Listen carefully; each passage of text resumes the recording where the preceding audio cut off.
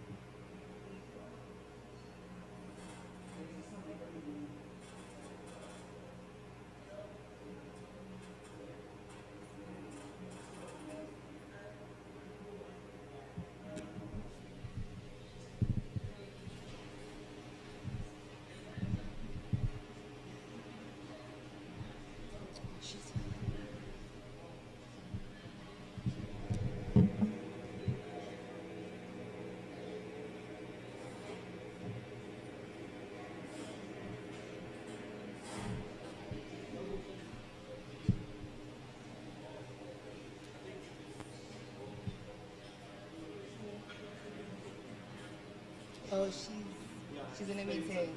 Oh, sorry. I'm like, can we start? Okay.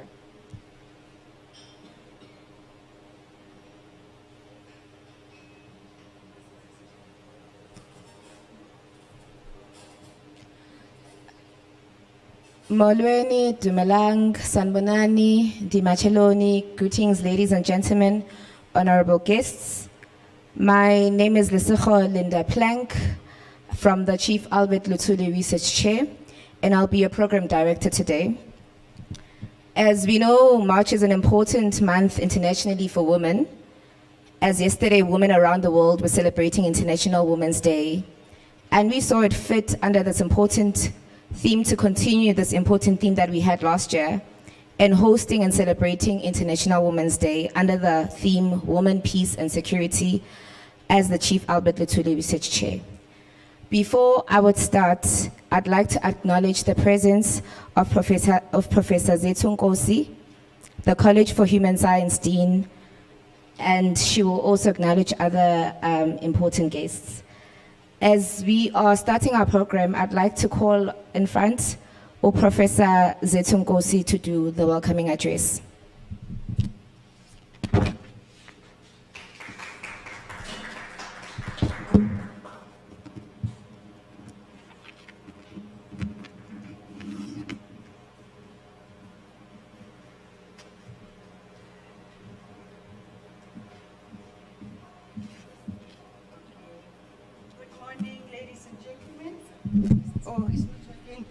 Okay, morning, ladies and gentlemen. Morning. Okay, colleagues, it's my pleasure and honor to welcome you to the Symposium, Women, Peace and Security, which is hosted by the Chief Albert LUTHULI, our Professor Puleng. I nearly said Linkabul. Okay, let's allow Mam Tina to settle down. You may push back, yeah. Welcome. Sawubona. Yeah. Okay, I was just starting to say, it's my pleasure and honor to welcome you to this Symposium, Women, Peace and Security, which is hosted by Prof. Puleng Sekgalo. We really appreciate you, Prof, for your efforts that you are doing. As the program director stated, yesterday we had our celebration as an International Women's Day. We are today continuing on those festivities that we are celebrating in Bogoto. When I looked into the theme, Women, Peace and Security, I'm looking at strong women, yet their souls are gentle. I'm looking at a caring individual that despite all odds, we are able to deliver. I'm looking at hardworking members of society with the little that they have, but they are able to multiply, yet we are undermined. And I thank the males that are with us because they support the journey of a woman. Ngikhuluma ngomkabayi kaJama. If you are from KZN, you understand the role the women played during those turbulent times. In Hinduism, we are talking about the goddess Shakti, who is a primal source of creation of energy. When you want that positive energy, it's where we ask for guidance. In Buddhism, we look into White Tara, who is talking about compassion, and then is associated with maternal healing. Women with babies will understand the importance of maternal healing. And in Greece, we are talking about Aphrodite, who was seen as a goddess of love and beauty. Because if you don't see the beauty in the woman, then it means that we really need to ask you, where are you from? Because we are talking about love and beauty, which is associated with fertility and production. So, as women, we really need to take our position in societies and make sure that we fight for the spaces where we need to belong. In terms of peace, when I look into peace, I'm thinking of tranquility, calmness, serenity, beauty, no noise. We live in a society where there's a lot of noise, but when we talk about peace, we want to be in that space where there is no noise. The biblical version of peace says it's completeness, it's wholesome, it's everything. Then we move to security. With security, I remember the Maslow's hierarchy of needs that say, first, let's deal with our physiological needs, and then we move to safety and security. When we look into security, we always talk about security and safety. How safe are we in our communities? As women and men, how do we bring peace and security in all that we do? It's resilience against potential harm that is caused by others. And when we talk about security, we're looking to the state of being free from danger that is caused by others. I look at a woman as an agent of peace and security. With our Sustainable Development Goals, today's symposium will touch on the 3 SDGs and more. I just picked up on the first one, which is SDG 5, which talks about gender equality. In the world, why are we having gender inequality? What makes us? Because at the end of the day, we are all human beings created in the image of God. So SDG 5 talks about gender equality, and SDG 10 talks about reduce inequalities. As members of societies, we need to strive to reduce those inequalities. And SDG 16 talks about peace, justice, and strong institutions. When you look into all these 3, they talk about the symposium that will be dealt with today.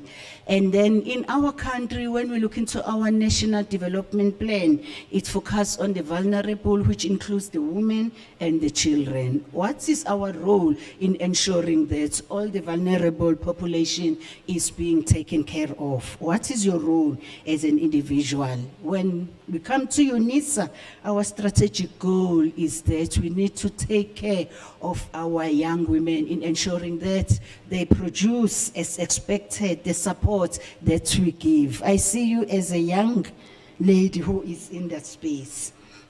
Ladies and gentlemen, due to time pressure and other engagements, may I acknowledge all of you who is here, and our program director, Ms. Linda Blank, who is a researcher for Chief Albert LUTHULI, Research Chair. Thank you very much for agreeing to direct the program. We appreciate you, and it's also part of mentorship. Thank you very much. And then we've got our own head of research, Professor Azwi Mabandu Muzuzi, who is the head of research and graduate studies. Thank you very much, Prof, for agreeing to be part of the team. And then I don't see Mr. Important Mkhize. Not here yet, okay? In his absentia, we acknowledge his presence. And then with Miss Salome. Where is Miss Salome so that the audience can see? We've got Miss Salome Mabilane, who is a LUTHULI Museum Council member. Maybe they are traveling together with Mr. Important. And then Prof. Sekgalo, we really appreciate your presence. We've got our speakers who are going to unpack this theme, women, peace and security. Prof. Joel Modiri is coming. Prof. Joel Modiri is the Associate Professor and Head of the Department of Jurisprudence in the Faculty of Law, University of Pretoria. Please tell him that we thanked him whilst on the way. Our own award-winning author, Dr. Mhlophe, our storyteller and founding director of Masiko Arts and Heritage. Thank you very much, Doc, for agreeing to be part of this discussion. A bonus, we are both from KZN. Yebo. Siyakuluma. Yes, Prof. Grace Kuno. So that the audience, they want to see who's Prof. Grace Kuno. Prof. Grace Kuno is a professor and currently she is the Director of Scholarship and Change in the Department of Leadership and Transformation, Unisa. Thank you very much, Prof, for always making sure that in terms of transformation and leadership issues, we are on point. We appreciate your presence. Ms. Duduzile Dlamini? Not yet, okay. Ms. Duduzile Dlamini, she's a PhD candidate at the University of Cape Town, and she deals with African feminism. So we really appreciate her presence. And then we've got our very own Prof. Miahabo Magano, who is a professor in the Department of Psychology of Education. Currently, she's the acting executive director for tuition support and facilitation of learning. Thank you very much, Prof. I've noted your theme is on wellness and the work that you do in the Unisa Women's Forum. We appreciate. And then our very own friend of Unisa. Please, ngibheke, Professor Zondi. Thank you very much, Professor Zondi. He's a politics professor at the University of Johannesburg. We appreciate you. Are a member of staff. I think I must organize with finance because they really need to incentivize you. He's always willing to share his knowledge in terms of the issues that we are facing as a country. Ladies and gentlemen, thank you very much. May I wish you all the best during the deliberation. The symposium is open. Thanks, Prof. Sekgalo.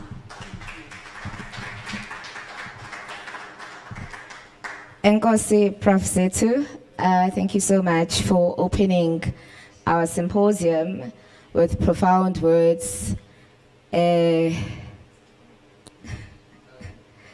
now, Ubaba Mkhize just graced us with his presence. We acknowledge on behalf of Prof. Setu, we acknowledge Ubaba Important Mkhize, the chairperson of Chief Albert LUTHULI Museum in KZN, Siyagamgela Baba. Prof. Setu touched on important things about being a woman or us celebrating women, women being healers, women being agents of peace, women being imbogodo, but I liked that she also touched on women being soft women. That's an important aspect because we always say that we are strong, but also that strength that we have needs to be channeled with being very soft. So without wasting time, I'd like to call upon Prof. Boleng Sekgalo to give us the background and context of today.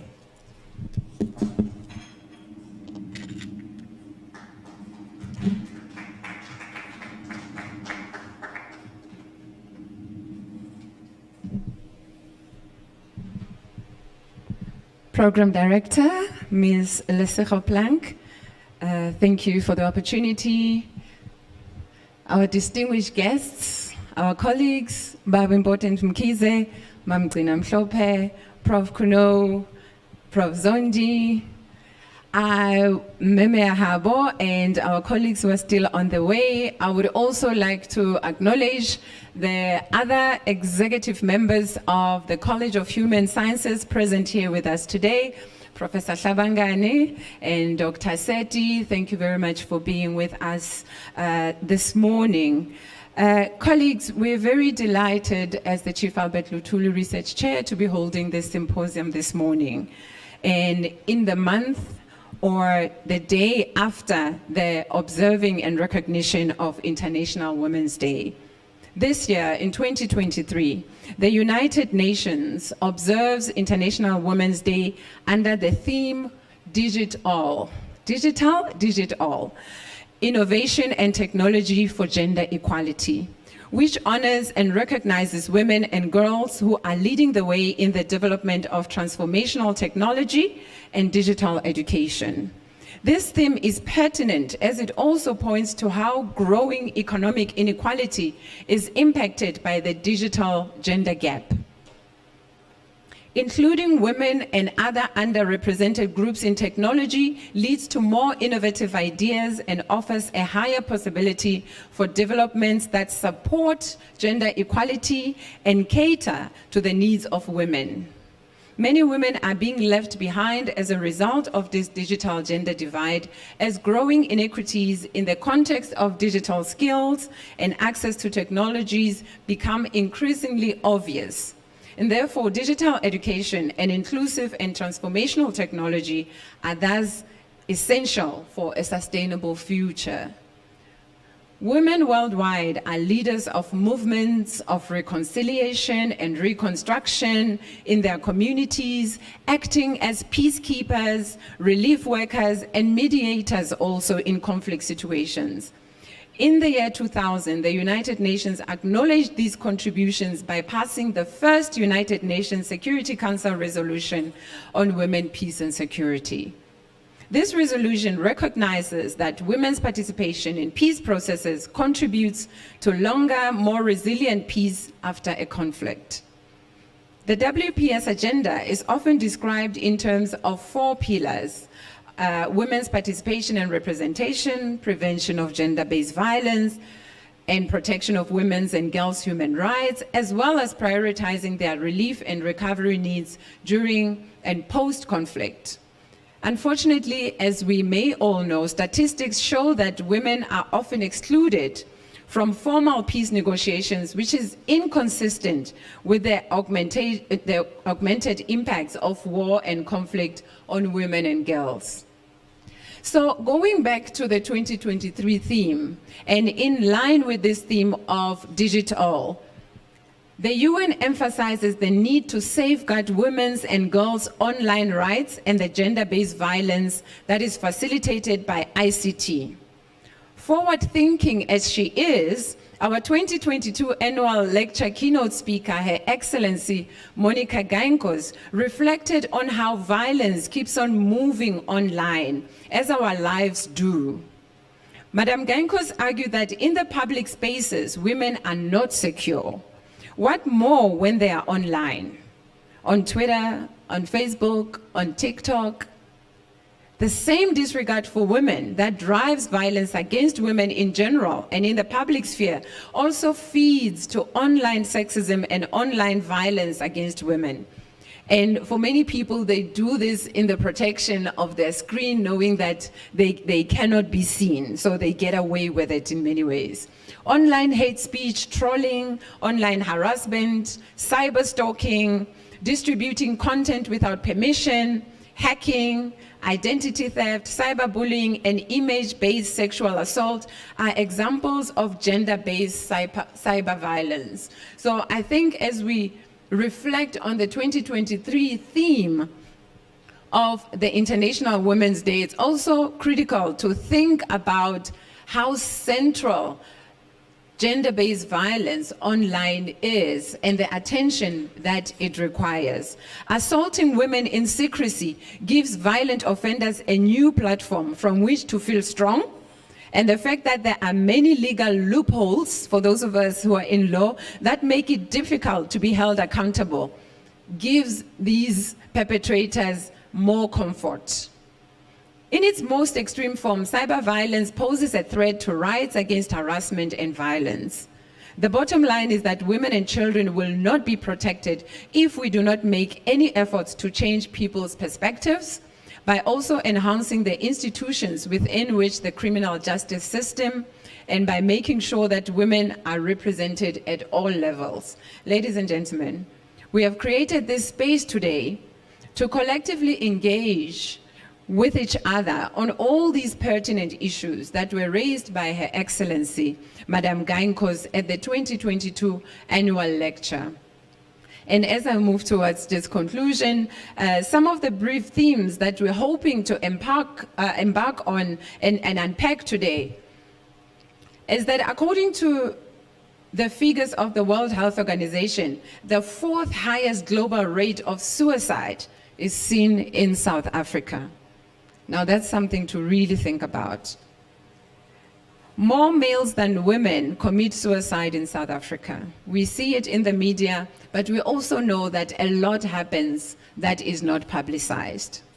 It does not only imply that women do not experience mental health issues, as it will be deliberated on later by one of our speakers, but men commit suicide at a rate of about 37%, which is about 100,000 people in South Africa, whereas women commit suicide at a rate of slightly under 10. So 10% for women and 37% for men.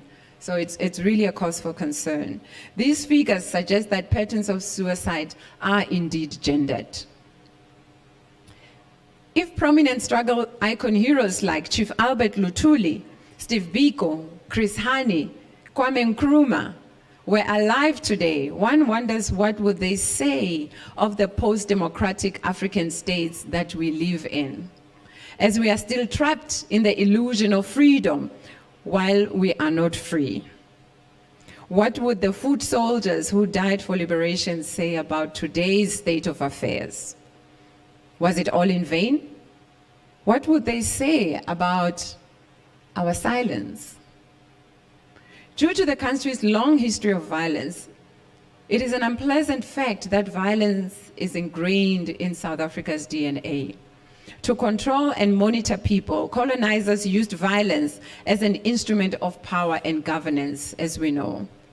As part of its strategy to wrest control of society and politics, the apartheid government from 1948 used violence to control us.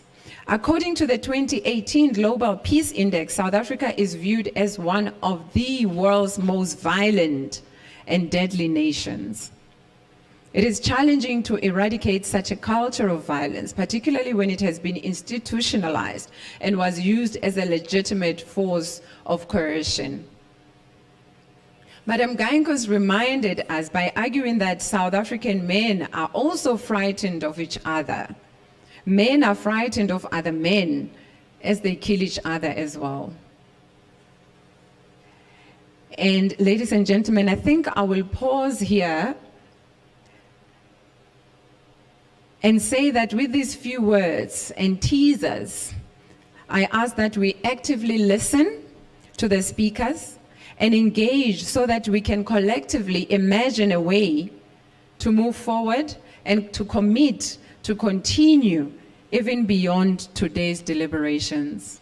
I thank you.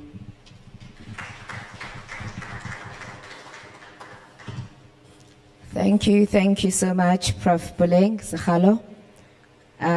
Prof, thank you for continuing the conversation since we've had it last year from that 4th annual lecture where Her Excellency, Madam Monica, raised pertinent issues. And thank you for allowing us to have this platform and creating this place for us to engage and conversate. Without wasting time, in unpacking the theme, Women, Peace and Security today, under the topic or under the session, Gender Equality, Women and Youth Empowerment, Professor Mihabo Machano is going to be rendering her speech today, or her thoughts today. Professor Mihabo Daina Machano is a full professor in the Department of Psychology of Education in the University of South Africa. specializing in psychology of education with a passion for teacher education. Professor Magana spent 22 years at a high school as a high school educator, head of department and deputy principal, and acted as principal. She joined academia in 2007 as a senior lecturer at UJ, where she was promoted as associate professor. She's passionate about community engagement and was the recipient of the Woman of the Year Award in 2014 for community service here at Unisa. She's currently the chairperson of Unisa's Women's Forum from 2021 to 2023. Welcome, Professor.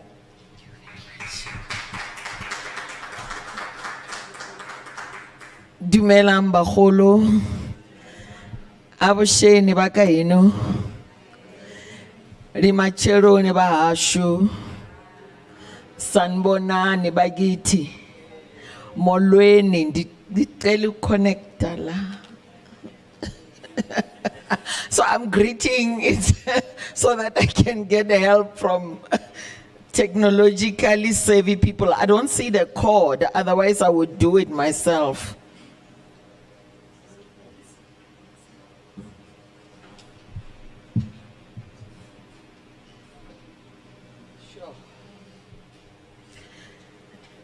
As a teacher, I'm a visual learner. So I believe in seeing pictures. I don't see the, no. It's,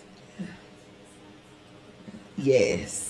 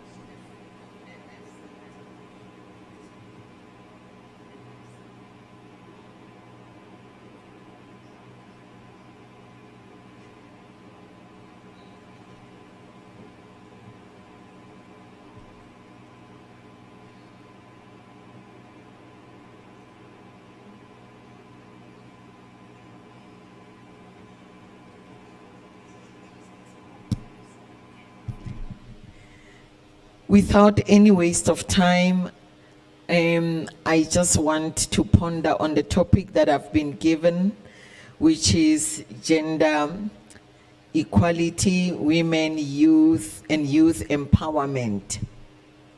In my prelude, I want to look at what Eli Twineo Kamukisha said in his book, Why Africa Fails.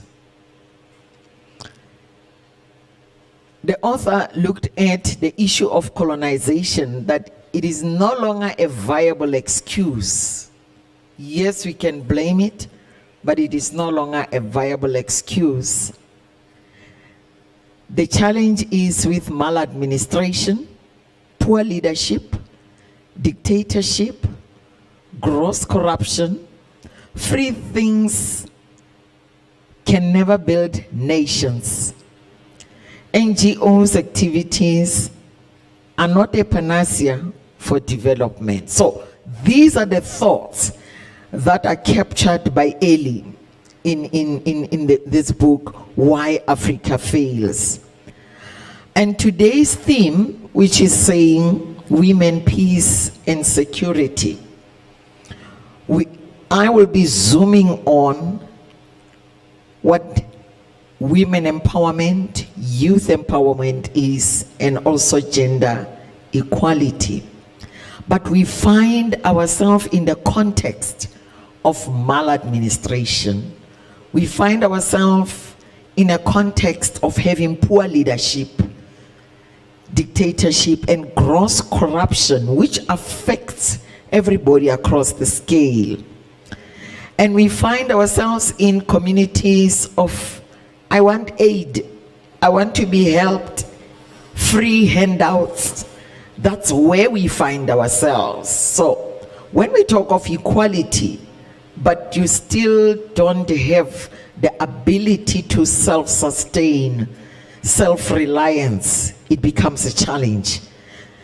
We occur in a context where the NGOs are trying to patch up, where there are cracks in communities. And that is why the author is saying NGOs' activities can never be a panacea for development. So this is where we are as I'm mapping out the prelude of my presentation. I did mathematics up to grade 12. After grade 12, I said, I think I'm more on the story side. Let me run away from mathematics. Gender equality, I thought of the mathematical symbols of an equation that is an equal sign, not equal, and an equivalent. Then I thought deep, but because I'm not a mathematician, I couldn't come up with the right word that we can use when we talk of gender equality. And I asked myself, why is there a conflict when we talk of gender equality? Why are people becoming angry when we talk of equality? So here I don't have an answer. I want mathematicians to say maybe we are using a concept that is close to equivalent, or not equal to, or equals to. From the floor, I will get a mathematician to unpack the science and to say what we are saying as social scientists, to say gender equality, what do we actually mean? I don't have an answer. I left maths at grade 12, but I passed it. I looked at some of the quotes of the authors here. Justin Baldoni says, I always thought that humanity has two wings, the male and female, and these wings need to be equivalent in strength in order to fly. There should be some equivalent in strength in order to fly. Otherwise, if the other wing is weak, I think it will not take in motion. Then another author is saying the idea that women are inferior to men is absurd. When a man is born of a woman, how can he be superior and she inferior? These are thoughts that we need to ponder on when we think of gender equality.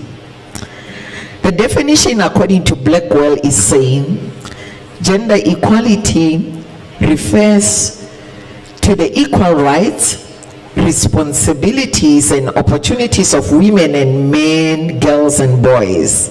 Equality does not mean that women and men will become the same, but that women's and men's rights, responsibilities and opportunities will not depend on whether they are born male or female. That's the definition of Blackwell. Now, my final point on the equations or those signs from the mathematical subject. Equivalent means a person or thing that is equal to or corresponds with another in value, amount, function, meaning, etc. It means also there is some lack in defining what equivalent means. What hinders gender equality? Globally, when we look at the stats, we see that still women are still earning less than men. And 26% of women between the age of 15 plus or older are subjected to physical and sexual violence. 1 in 5 young women were married before the age of 18. What does that say? Up to 10 million more girls are likely to become child brides by 2030. So it means the greater part of the population will consist of young girls who are married, obviously by older men. Is that equality?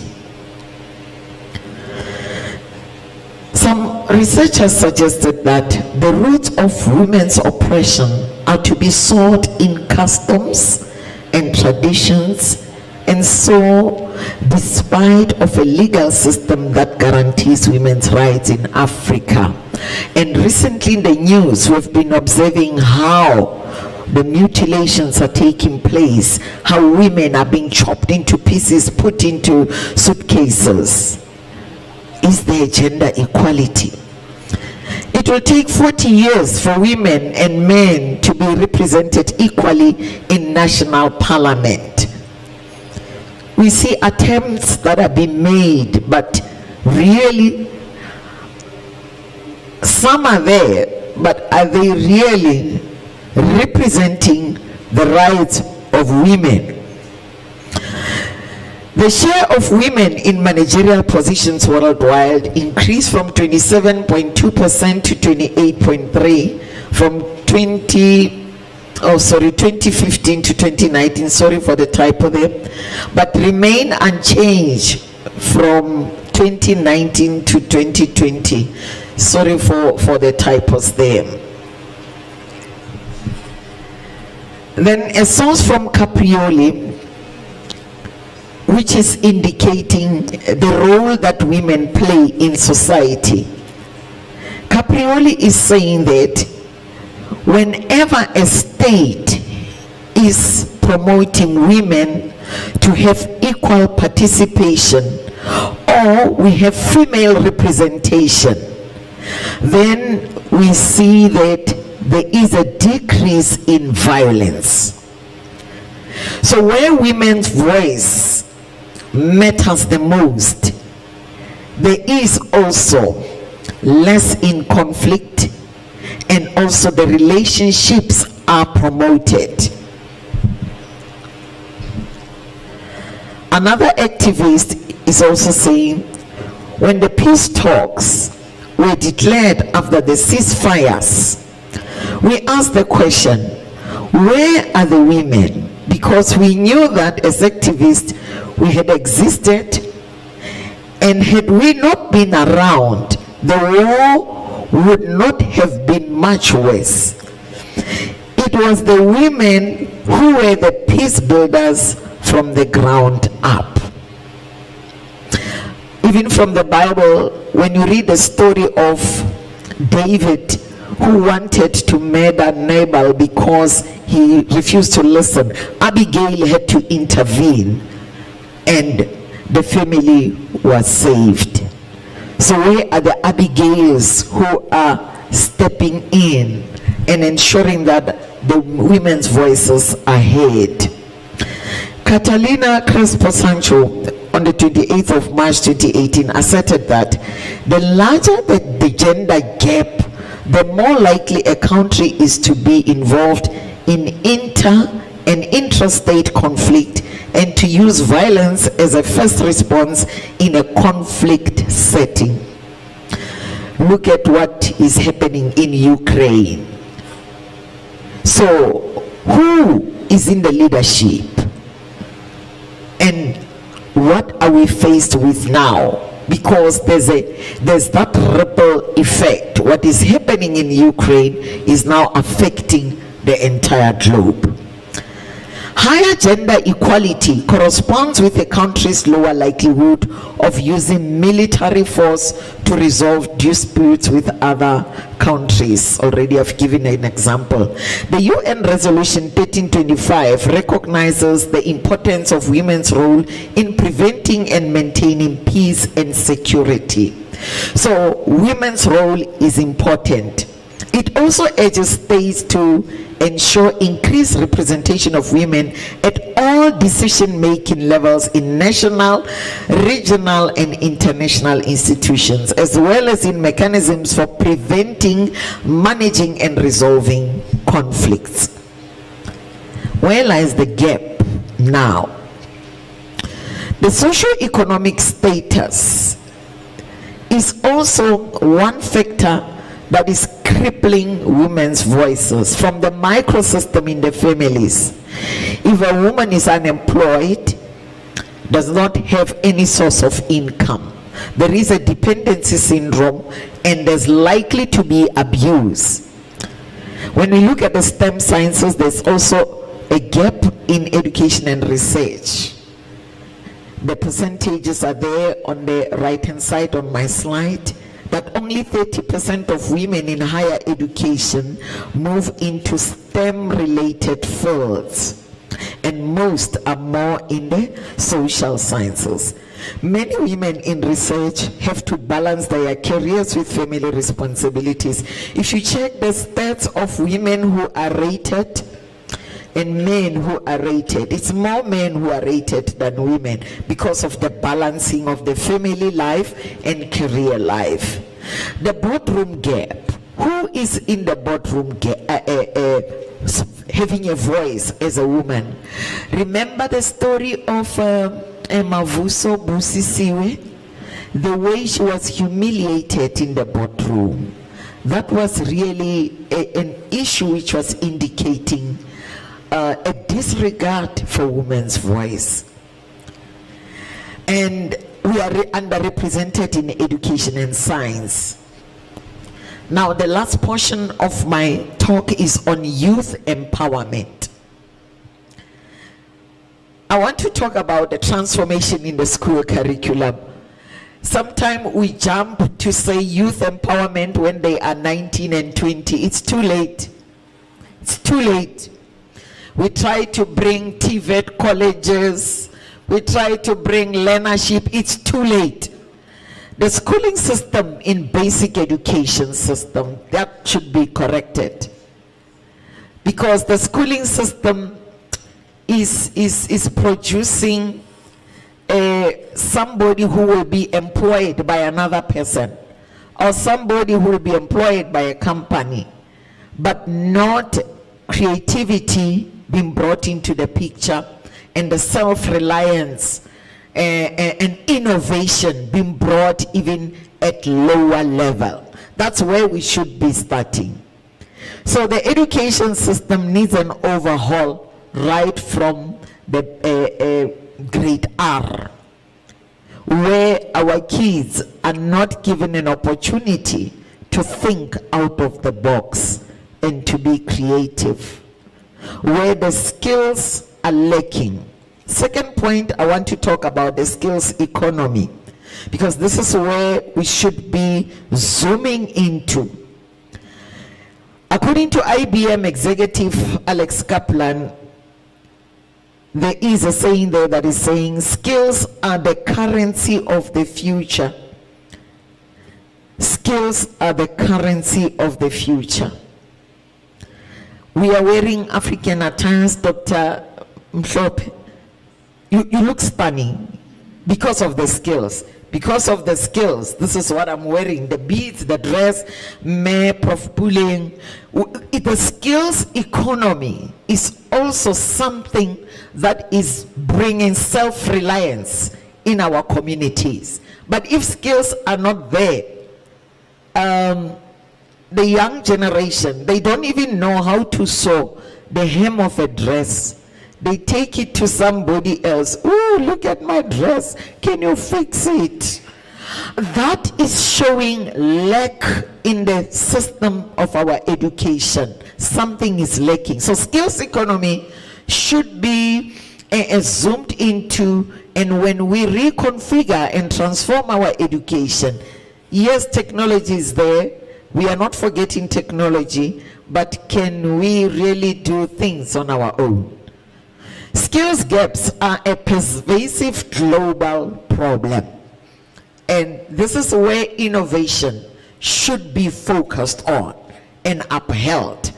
Young people to have a voice in the economy, but you cannot have voice without the skills. What are you saying? You are making noise. The infrastructure, instead of us ignoring creating possibilities for job creation, or ignoring the infrastructure, how will the young people be absorbed into the world of work? Again, higher education. If we produce more of me, a social scientist, where will I find work? I don't have the skills. I'm just a social scientist. Where will I work? Can I really stand in the street and say, I can speak English? English for what? Will it bring bread on the table? No. But which skills do you have? So let's look at our enrollment plan as higher education. Let's look at where do we have more students and where do we have less students. Let's take a case study of Unisa. When you look at the College of Agriculture and Environmental Sciences and the College of Engineering, Science and Technology, that's where we have the lowest enrollment, and that's where the skills are.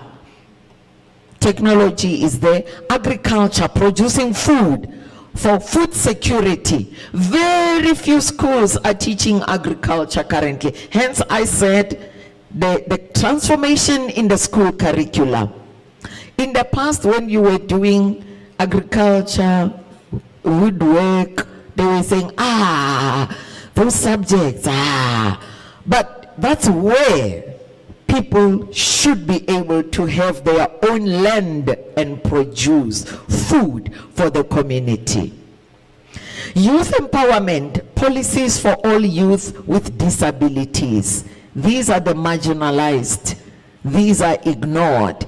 And we need to put them to recenter, put them in the center, because all children can learn. Even those living with disabilities can learn. So we need to do that. And I like to talk and to do. Hence, in my profile, I said, I'm running 3 engaged scholarship projects. Even at the position where I am, I won't leave them. Why? As an educationist, I must make a difference in society. So this is a special school, learners with intellectual disabilities. The project started in 2013 when I joined Unisa from UJ. And I found that there was funding. I said, wow, good job. I went deep in the rural area in Jericho. The school was dilapidated. The floors had holes. There was nothing in the garden. There was dust. And these kids, intellectually, they can learn certain things.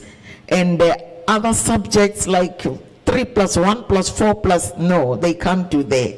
Now we looked at curriculum adaptation, and we introduced the skills subjects coupled with the academic subjects that they were doing.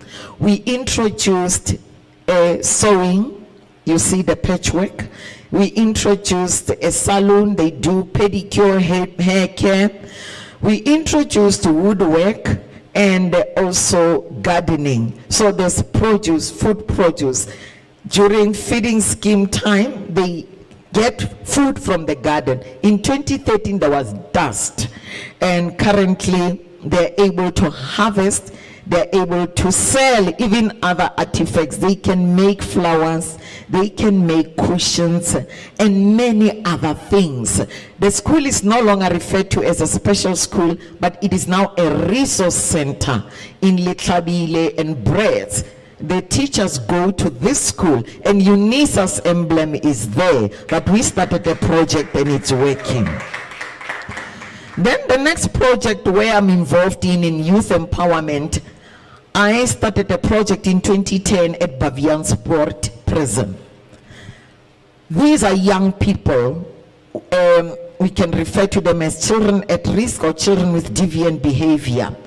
I introduced education as a rehabilitation measure and also the skills, so that these students, when they graduate from matric or when they exit, because they can be released from the correctional center at any time, they will be in a position to do something. We introduced computers and technology. We roped in colleagues from the College of Engineering, Science and Technology to come and teach them, so that they can start to do something self-reliant and no longer steal. And we have Parents' Days that we organize annually to tell the parent, we sit with the parent to say, so-and-so is now capable of doing X, Y, Z. Some go to that prison without even knowing how to write their names. They're in grade 1, but they're 20 years old. So this is another project. Due to time, I will save time. And then the last project which we commenced in 2021, as I was voted in to become a chairperson of Unisa Women's Forum, we started an engaged scholarship project. It's coupled with research. We went to Ekurhuleni because there's a Unisa campus, and Unisa campus has a vast big land which is not tilted or plowed at all.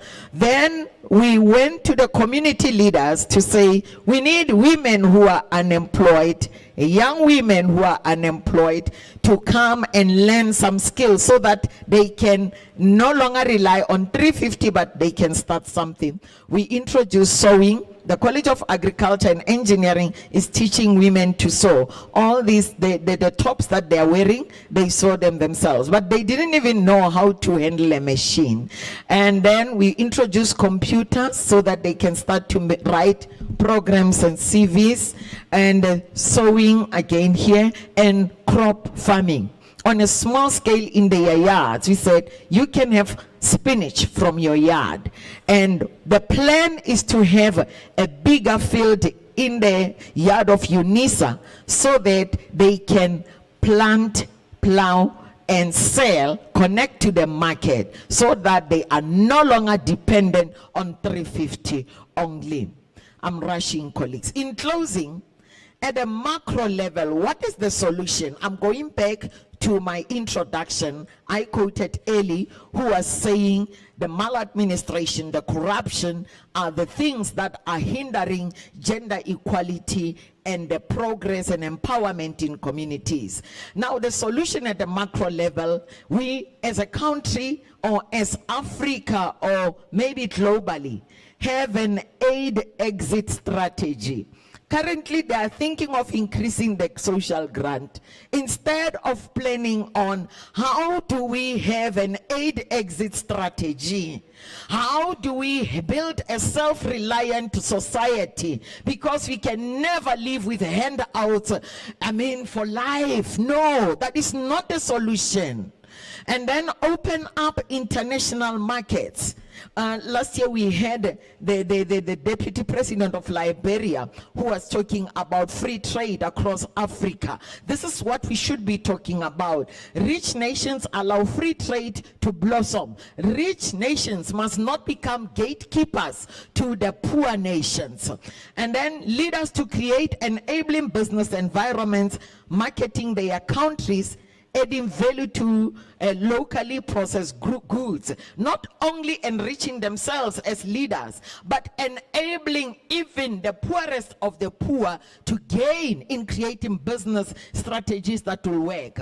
I will quote what Kelly is saying here from the words of Mwalimu Julius Nyerere. He's saying, Julius Nyerere embraced a back-to-land policy for food security and economic growth for self-reliance. And then Kwame Nkrumah promoted industrialization, reducing dependence on foreign capital, technology, and material goods.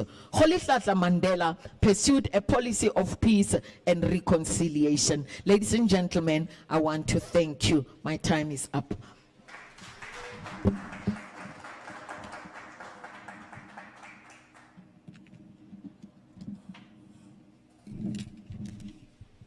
Thank you so much, Prof. Makano. I'm just wondering if our first speaker is like this, what's going to happen today, you know? You were, I'm just mesmerized. I just wanna, where you're encouraging us to build a society that is self-reliant and filled with innovation. I mean, I know my grandmother, I live with my grandmother.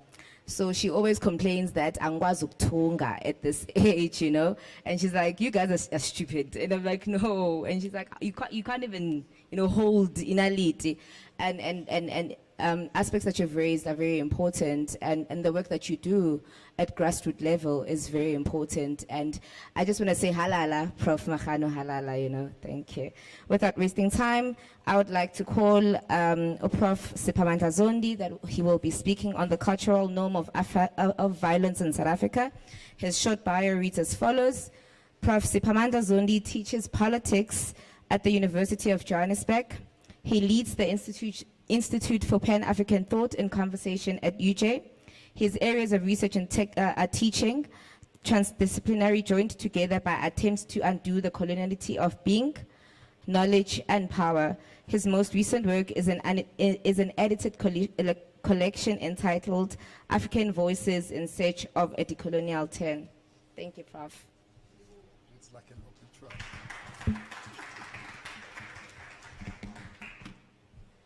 Dumelang. I'm only going to use that language, not the other languages. Dumelang Bahais.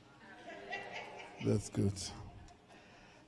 Thank you very much, much appreciated. I want to greet everyone who is here, all respectable people who are here in this very important conversation. All protocols observed, and thank you very much for the invitation to interject here. Very conscious of my positionality as a man born into privilege, born into patriarchy, part of the problem. I'm very conscious of that very much. I'd like to begin by inviting a poet called Wadia Samadi,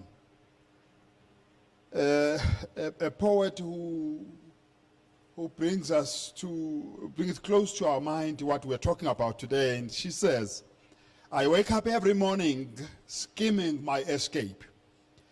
But what about my children? Who will believe me? Who will give me a home? Years go by, and I am still waiting. When will this end?" she asks. "My makeup does not cover my bruised face.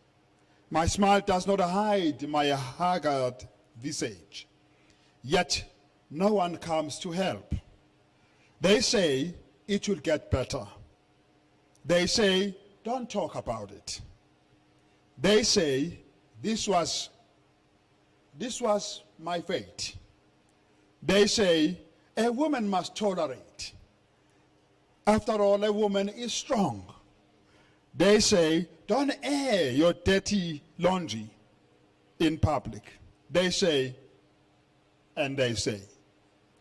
When will this end? Once again, he drags my body to the floor. He chokes me. I beg him not to kill me. Once again, it demands my silence. Once again, it tells me I don't deserve to live. Once again, it tells me it is because he loves me.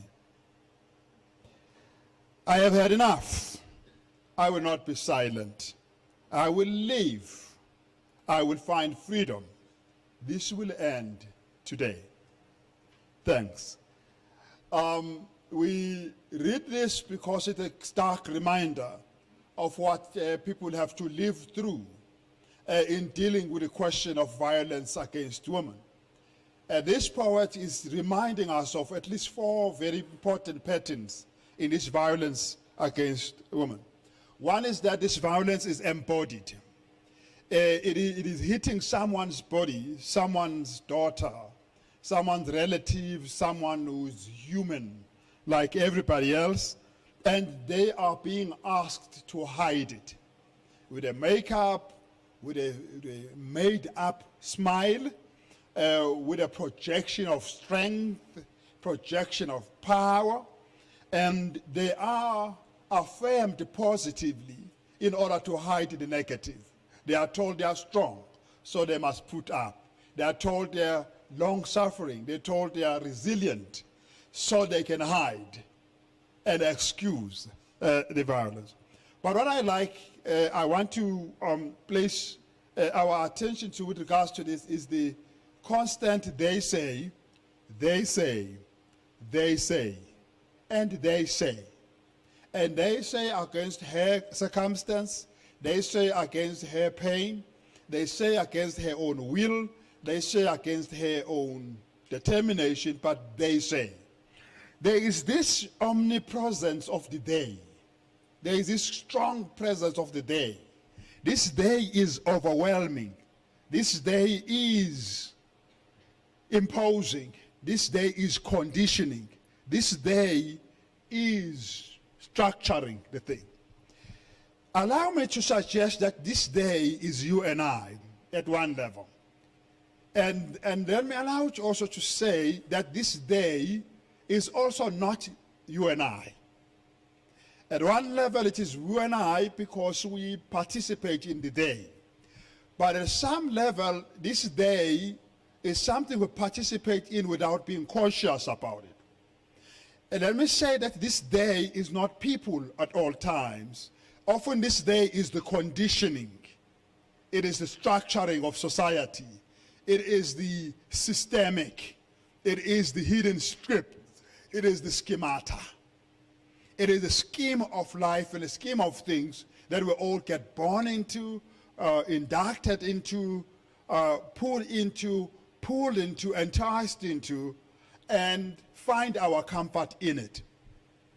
Let me then say that this day is everybody except herself.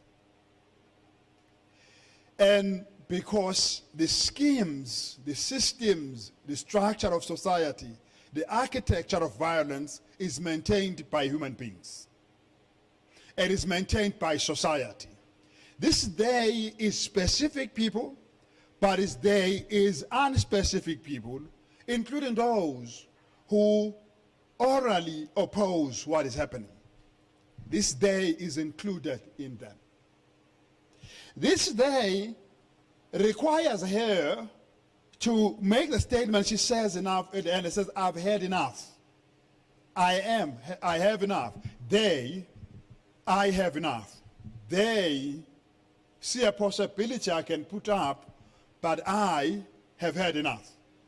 It is about her taking a particular position on the basis of her experience against the schemes of society, against the group identity, against the voices of relatives and friends who are too worried about their reputation than about justice. It is there. It reminds us of the day of the I that comes in Frantz Fanon's work.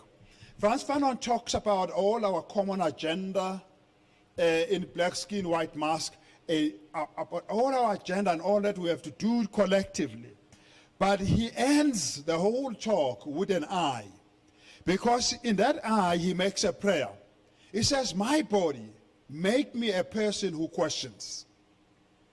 Because he realizes that in the end, his ability to be critically reflexive is what will help him to create the society that he wants all of us collectively to do. And thereby he invites us to our own individual critical reflection.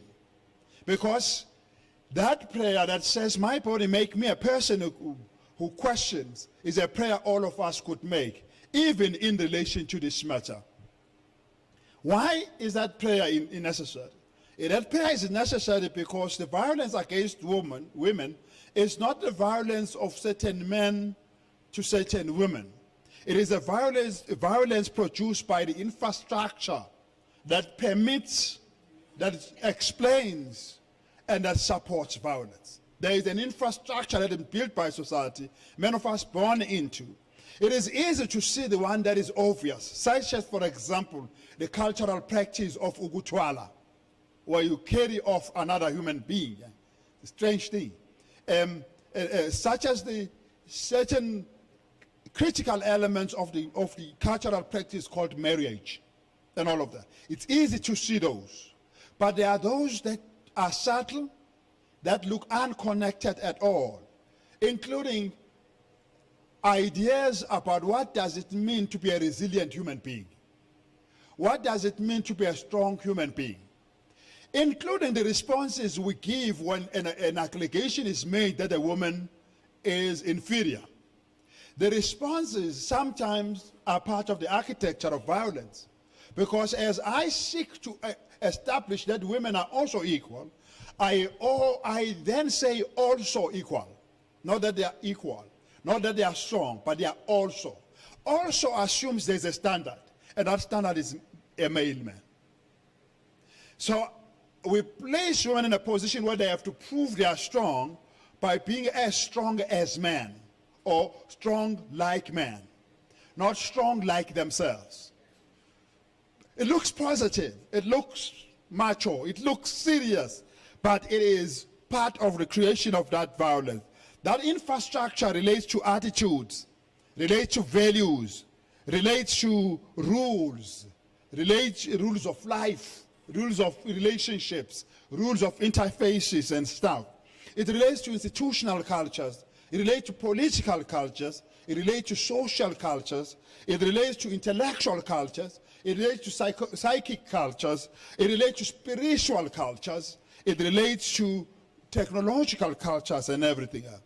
And the key about this infrastructure is that it is meant to propagate violence, to tolerate violence, to rationalize violence, and to explain violence. Cultural norms are a key part of that infrastructure of violence that lies below, unrecognized, but yet dangerous. Like a crocodile, if you grew up in a village, while a hippopotamus is a bit flamboyant, it will raise its head and spew water out.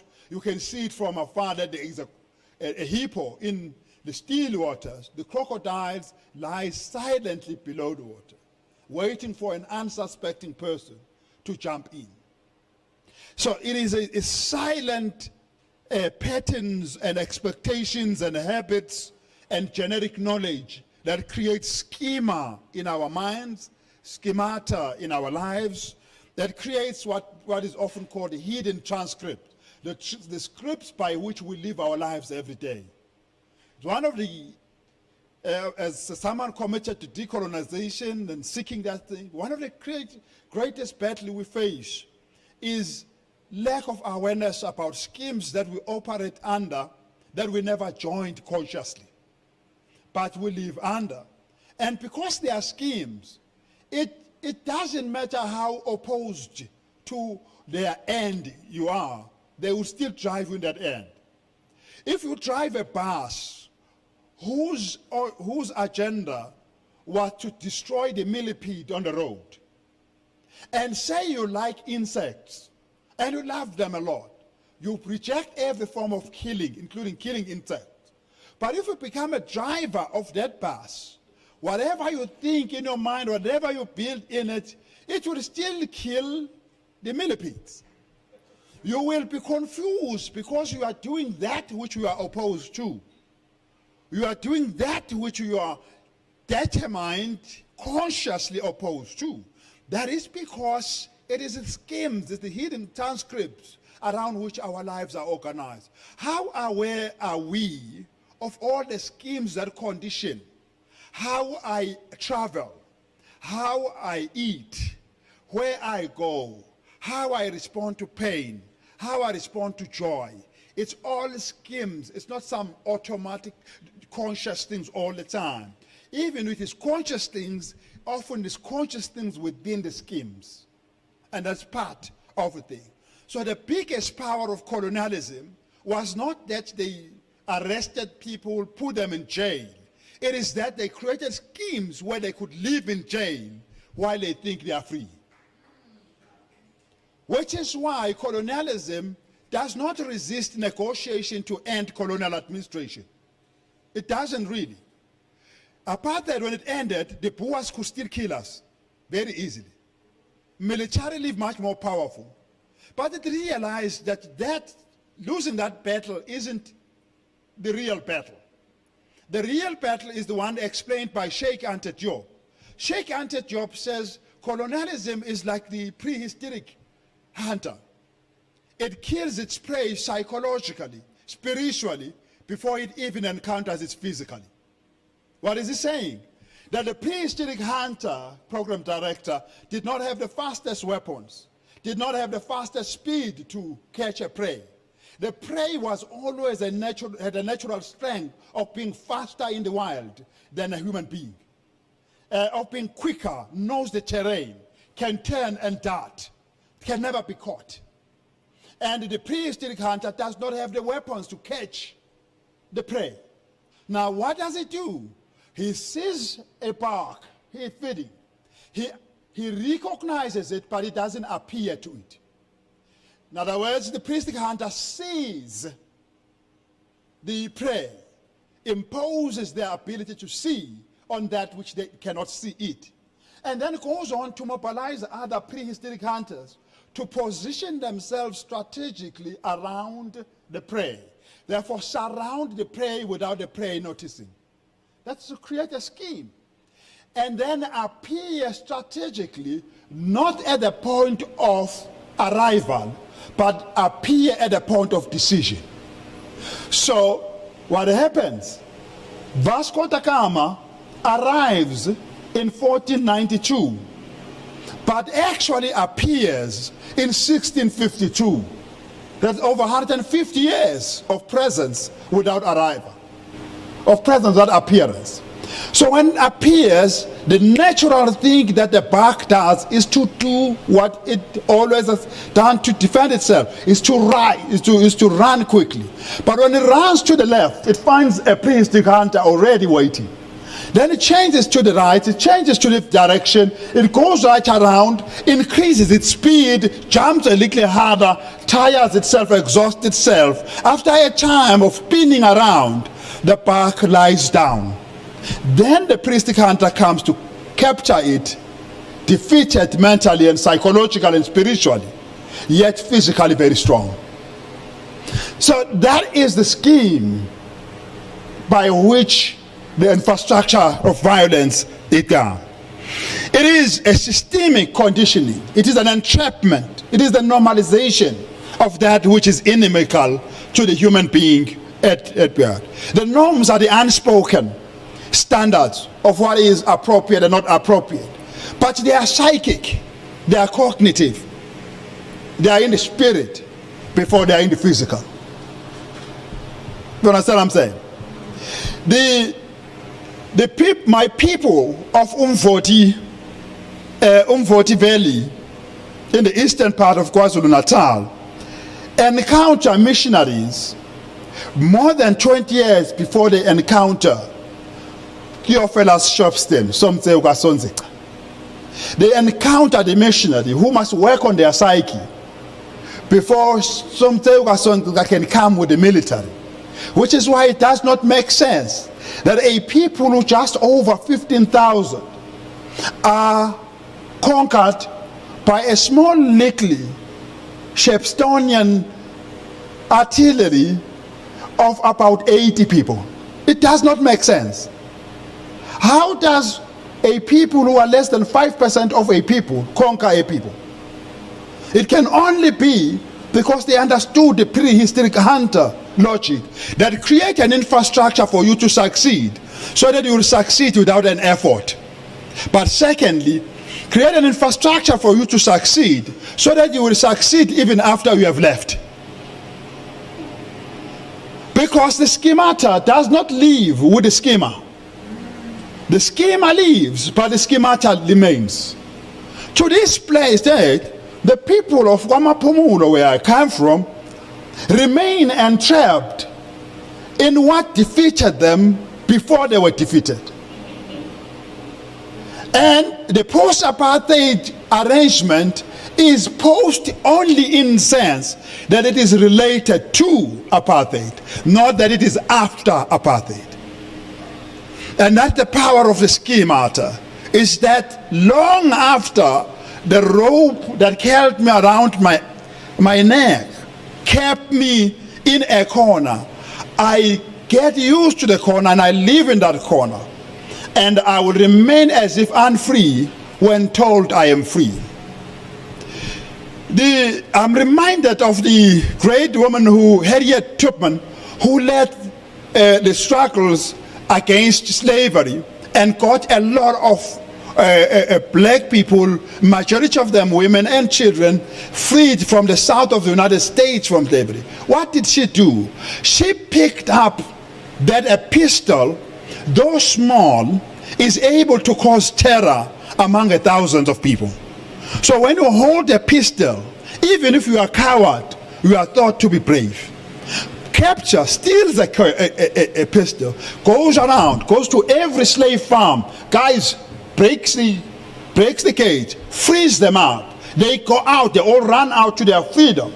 Then she says something when she reflects about all of that, because it went everywhere. This woman caused havoc in all of that, freed up a lot of people. They ran up. Then she says, I freed 1,000 people from slavery, but I could have freed 1,000 more had they known they were slaves.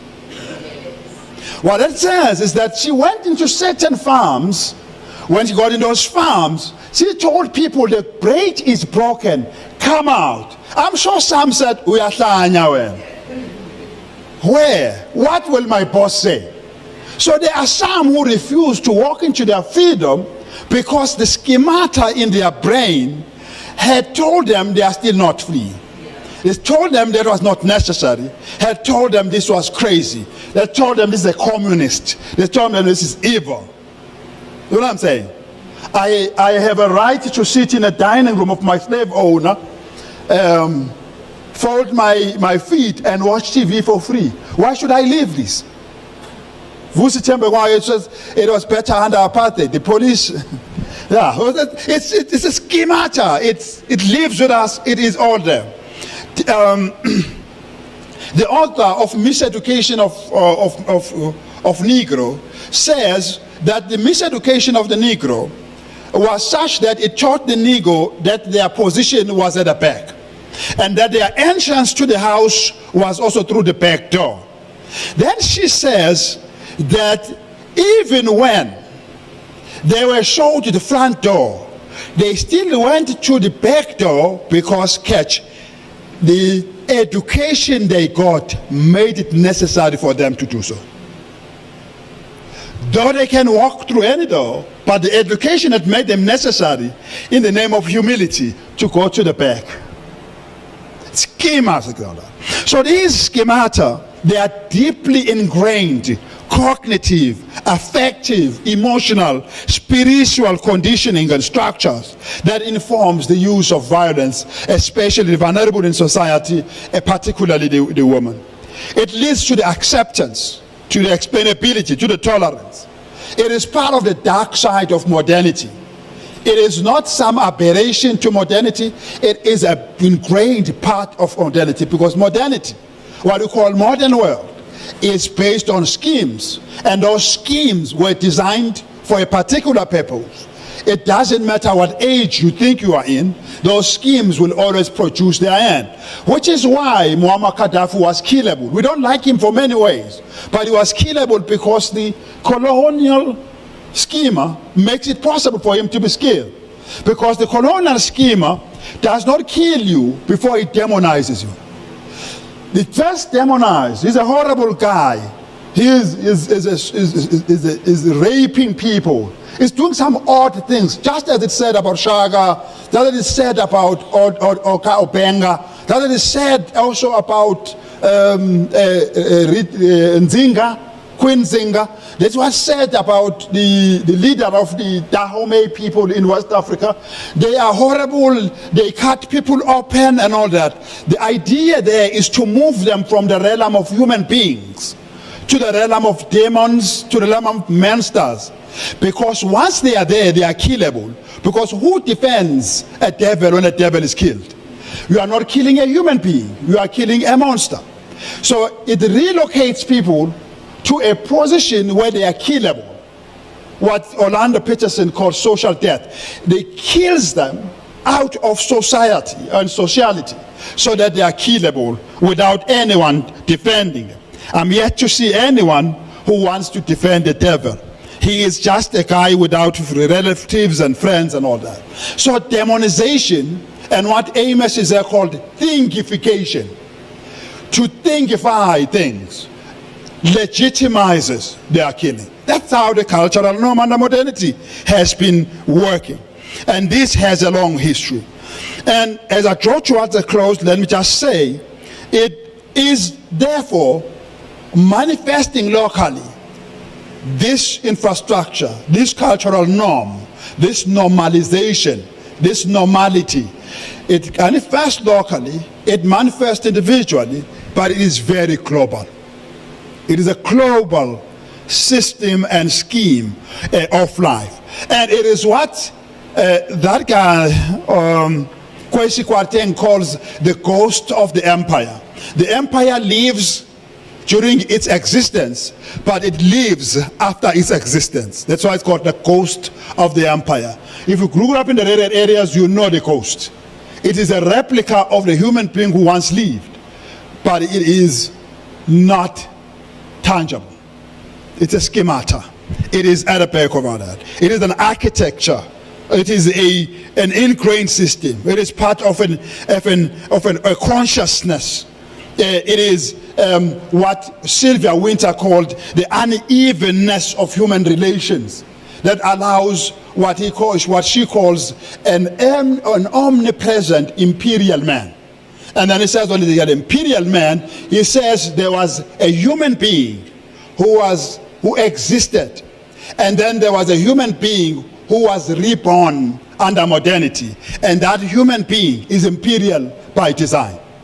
It doesn't have to be white, it doesn't have to be powerful, it doesn't have to live in Europe, but he's an imperial man because he owes his existence and schema to the imperial order. And that is what she says. And this modernity produces what Amos is there called a decadent civilization. He says the civilization we live under is decadent in the sense that it's a civilization that permits death. It's a civilization that normalizes death. It's a civilization that makes us closer to death and explains death. Because he says it creates problems it cannot solve. The civilization we live under cannot solve the problem of gender-based violence. It cannot solve the problem of feminization of poverty. It will not solve, I don't care what you say, it cannot solve the problem of inequality. The civilization we live under creates the problem and it cannot solve it. That's why an African proverb which says, borrowed waters won't quench your thirst. And borrowed waters would fill your stomach but still will not quench your thirst. And that is the reality. Modernity needed the wheel, or not. It needed what Maldonado told us, the radical suspension of ethical relationships. Suspension of everything ethical for it to produce the world we have today. And there's nothing outside of that world. Radical displacement, radical suspension of things ethical to produce a world today. Which is why, as I close, the concept and the idea of Ubuntu, the ideas of indigeneity, are a lot more potentially powerful than we actually realize, simply because they come from a world before schemes. Though the schemes are busy trying to appropriate these words. I've seen a lot of explanation of Ubuntu that simply says being subservient, accepting injustice, not paying back, not fighting back, and all of those things. But these concepts are absolutely critical, at least because they are not about changing, ending your pain, but about changing the entire society towards one where umuntu ngumuntu ngabantu, where human beings end their humanity by humanizing another, a reciprocal making of a human being. We don't just become a human being, and therefore I suggest that we should continue to frankly call out this dead ethic, this suspension of ethics. Second, we should continue to demand an end, not of the manifestation of this infrastructural violence, but of the very infrastructure itself. I ask that we continue to demand the reimagination, not of situations themselves, but of the entire situation, entire society that makes these things possible. I urge us to continue to produce new knowledge otherwise, one that produces new schema, new schemata, new scripts by which life must be good, and those related to peace, love, cooperation, reciprocal friendship, mutual enrichment, life, Ubuntu in reality. Thank you very much. I'm sorry for taking long.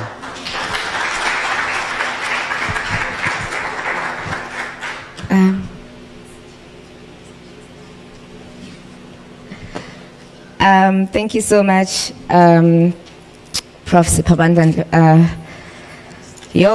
I'm just taking it in. One of the biggest things that while you were talking, Prof. Zondi, I'm hearing Bob Marley's song, Redemption Song, you know, when you're talking about the coloniality of the schema, where he speaks about we need to emancipate the mental slavery, and none but ourselves can free ourselves now. That it all starts in the mind. When they thought that they're done with us, or when we thought that they're done, or everything is done, but our minds are still there, our minds are still violated. And how you're bringing concepts of Ubuntu, you know, it's where we are humanizing ourselves, where if we love one another, if we treat each other with respect, then all these forms of violence might be eradicated. Ngiyabonga, Prof. Right now we are getting into discussions as we have been fed by Prof. Machano and Prof. Zondi. We will be conversating together and asking them questions and having comments. I'd like them to join me here on stage. Prof. Zondi, Prof. Machano.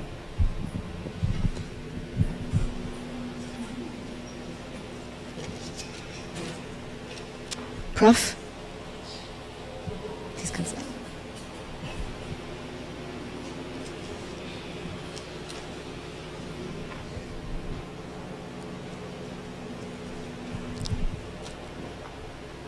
For the session, I'll start with rounds of threes. If we have any questions, comments, or anything we'd like to direct to our speakers, I'll see by the show of hands. There's a hand at the back. Do we have another second Romy mic?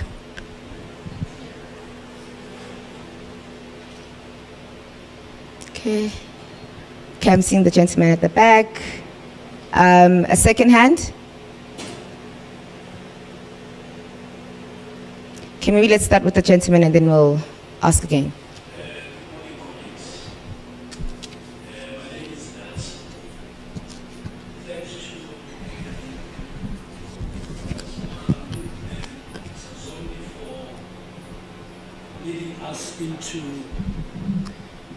conversation and brilliantly putting their ideas. I'll just make a short reflections and then pose a question. And I would not want to approach this conversation from a distance as a person who is not a byproduct of violence, but who poses as a one studying the phenomenon from outside of itself. Born and bred within colonial spiritual institutions of the ecclesia, which is the church, named the called out ones, I find very problematic nonsense. I'm quoting from that because it's institutions that we are familiar with, because when we die, we want to go to heaven. Therefore, fear terrorizes us. 1 Timothy chapter 2, Paul gives instructions on how women should behave in the church. And I also want to believe that universities themselves are shadows of temples of learning. In fact, they are the temples that continues to indoctrinate. Paul says to women in instructions, women must quietly receive instruction with all submissiveness. And he's a man speaking. Now, violence has already started. Now, I find that personally orientated around religion in the Free State where I grew up in, with parents who were highly devout. But from the family, cultural orientations in the street by other boys. But as I thought I grew more, encounter with the hip-hop music and verbalized anger to the labeling of women. But it seems like I didn't know that I'm in a society that is founded against the bedrock of structural violence. Now, because this thing has assimilated me into that culture, when time reaches their fulfillment, maybe in one's encounter with women, it is just provoked. It is in the eyes, it is in the tongue, it is in the behavioral pattern. It is simply waiting, lying as a monster to snap out. Then when you become aware that you have been possessed by something, which as you read, you understand, confronting yourself and this schema makes you realize that you are a constructed being. And I'm therefore saying, what do we say to these things? Lastly, I was thinking when Professor Makhanu was speaking, how do we theorize gender equality or inequality as we approach these conversations? Thank you. Thank you. Are there any other hands? Okay, 2 hands.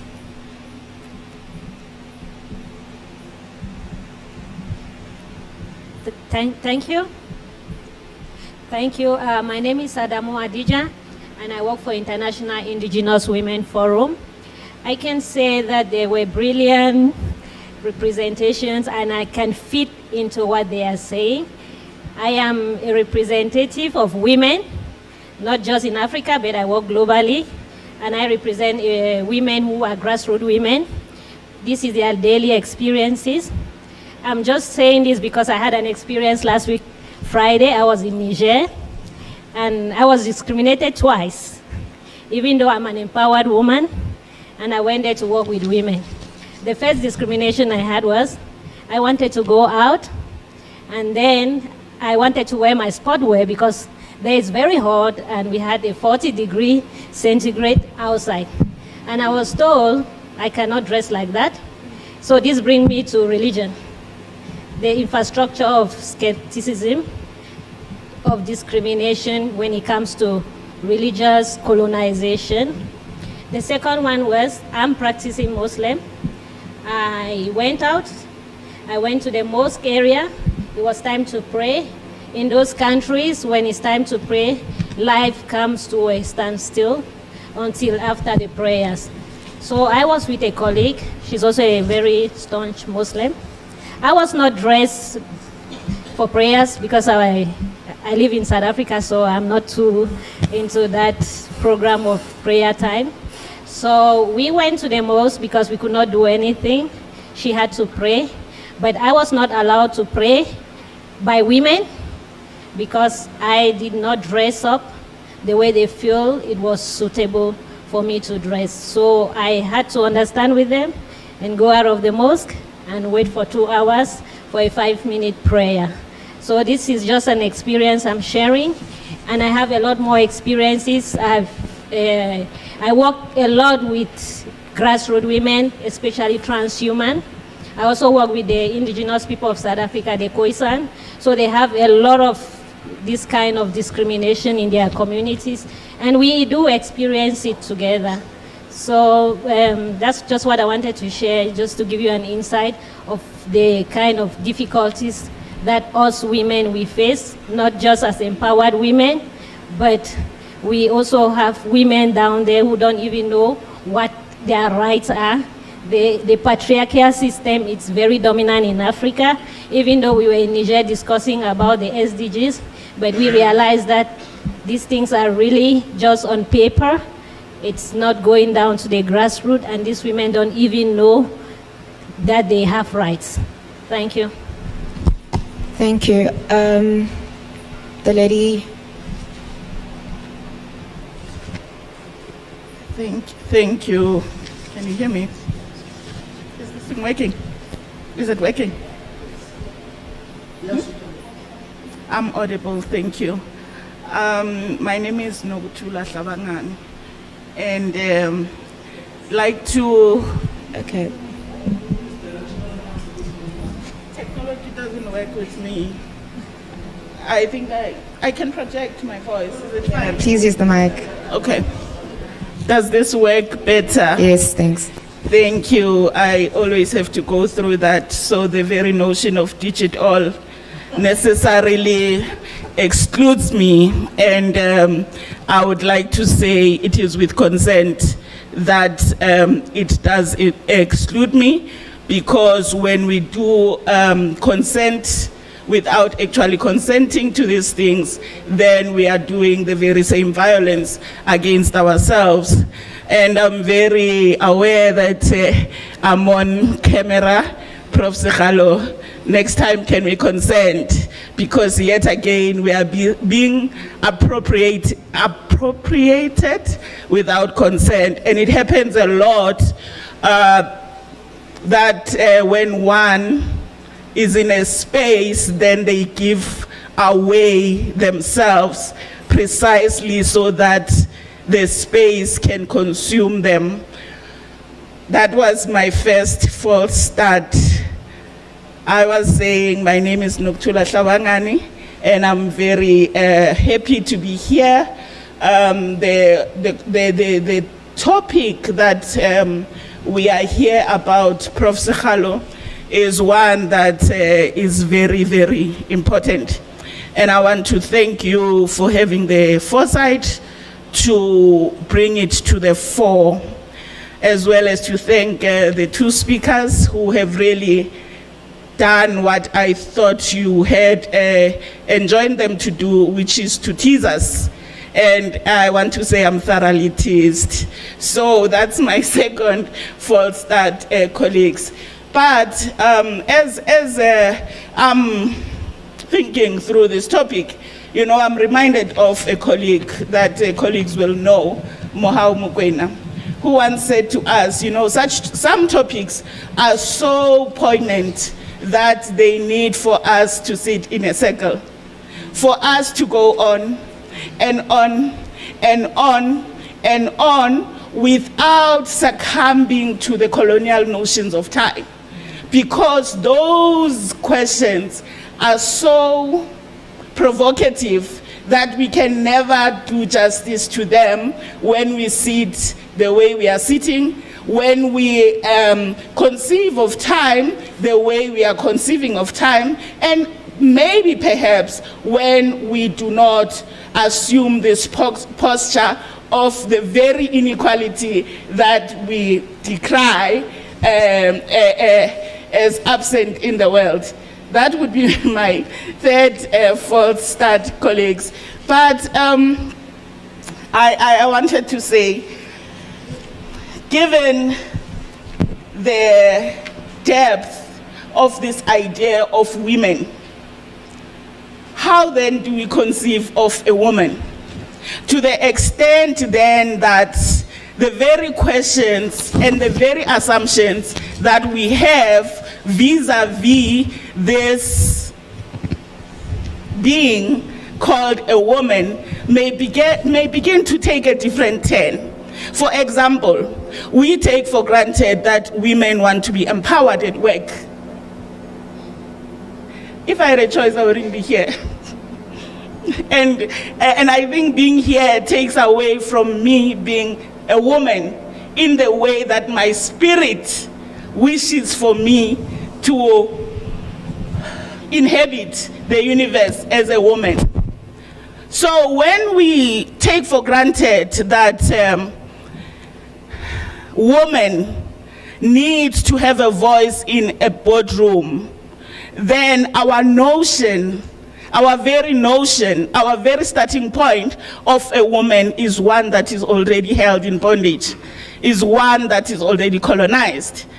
And to that extent, I find that I learn so much more from the so-called grassroots upon which we trample about notions of being a woman in well-being. And perhaps, Prof. Sekgalo, this being the deep question that it is, the teaser should necessarily tweak your mind to a space whereby shall we have a second and a third and a fourth unraveling of this idea of peace vis-a-vis a woman, vis-a-vis this idea of women having security in the world when men do not necessarily have security in the world. And whose world sense is that in the first instance? And to that extent, I'd like to acknowledge the very deep things that Prof. Spamandla raised about this schema,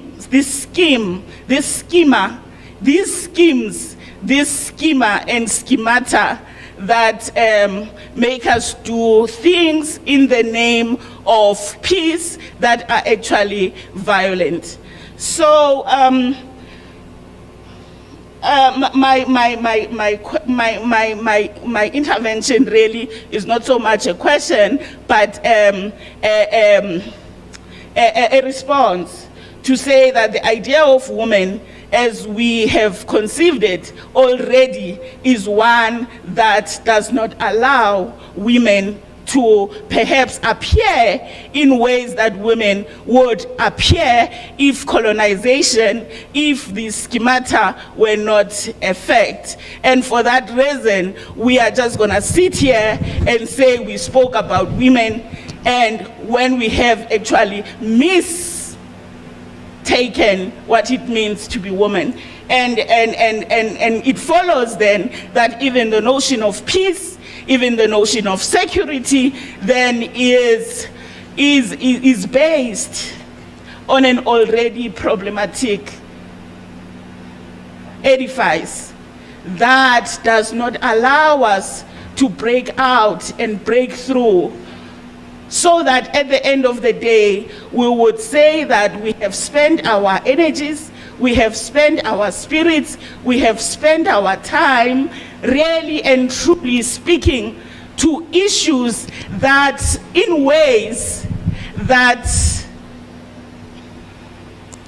in ways that do not take us to the very same cul-de-sac that we are trying to move away from. So, the question about religion, I like Unisa. At Unisa, you can't come to a seminar without somebody invoking God, without somebody citing the Bible. And the way we cite it is as believers, not as scholars. So, my question, if I have one, would be to say, given this hierarchy of being that is so central to this religion that we are all said to be part of one way or the other, even before we are born, without consent. And when we do give consent, it is consent that is not informed in the most liberating way that they can be. So given this idea that there's a God up there, and after God, there's the white man, and then after him, and we see, this is our lived experience, we see, for the fact that there's all of us here speaking in English, says that, and there's not even one white man, says that this scheme is there and it animates our lives. It takes over our time, because the very time that we are spending here, it is our life. At the end of the day, we would say we would have lived, but we would have lived in this scheme, perpetuating this scheme, normalizing this scheme. And then it goes, and so it goes. So what chances of security are there for women? And are we talking about violence against women, or are we talking gender-based violence? Because in my thinking, the two do have a slight qualitative difference, to the extent then that yet again we catch ourselves in this cul-de-sac that we do not seem to be able to break through. And may I be provocative to say that perhaps if we bring community women, they will give us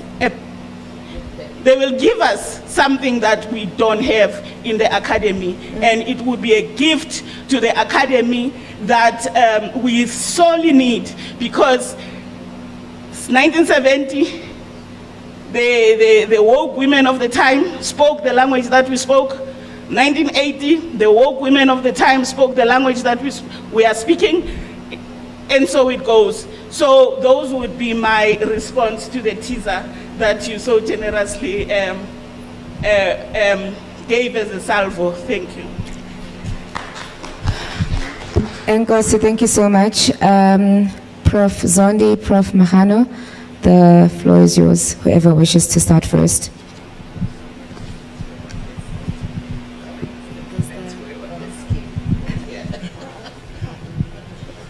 Thank you very much. I don't have answers to any of the questions that are made there, but I can comment on certain things.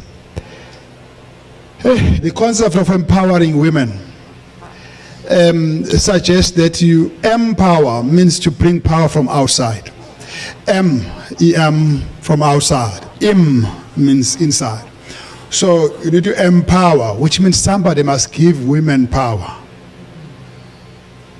And that someone must decide what power they give them, which is, for example, give them the position, but not give them the power to change the position you are giving them. So you give them the power to occupy a position, so that they are preoccupied by the position. It's like a prehistoric hunter, and they die because of the position you've given them. And their promotion becomes their form of harassment. Oh, empower women. The liberal feminism has given us that, put a woman in that position, things will change. But indeed, things do change for patriarchy, because it's able to justify itself that they are women. They really do change positively for the status quo, because it legitimizes itself. Because putting Unokchula in the position of a DVC in a university if it's not going to fundamentally change what DVC-ness means, then for the system, it's a nice low-hanging fruit. Yeah, it's a nice hanging fruit. And she's going to get in that position. The very first day she's going to doing that, a thing called inducted, which is to be put in. And then there will be a lot of people who are vested in the system for 30 years who will be saying, here, we serve tea at 10. Here we. Like that poet saying, they say. So the system knows how to make you fit. So when a woman then goes crazy and even do abnormal things and wanna escape from these things, wanna run out of it, even in crazy ways, then you blame the woman too. Well, you don't realize that how the system works. It was, who's the sister who did decolonization of gender? What's her name? Is from the Caribbean.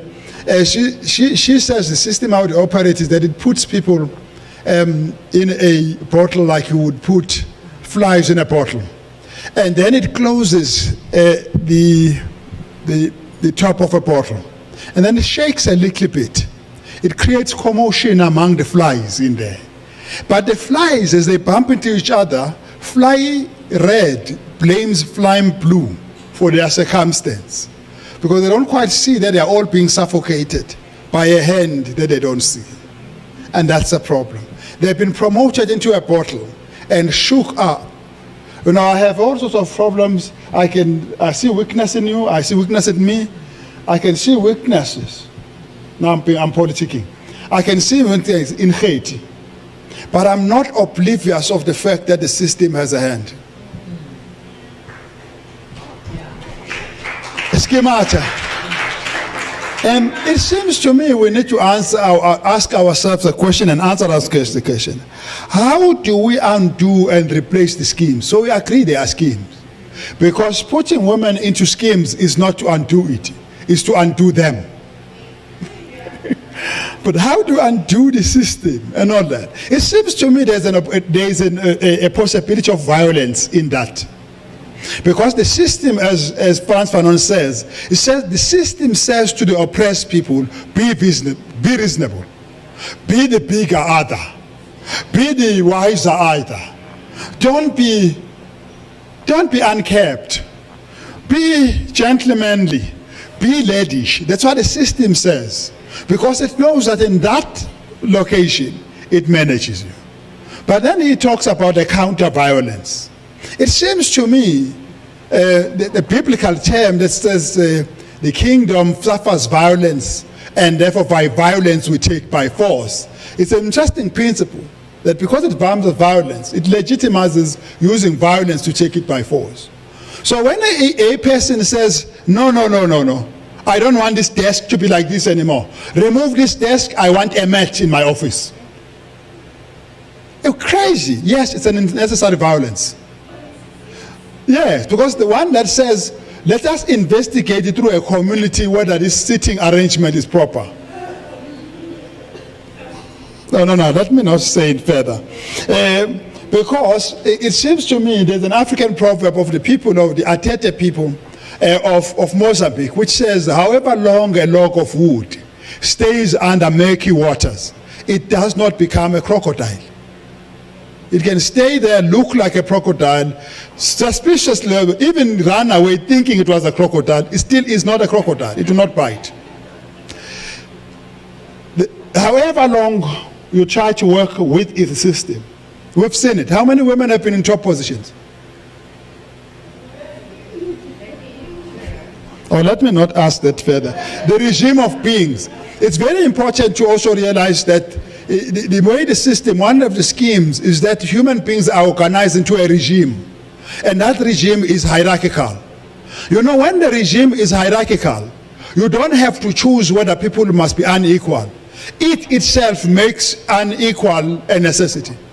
You're simply just choosing who must be unequal. No, we've been at the bottom of the ladder for too long as women. We must swap roles.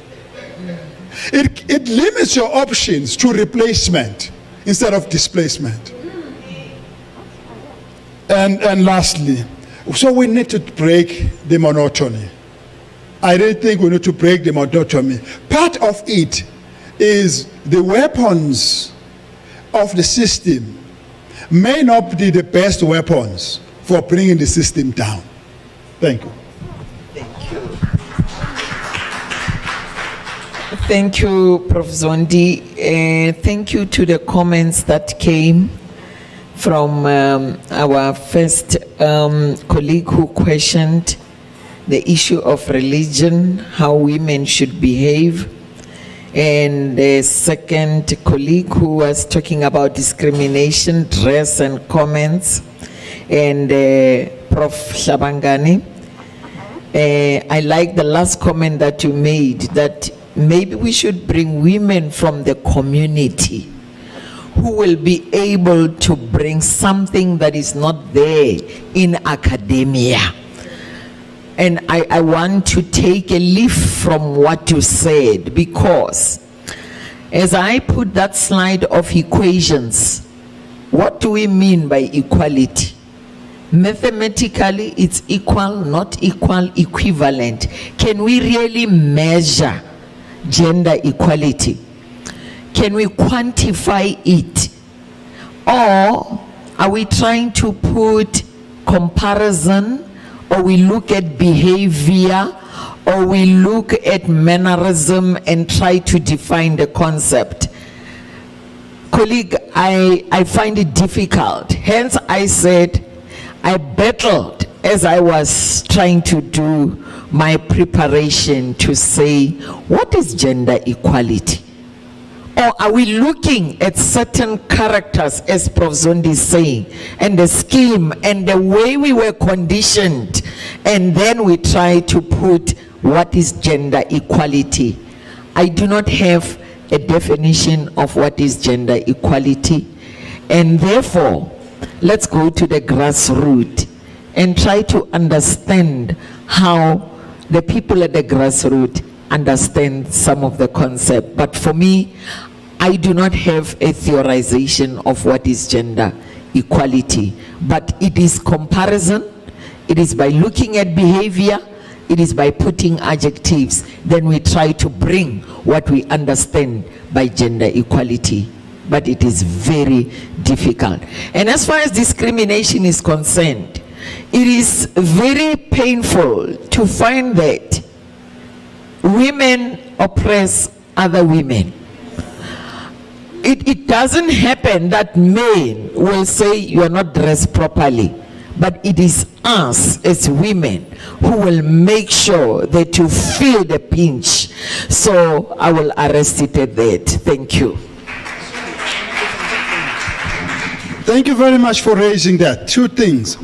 Your idea of engaged scholarship is part of the breaking the monotony by bringing the other side. Provided the ethics of it are to respect the views from the parent and really listen carefully, seriously to what they have to say. Not listen to fit them into our research methodology. Ology, yes, ology, and all that. Now, with regard to the last one, I had said to myself, maybe we should borrow from IT. No, in IT, when your computer is malfunctions, you remove the virus and reinsert the original software you wanted. Now, we might have to think about it. There is a woman who is oppressing a woman. Perhaps it's no longer the woman. It's a schemer. Perhaps it's the woman.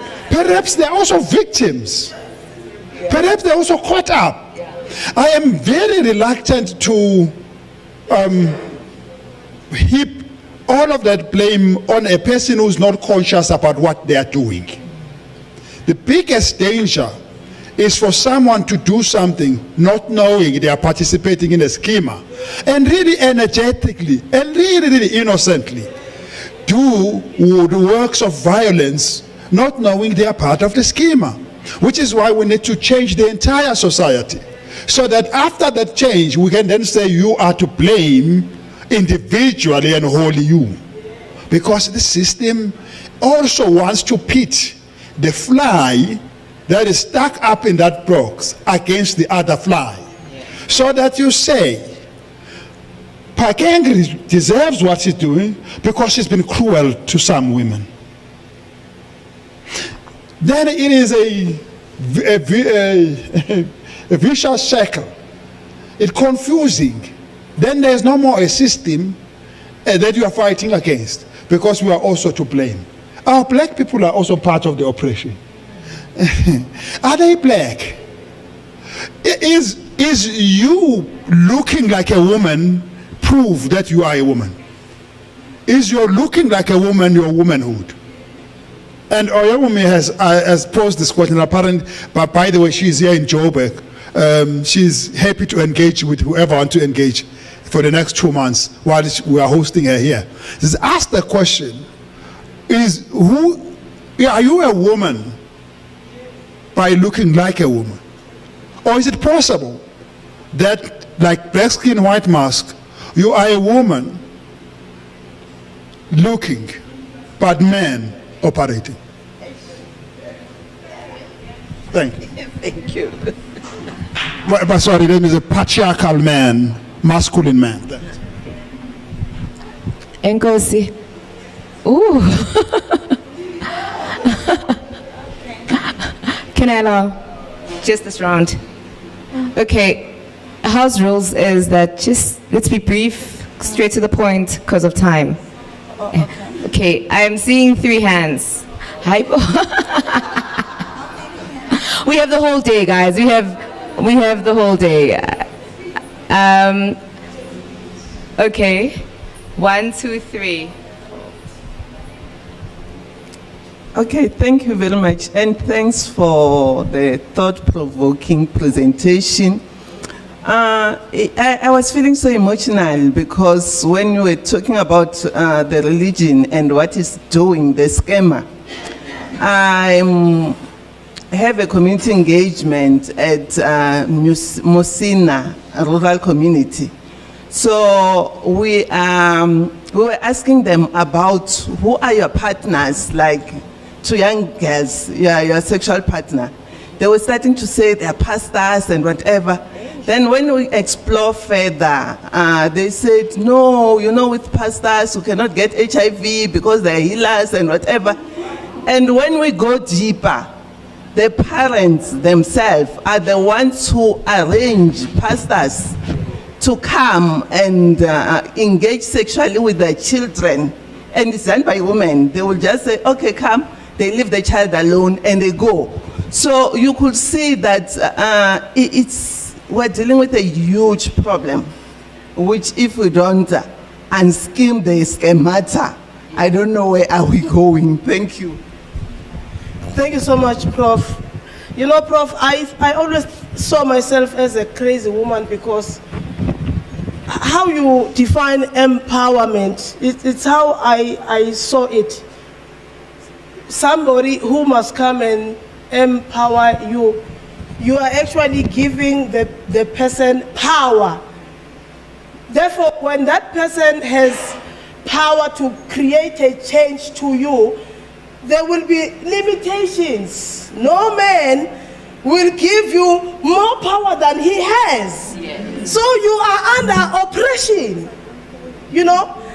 I was fortunate because I'm not stupid, so I believe I'm wise, because I started working for local government. The system dictates to you who you are supposed to be, how you are supposed to do things, even when you know that there are things there are strategies that I can bring, but the system says, know who you are, I went to provincial government, it is the same mentality. Whether it's a man or a female, no one will give you what they have. People will want you to be lower there, to be lower than they are, or the system. So there is a level of entrapment in the mind. I believe one must escape from that entrapment. I believe I did that because I then resigned from government. And then I realized my own strength and power and the education that I had. And today I'm self-employed. I dictate to myself. I make the money that I want. Nobody tells me. I decide to wake up and do the work. Nobody says, do it at 3, at 4.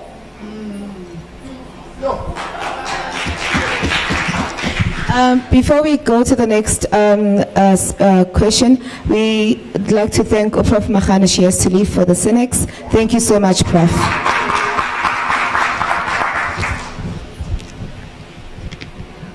Molweni. Bekuthe sithetha isiNgesi. So ndizawuzama. My name is Nicolene Trom. I am from Umntu Ngumntu Ngabantu Foundation. Am I audible? Okay. I came in, Prof. Spamandla, when you were talking about Ubuntu. And throughout the questions, I had learned that overthrowing the system, there's only one system for us, Thina Bantu Bamnyama, is Ubuntu. There's no other system that works. It has worked for our great-grandparents. It is a system that is working. It is just that because of entrapment, this system has been reduced to some act of random kindness. Like, I do you good, that is Ubuntu. Whereas that's not our system. Our system is Ubuntu in all its existing pillars, starting from within, going to in between, within myself as a human being. How do I relate to issues pertaining life politically, socially, economically, intellectually, and spiritually? Prof over there had spoken about fear. Fear is the absence of knowledge which was embedded unto us, that we need to live life fearing. If I am not educated enough, I need to fear that I do not fit into a certain criteria. You spoke about maybe we need to get women from the grassroots. I am that woman from the grassroots, and I understand what Ubuntu entails. It is not what it is given. Because Ubuntu has now been made, because now everyone is awakening that, oh no, let us revert back to Ubuntu. Umntu ngumntu ngabantu. That is just the end product of what Ubuntu is. Ubuntu is not something that you can hold and say, I'm taking it inside. There is work that needs to be done in order to attain I am because you are. And that I am because you are, it's not only confined to us human beings, which is where we had went wrong. Because we had taken ownership of everything on earth and not gave everything else its citizenship and its personhood, which is what we need to revert back to when we speak about Ubuntu. And when we speak about women empowerment, what are we empowering? Because Thina singabantu abamnyama, our power was taken away. Power for us, it meant that power, it is a tool that we were using to attain that which we envisaged in as a collective. And whereas in the Western system, power, it is a tool that is exerting pressure in order to attain that which they envisage. And in most cases, it is profit. So if we then have to go back to basics, we have to go to the roots of the grassroots and do civil education on who we are. In regards to Ubuntu, we need to educate our children, not what the system has taught us, but we need to educate our system of our paradigm. It is us. No one is going to restore our paradigm. It is us women that will restore that paradigm. Because what the system has done, it has given a platform of competition amongst men and women. There is no competition. It is masculine feminine and masculine in harmony. Once we reach to that stage that we do things in harmony, then we will not be able to exert pressure. I will know that the power that is within me, it is the power that is within her, it is the power that is within him, it is the power that is within the sun, the moon, the power that is within the animals. We need to give back citizenship to everything pertaining us, Thina bantu abamnyama, because we all believe in a higher power. That's where our Ubuntu starts from. It starts from the Creator. But you cannot see the Creator, or you cannot reverence the Creator by the ways of how the system had made us to reverence that Creator. Because now, even when you reverence according to the religion, then you are forgetting that after the Creator, there is the environment, Ubuntu within the environment, which you need to take care of. All of us, when we came here, we tapped into that environment. The cars that you are driving, it is a provision from that environment. And from that environment, another form of Ubuntu, it is the Ubuntu of our ancestors. After the environment, we believe, Abanyake, they would say it's Jesus, but we believe that there are those that had walked this journey before us. And if we're not going to acknowledge that, then we will remain with that last phase of Ubuntu. I am because you are. I am because my ancestors were. I am because nature was. I am because the Creator is there. And then there's laws that governs us as a people, because we cannot govern ourselves. The laws of Ma'at, well, Christians might say it's the 10 Commandments, but these are the forms of Ubuntu, and we need to tap into it in our thought, speech, and action. Because once we tap into that, we will not need to empower women, because we would understand the mandate that women were created for. As long as we don't understand that mandate, we will want empowerment, and that empowerment is the empowerment that will leave us astray. I will land my plane. Oh. Thank you so much, Prof. Billing. I think we have, there's one person. Should I allow her?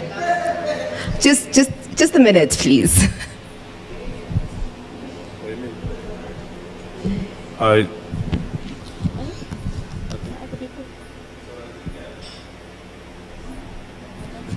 No, just that, can I proceed? Because I saw you looking the other side. Okay, Mawfuking, Yeah, la Panama.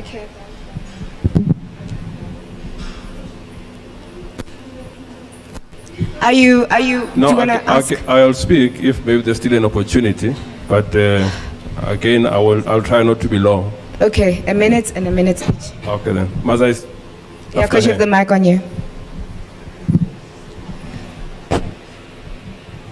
You can go on. I can sir, proceed. yes. Oh, sorry, I lost you there. Well, greetings to everyone, and also to the speakers, and also to thank the speakers for their presentation, and also for this opportunity to speak myself. Just to contextualize my question, Chairperson, is that I'll refer to what Prof. Zondi and Prof. Mahano have said. I know Prof. Mahano, she says, NGO activities cannot be the panacea of development. And Prof. Zondi, he also proceeds to say civilization we live under cannot solve the problems of violence in society. And also he speaks of basically the architecture of violence and also the infrastructure of violence. So that will basically, my question is framed from that. For me, just 3 questions, maybe Prof. Zondi can assist, is to basically, how can we, as South Africa as a whole, solve this system, this problem of violence? I'm raising this in context of all the campaigns you've seen and how this problem has been with us forever and ever. That's the first one. Then the second question is that, if Prof, then who should be the role players within society, within all of us, who actually must actually campaign or move or actually for us to actually to address or to fight or to demolish this system of violence? And also the last question also is that whatever solution, for example, Prof, we arrive at, My question will be that in solving this violence in society, and then how will you propose that we mobilize society en masse, like Ngobning Babantu, and then so that actually then they can adopt the new schemata that you speak of tolerance, of peace, and of gender equality, etc., etc. Those are my three questions, Prof. And thank you for the opportunity, Chairperson. Thank you, sir. Thank you, Dimasia Rebatubote. Prof. Zondi, thank you for enlightening us all the time. Maybe I want to take you back a little bit to one of your discipline, international relations, and my question is relating to security studies. In security studies, for example, do you feel that there is enough women theorists and also policy makers? And do you feel that maybe if there were enough women, then we would see less wars in less extent that we see it today? Thank you.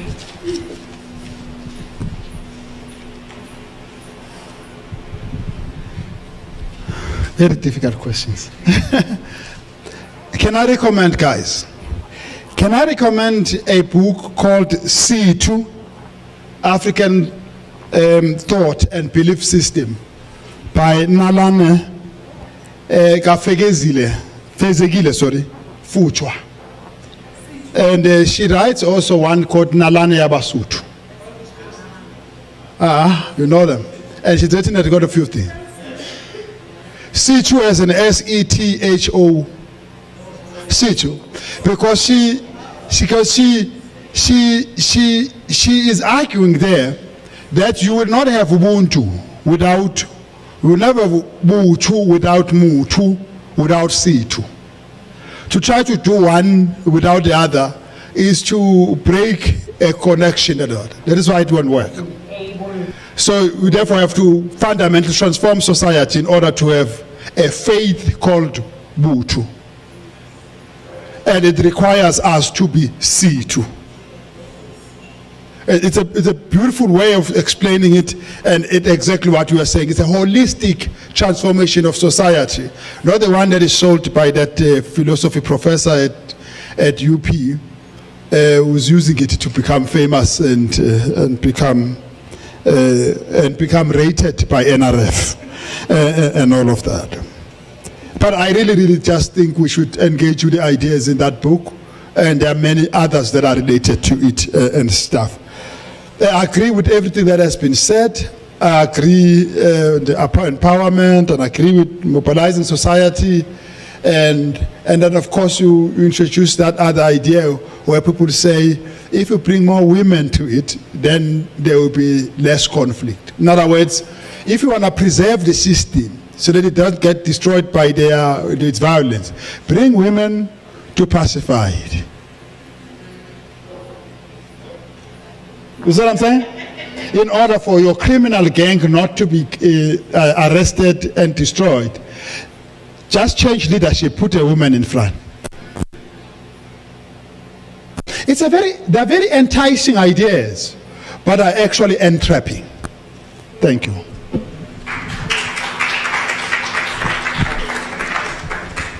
Enkosi Prof. Zondi, thank you, and also an absentia to Prof. Mahano. Without wasting time, for this conversation, Professor Grace Kuno will be speaking about a cry for help, the role of gender dynamics on suicide and mental health. Her short bio reads as follows. Grace Kuno is a professor and currently Director of Scholarship Change in the Department of Leadership and Transformation here at Unisa. Her research is in understanding the Black condition through a focus on gender health and social policy, class, the Black middle class and social institutions. She writes creatively and academically and has published over 50 peer-reviewed journals, book chapters, research reports, and popular articles. One of the books that she has co-edited with me is called The Emerging... I'm an author, guys. Does the Black middle class exist in our members? Reflections from a research team. And also her forthcoming book, Love and Josie, the Black Middle Class and Intimacy. Thank you so much, Prof.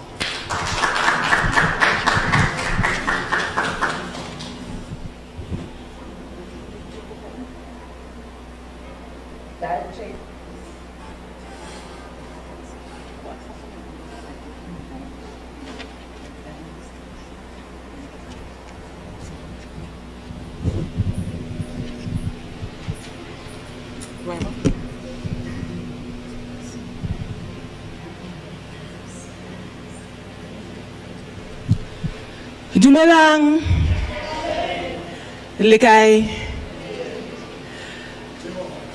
Zondi ke a leboga, comrade. Thank you. Hans le discusser, I wished gore nkebe re dutse in a circle. It was so beautiful and go ntse ke thena molala wa ka wa opa, wa bo. Amazing contributions, colleagues. Inspiring. So Zondi, I wanted to say thank you because as you were presenting and answering some of the questions, I realized that the biggest challenge for me as I was trying to appease Mepuleng, Pelawa instructor, and then Rena, we say yes me. So I realized that one of the biggest challenges that I faced as I was trying to grapple with this question was how precarious my schema is. You know, and the reason that my schema is precarious and the reason it is precarious now at this point in my life is because I am being forced to get out of the schema that I bought into when I was a young woman who wanted to be in the knowledge production space. So my schema is precarious, colleagues. So I want that to be my starting point. When I was, and I read my presentations because I get very excited when I stand in front of people, and I might actually start talking about other things, and you might start asking, why Eli Professor? So I try to read so that my thoughts can be coherent.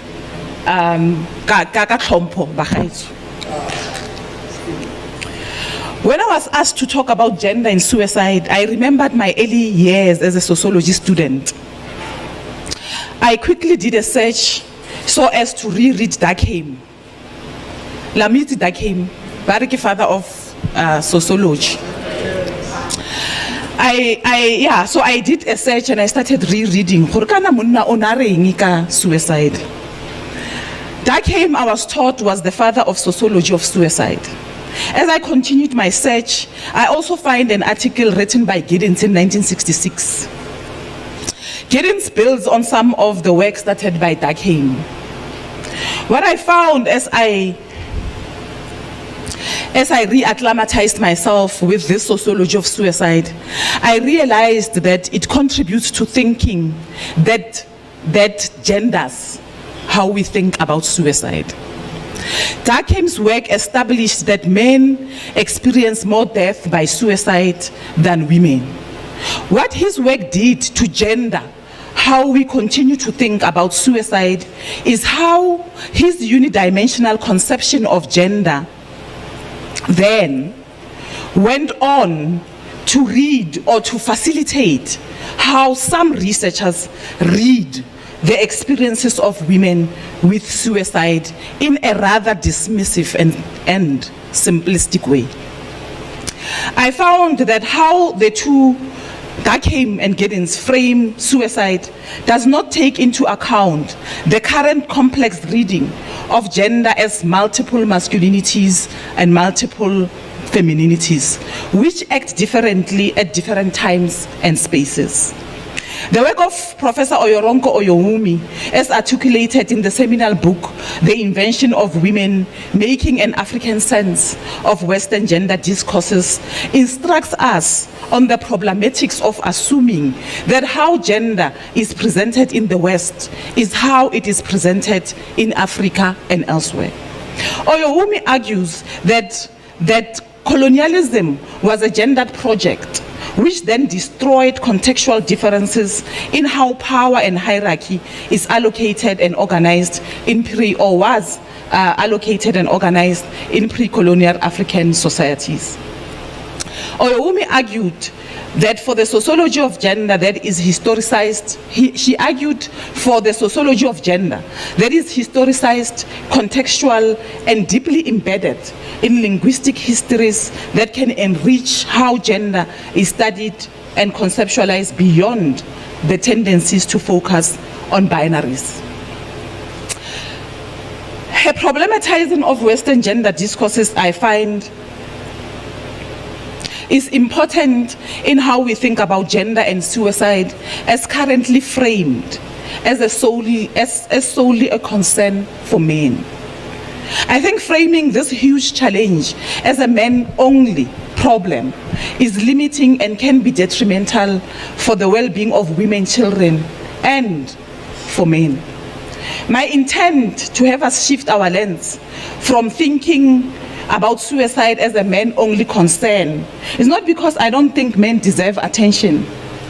Those of you who know my work on men as fathers and on men's health know that my work with men and on masculinities is intended to affirm the usually hidden experiences of how patriarchy remains dangerous for men, and especially black men. I want to shift our lens from thinking of suicide as a crisis of masculinities, so that we can think, so that we can better be able to find solutions for everyone who needs those solutions. Professor Sekgalo, when she introduced the intent of the day, spoke about the statistical differences between men and women's suicide rates. This is incomplete evidence, Professor Sekgalo. Evidence that we find in a lot of work that is in the public on suicide is incomplete. I want us to focus on this evidence, that a solely gendered focused research on suicide allows us to fall. Okay, you see, I got excited, ne? I got off the script. I want us to focus on the evidence that a solely gendered focused research on suicide allows to fall off. I want us to focus on the evidence that we don't talk about. I want us to think about the evidence that we don't see, for us to be able to argue that the crisis, that suicide is a crisis for masculinities. There's evidence that allows us to make that argument. That is not seen. We don't see it. I want us to find that argument. I want us to be scared when we have such certain evidence, especially that is presented from a gendered reading.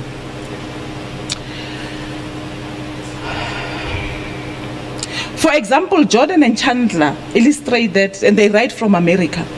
One of the ways in which suicide research has been shown to rely intimately on gendered understandings is in the demarcation of suicide from self-harm. So there's a difference. When you read about suicide, it does not tell you about what researchers who have built their work from Durkheim and Giddens, they don't take into consideration what they call self-harm. Self-harm is more likely framed as passive, attention-seeking, and a failed attempt to commit suicide. And the problematic is that this is associated with women. So women commit or fail to commit suicide, and we don't read those statistics. Such a conception reduces the importance of failed or attempted suicide in helping us understand how this phenomenon manifests, who experiences it, how they experience it differently, and what can we do to provide solutions for everyone. This reduction is so even though research shows that women attempt suicide more than men. So we don't read attempted suicide and we don't signify it. And this is so even though research shows that women attempt suicide more than men. Research with a gendered framing dismisses the concerning suicide experiences of women as failed attempts, which is that not worth our time. Usually such dismissive articulations are captured thus, open quote, as compared to men, women show higher rates of suicidal thinking, non-fatal suicidal behavior, and just suicidal attempts, close quote. What this means is that women are less successful at committing suicide than men. Thus, our focus should be on the successful attempts by men.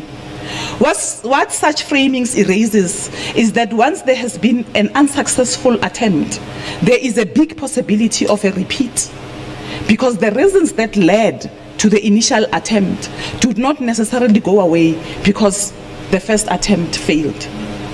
For example, in articulating the importance of nuanced readings of the experiences of suicide, and more importantly, mental well-being, Penn writes, again from the US, and I wanted to share this because I struggled to find a lot of, I was looking for biographical work around Black women's experiences of suicide in South Africa, and I struggled, or of depression. And or attempted survival around depression and suicide. So Penn writes about a woman called Fonda Bryant, a Black woman in the US. So I'm going to quote a bit because I want to show how excluding attempted suicide can actually be fatal for the well-being of women, and especially Black women. Why we can't afford, so open quote, why we can't afford to ignore Black women when they are faced with a mental health crisis. Fonda Bryant almost wasn't here to tell her story. At the time of writing, this Fonda Bryant woman is 52 years in 2021. Her ongoing battle with depression and insecurity began in her early teens and plagued her throughout most of her adult life. As a daughter of an absent father, who she says had refused to acknowledge her as his child, Brian struggled with low self-esteem and had difficulty forming healthy relationships with men. His father, Taylor, died without Brian ever meeting him face to face. Then she endured an unthinkable tragedy while in high school. Pregnant at 16, Brian gave birth to a daughter 3 months prematurely. The baby died in hospital shortly after she was born, and Brian was traumatized. Ignoring her burgeoning depression, 7 years later, she went on to welcome a son whom she named Wesley. But the joys of motherhood could not lift her out of the emotional hole she'd slowly and silently crept into. Bryant was around 29 years old the first time she attempted to take her own life. As a struggling young mom who was constantly at odds with her own mother, she felt overwhelmed and hopeless. One day, tired of arguing with her mother, Bryant swallowed a bunch of pills, aiming to end her pain for good. The drugs made her sleepy and weak, but then fear and panic kicked in. She called the paramedics, who arrived to help. Thankfully, she had not swallowed a fatal dose or combination of pills, but she had raised the first red flag. Note that. First red flag. Brian's mother took her to an outpatient facility to get help. By the late 1980s, She went to see a psychiatrist on her own. She arrived terrified and desperate for support, but ultimately left feeling even more alone. She sought help. Psychiatrist, black woman in the US, but left feeling even more alone. As a black woman, she recalls feeling a cultural disconnect between herself and the psychiatrist treating her. They ultimately released her without prescribing any medication or creating a long-term care plan. Something that often happens to black people suffering from undiagnosed mental health illnesses due to systemic racism in healthcare. They didn't really give me any kind of help with what to do about my mental health, she recalls. I was still out there on my own.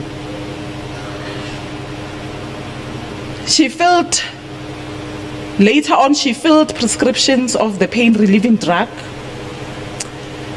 At the time, her son was 12. And because she didn't want him to find her lifeless body, she made her goodbye call.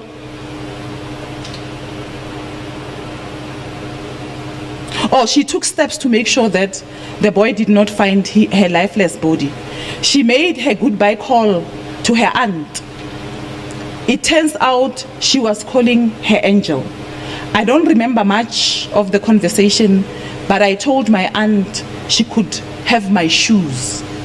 Brian recalls, I don't remember what she said, but after we hung up, she called me back and asked me if I was going to kill myself.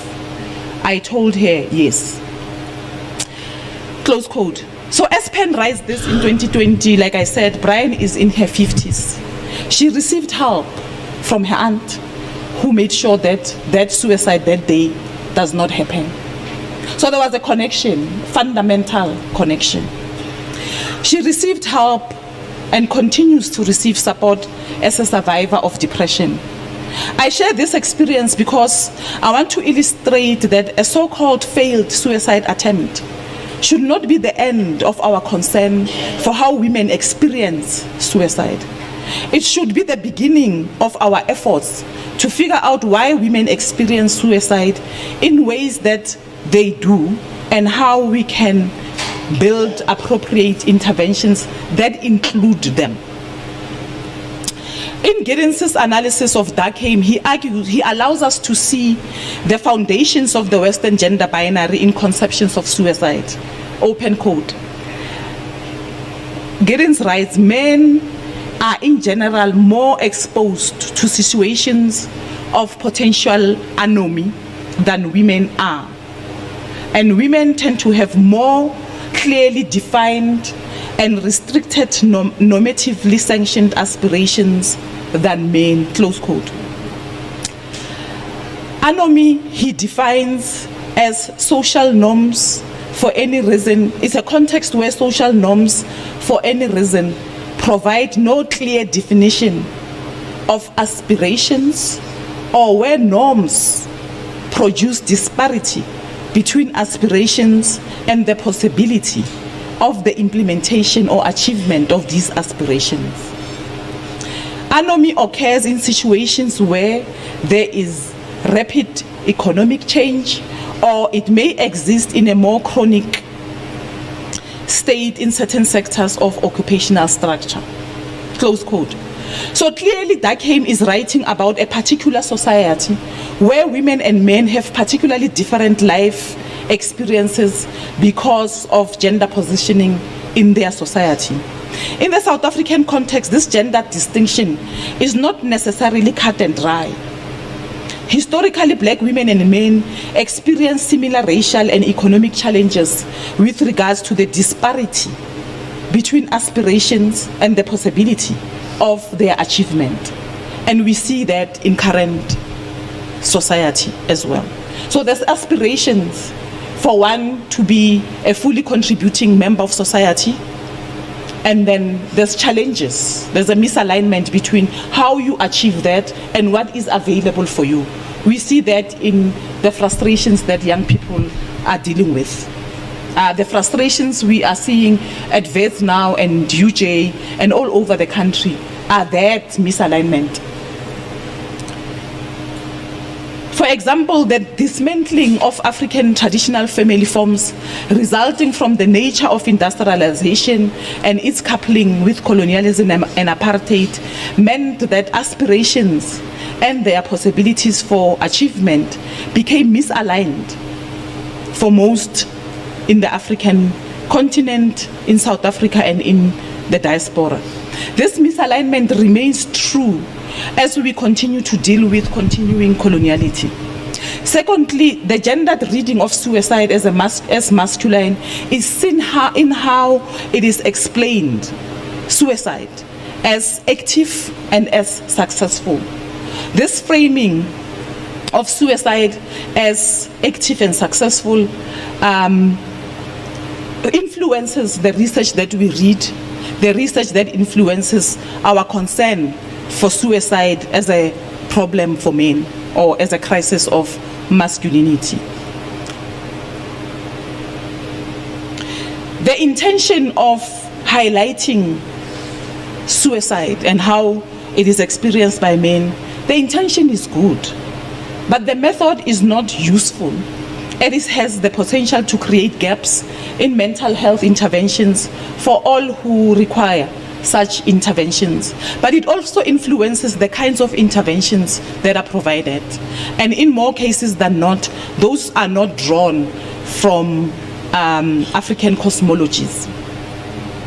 The masculine and feminine traits are used to refer to suicide in ways that gender the experience, not necessarily because the experience is naturally gendered. The way we think about suicide and any other social phenomenon is influenced by what we center. If the lens that we use to think about what is valuable is gendered, then we will analyze from that perspective, and our solutions will be driven by this perspective. Research provide useful analysis of how such gendering deters us from a more nuanced and more useful reading of suicide, and thus to come up with appropriate humanizing solutions. To provide a more nuanced reading of suicide in the context of South Africa, Africa and the diaspora, we need to account for how colonialism, apartheid, and continuing coloniality impacts blacks in particularly different ways as compared to whites. For example, it is quite clear that Durkheim was writing of a white context.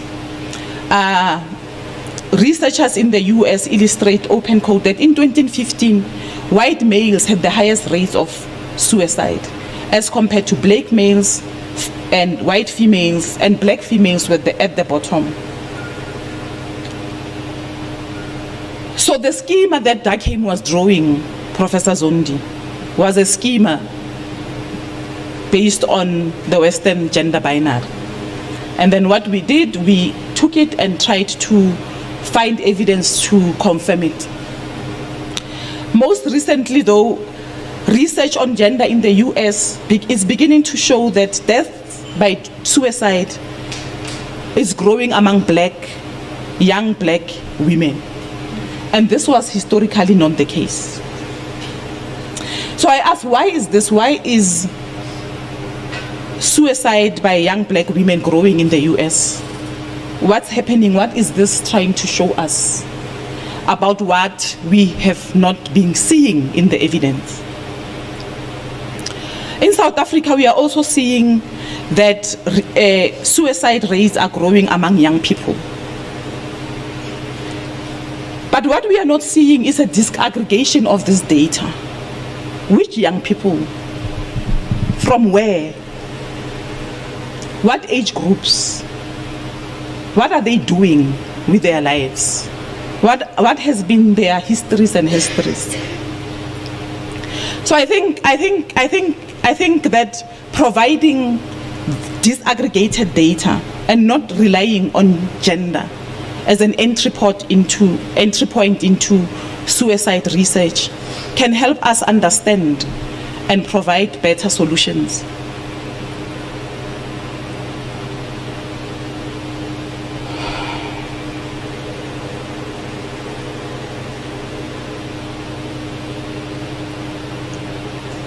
Okay.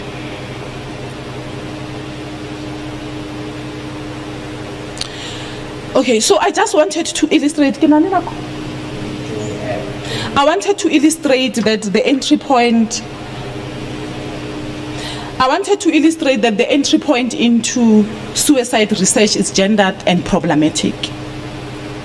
I'm not trying to suggest that suicide is not a big problem. The problem of suicide in the world and in South Africa is real.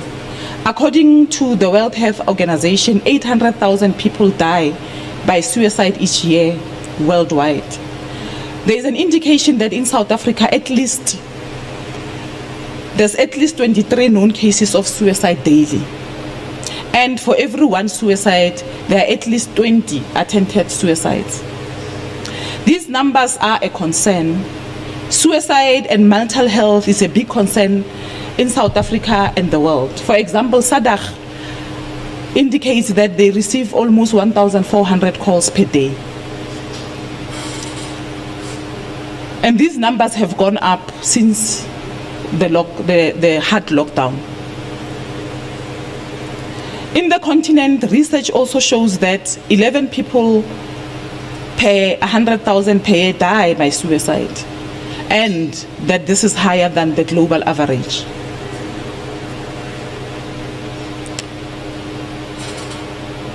Suicide is a concern. It is an issue that we should be spending time and resources trying to solve. It affects our friends, our sisters, our brothers, our neighbors. I was addressing an issue over the weekend of a boy who's depressed and a family that doesn't know what to do with him because he's not acting out his depression the way research suggests he must act it out.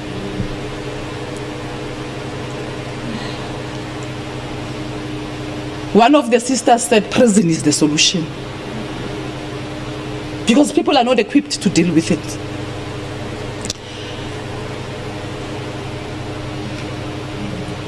So it's a big problem, and I don't think we know how to deal with it because we have not done the work to understand what it is, why it happens the way that it happens. What is the help that the cry is indicating? I wanted to read something from as I was preparing for this, I read an article in the New York Times written by David Brooks titled, "How Do You Serve a Friend in Despair?" New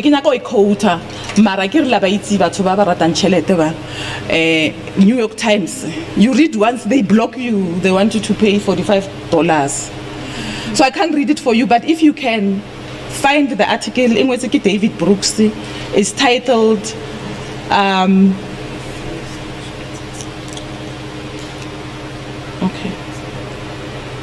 it's titled, "How Do You Serve a Friend in Despair?"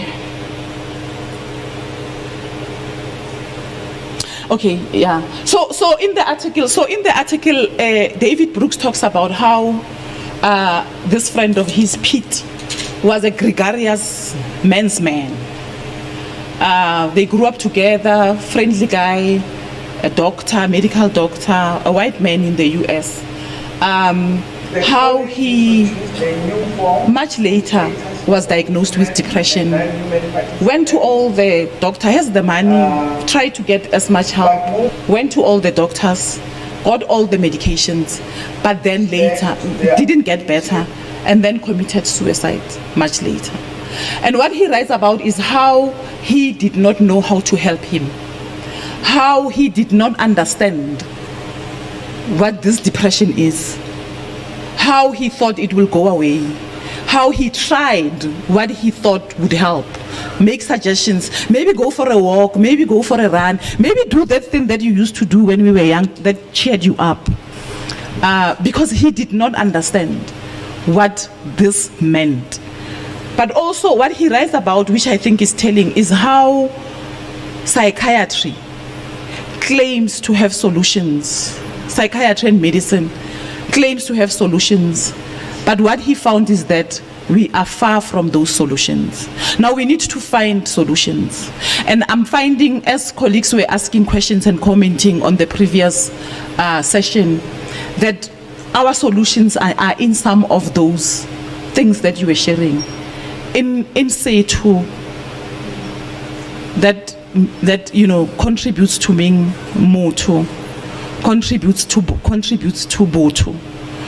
Our solutions are in those cosmologies. How do we make sure that we go back to those spaces that are life-giving? Professor Hlabangani talked about the community. How do we allow the community to give itself solutions? Because we want to empower them from this schema, Professor, from this schema that is precarious. Ke a leboga. Thank you very much, Professor Grace Kano. An important conversation that we need to have amongst our generation, something that we are seeing amongst us as young people, a high rise of suicide, and how you touch on that our societies do not know how to deal with this dynamic or this problem that we're facing. Thank you so much, Prof. Ngalesikhathi, we are going to call upon Dr. Kgorong, who will be talking about Mabengu. The fields are calling us, excavating the life of Unokukhanya LUTHULI. Dr. Kgorong is an author, storyteller, and founding director of Masiko Arts and Heritage Trust. Her work has been translated into many various languages. She has directed her theatre plays in various international countries like the US, UK, and Greenland. In November 2022, Dr. Kgorong was honored by the Charlotte Manya Matleke Institute as one of the mothers of the nations. Siyabonga Mama, thank you so much. Please serenade us with your voice there. Break the ice. Kunjani? Ngiyaphila. Hayi, so much English ziyabuya la ifundiswa. Hayi. Tshela wena akuphonsa edamini kugcwele ifundiswa la. Akudlalwa la. Uzowuza umoya. Uzowuza umoya. Uthini baba Mkhize? Ayizona lesingisa sikhulunywa la. Ngangafunda mina esikoleni le Eastern Cape, that's why ngikhulumisa isiZulu ngithetha isiXhosa. Labo bhuti abafunde kakhulu ke abaphambi kwethu bathi bayaqumza when they speak big English. Uthi bayaqumza. And then you've got abantu balalelayo. I lived in Alex when I came to Johannesburg, to the terrifying feeling with my parents. They didn't know what to do. Ufunani Alex manje igebengu omsomi gang obani man uzobulawa umntwana ilast born yakaba mhlophe izobulawa khona. My father was terrified. How on earth could I go to Johannesburg and then choose to live in Alex? I didn't choose. I just found accommodation. In Alex, in Johannesburg, when you are not a citizen, I don't know who ends up being a citizen of Johannesburg, but udinga is section 10(1)A on your ID book. If you don't have section 10(1)A, you can't get a job. If you don't have a job, you can't get accommodation. If you don't have accommodation, you can't get a job. If it just goes on like this, catch-22. So finally, I got accommodation in Alex. My parents are terrified. The next thing you know, I got a job. Hey, umlungu wami. Sibambe khona lapho.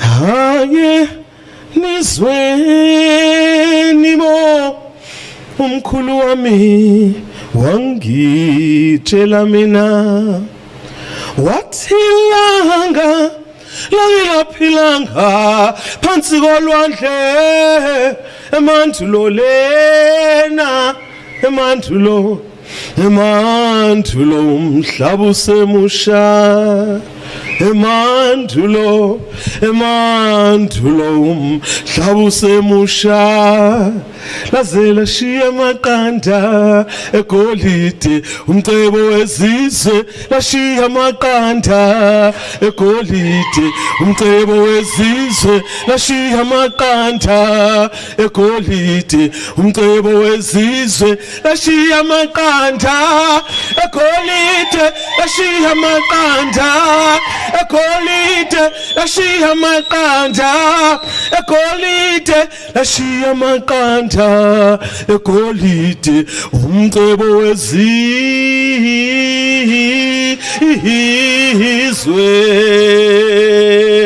ilanga lashiya amaqanda ngaphansi kolwandle lawashiya ngaphansi komhlabathi yonke indawo sagcina thina bezwekazi laseAfrika kuyithina esinomcebo omangalisayo wena golide wena diamond okuningi inhlobo zeinsimbi zaphiwa thina bafika ondlebe ezikhanyelanga bathi okwami lo nina bambani la nikhonza uNkulunkulu wami nimiyeko wenu nibambe kanjalo kuze kube namhlanje kamaqanda wegolide wena platinum wena titanium wena diamond wenani konke okwabo amashayina sibheka kancane athi ngiyabathanda labantu ngathi abazazi ukuthi bangobani balahlekile siyabangena afikile na amashayina ayasingena So these are the things we are dealing with in the times. There's something I love about the woman. So much has happened. About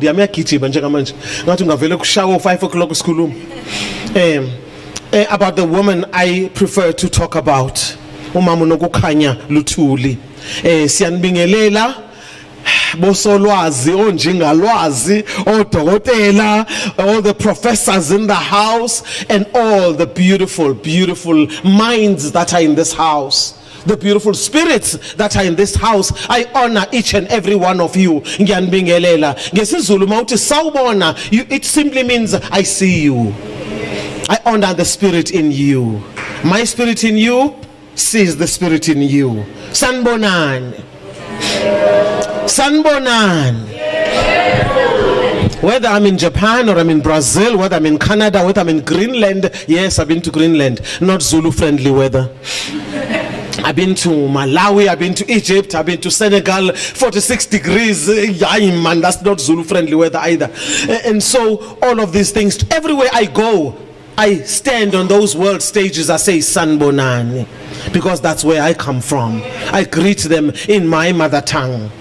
When we stood at the stages at the World Cup in 2006 to go and invite guests to come to 2010 World Cup in South Africa, we got onto the stage. Nento zokhoza lapho omkhize sihamba nensizwe esihlakaniphile ojabukhanyile sihamba nabo sishona khona lapho eGermany. Sanibonani siyanibingelela zihlobo zethu singena ngomoya umoya wothando sigcwele intokomalo ezinhlizweni zethu sabingelela kanjalo sangena estadium eGermany sathi sanibonani. This is how we do things. We do it our way. We greet them in the way of our ancestors. Masithi we greet in the way of our ancestors. Sithi thobelang. We greet in the way of our ancestors. Sithi molweni siyabhotisa. Greet in the way of our ancestors. Every way of greeting has got something special about it. So let's remember that there's a spirit, the spirit of the wind, there's the spirit of the trees, there's the spirit of the birds, there's the spirit of the water, there's the spirit of the fire, there's the spirit of the earth, there's the spirit of the insects that crawl on the ground and they go under the ground. There's the spirit of humanity, we the people who have been entrusted with so much by the Almighty. Umvelinqangi Mudimu Nkhono Barona Thixo mkhulu, Thixo khokho bethu, Thixo abazali bethu. All of those are responsibilities we have carried because our parents carried, because our grandparents and great-grandparents carried.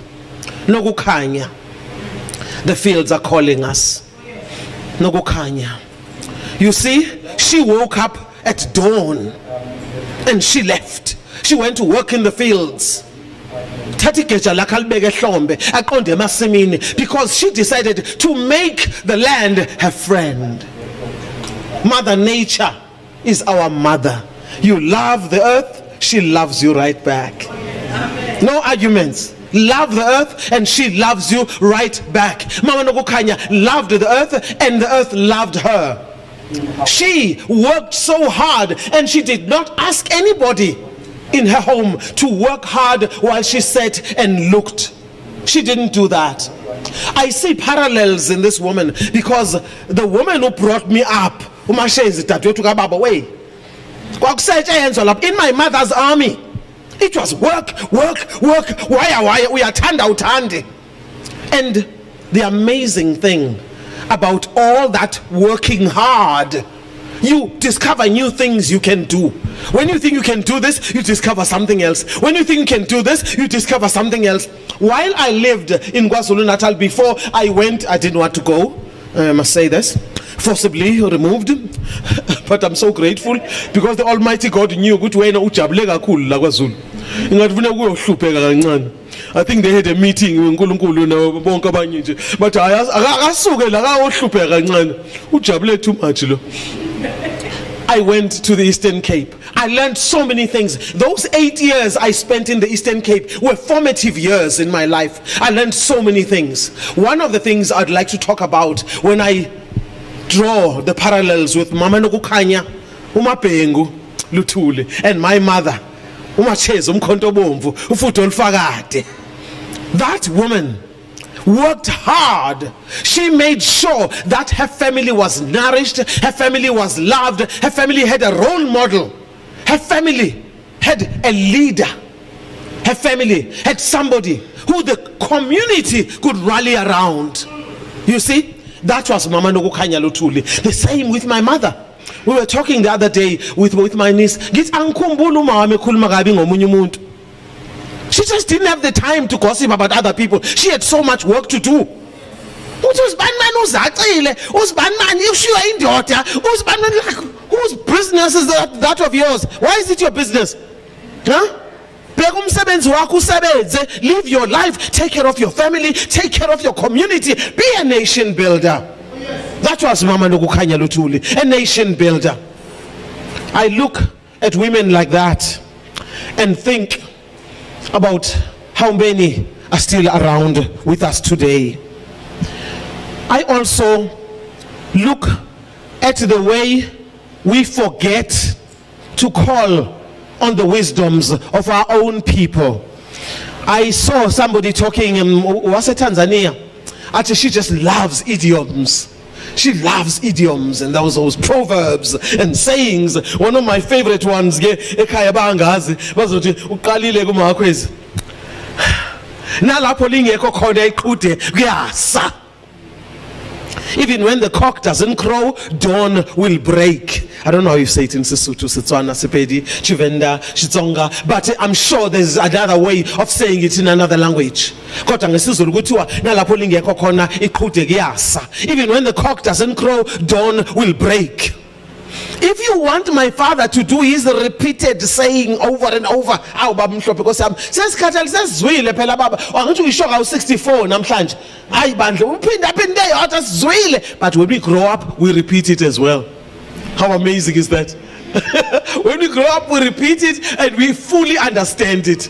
The gospel truth according to Saint Thomas Mhlophe.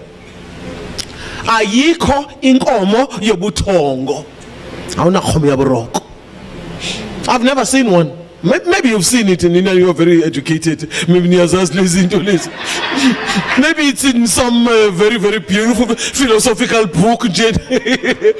But I've never seen one. You've got to work hard for whatever you want. Academic achievement. Now, I look at a woman like this, Magutiwa, Nogukanya, the fields are calling us. It's many fields that are calling us, but I'd like to talk about the stories of our people. Stories old, stories new. And if I take you to South America, to Pablo Neruda, Ati, when the enthusiastic story of our time is told for those who are yet to be born but announce themselves with more generous face will come out ahead. Those who have suffered most from these times. But that being still ahead means much more suffering.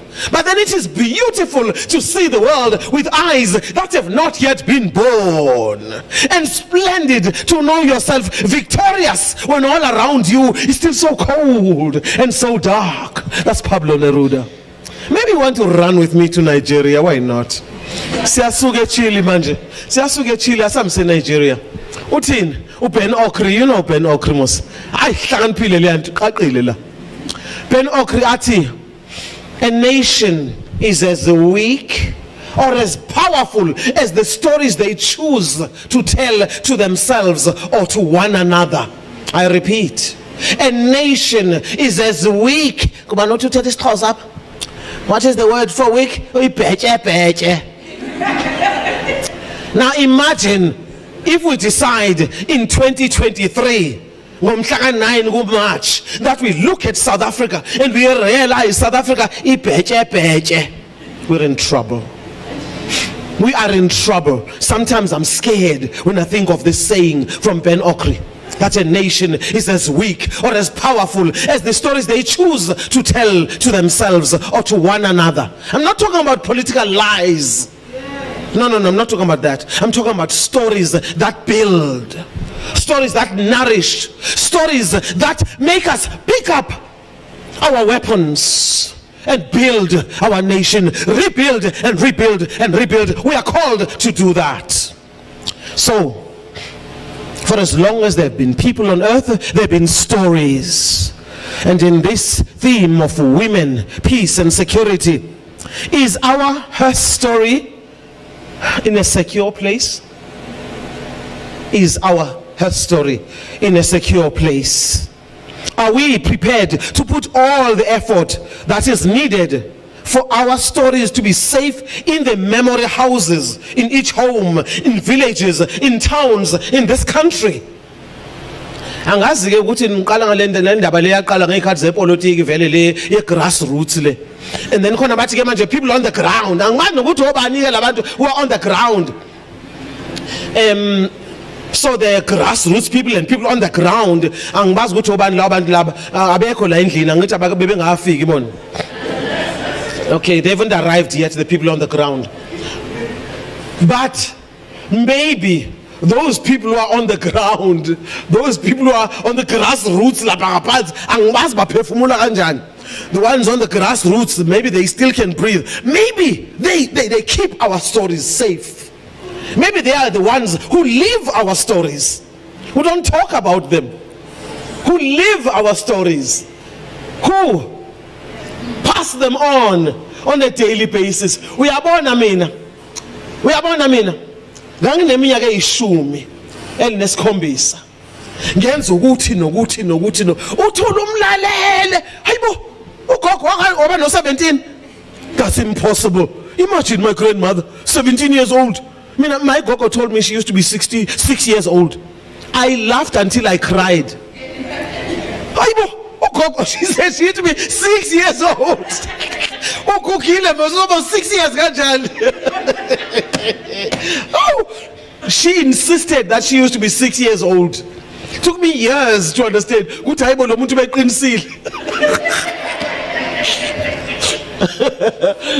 Yeah. So, those people who live in those deep rural places, who are not speaking the English that we speak, who are not in conferences because they don't even have the time to attend conferences, because they've got so much work to do. And there's not enough hours in the day. And if you want to have less time traveling to different places, and it's an hour's drive to the airport at Etegwini. And I arrived here and I'm so grateful to have listened. Kulezi ifundiso beyikhuluma la. Ake nibashayele izandla noJeras awufuneki. Shayela izandla nje. uJeras awufuneki. I'm so grateful to have listened to one of the biggest benefits for me is to listen to other speakers. It's okay that ngizokhuluma nami, but one of the most beautiful things is to listen to other speakers, because I keep learning and learning and learning, and sometimes they wake up some memories, you see. Because the reason why I tell stories, I tell stories in order to wake up stories in other people.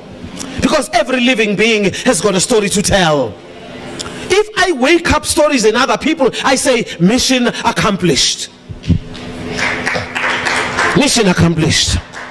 uMabengu, the daughter of Ongcolosi, oDlabazana, oSongololo, oMepo, she was a powerhouse. She proudly celebrated her ancestry, her forefathers and her foremothers.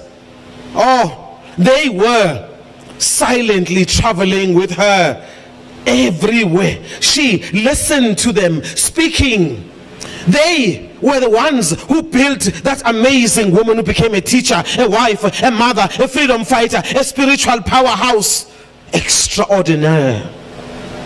Her mother's name was Nozincwadi, mother of books.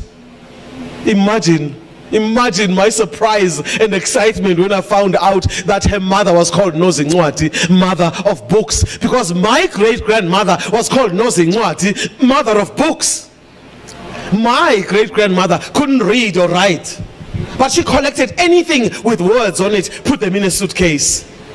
And when she put all of these things in a suitcase, she kept saying, these voices, they will speak to me one day. She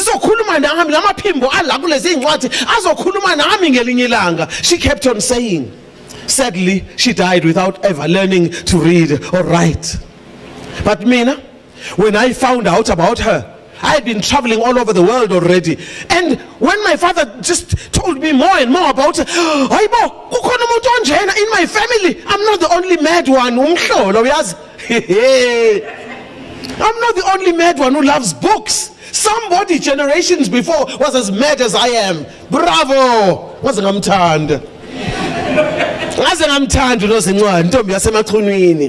I have chosen to keep her legacy alive by empowering children of my country with books. Our national literacy campaign is called Nozincwadi, Mother of Books Literacy Campaign.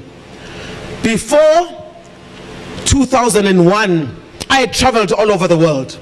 I was happy to have traveled around the world, theater, through book fairs, writers' conferences, all over the world. I have traveled, I have flown the flag of my country with pride. And then came the Nozincwadi Literacy Campaign. When it started, I got to see South Africa. All 9 provinces, everywhere we went. We visited school after school after school, and we made sure that every school receives books, brand new books. Not only in English, but in their mother tongue as well. Masise Bloom, kise Sotho mos. Mos Northern Cape, Tetris Xhosa, bakuya Pratwa phayan. All kinds of languages. Yebo lento le. Hambi eMapumalanga. Mawufika eMapumalanga bathi siNdebele, bathi siSwati. Uhambe eEastern Cape mos. Ufike kuyathethwa pha. Bathi uwodumsela xa ungena emzini wami. Uwodumsela xa ungena emzini wami. Uwodumsela. This is how they welcome you as you arrive at the school. You won't get any of that when you go to the overseasians. So everywhere we went, we donated book box after book box. At any given time, it has to be 100 books or more. At any given time, it had to be 100 books or more. Everywhere we went, when we went to Marikana Secondary School, oh my goodness, it was amazing to be at that secondary school, to see the children. I can go to Parliament, the State of the Nation Education Address. And we see the hard-working teachers. Then they get all of these people and research. South African children can't read. again and again. Every year, they keep giving us these statistics that South African children can't read. Can umama lo ngizumbiza ngegama ashiya iwigi yakhe ekhaya nje Nkosi yami ahambe nathi. Maka ashiya iwigi yakhe ekhaya nje sihambele nje and she can. I'm not jealous, okay, I'm not jealous, I just don't have a budget. Just because I don't have a budget, you're taking a week, it doesn't mean utama wigi are not nice. Wigs are nice, it just that mean I don't have a budget, isn't it? Yeah, a budget. So imagine if she came on the road with us. She would see what happens in the schools. The children we visit, they read.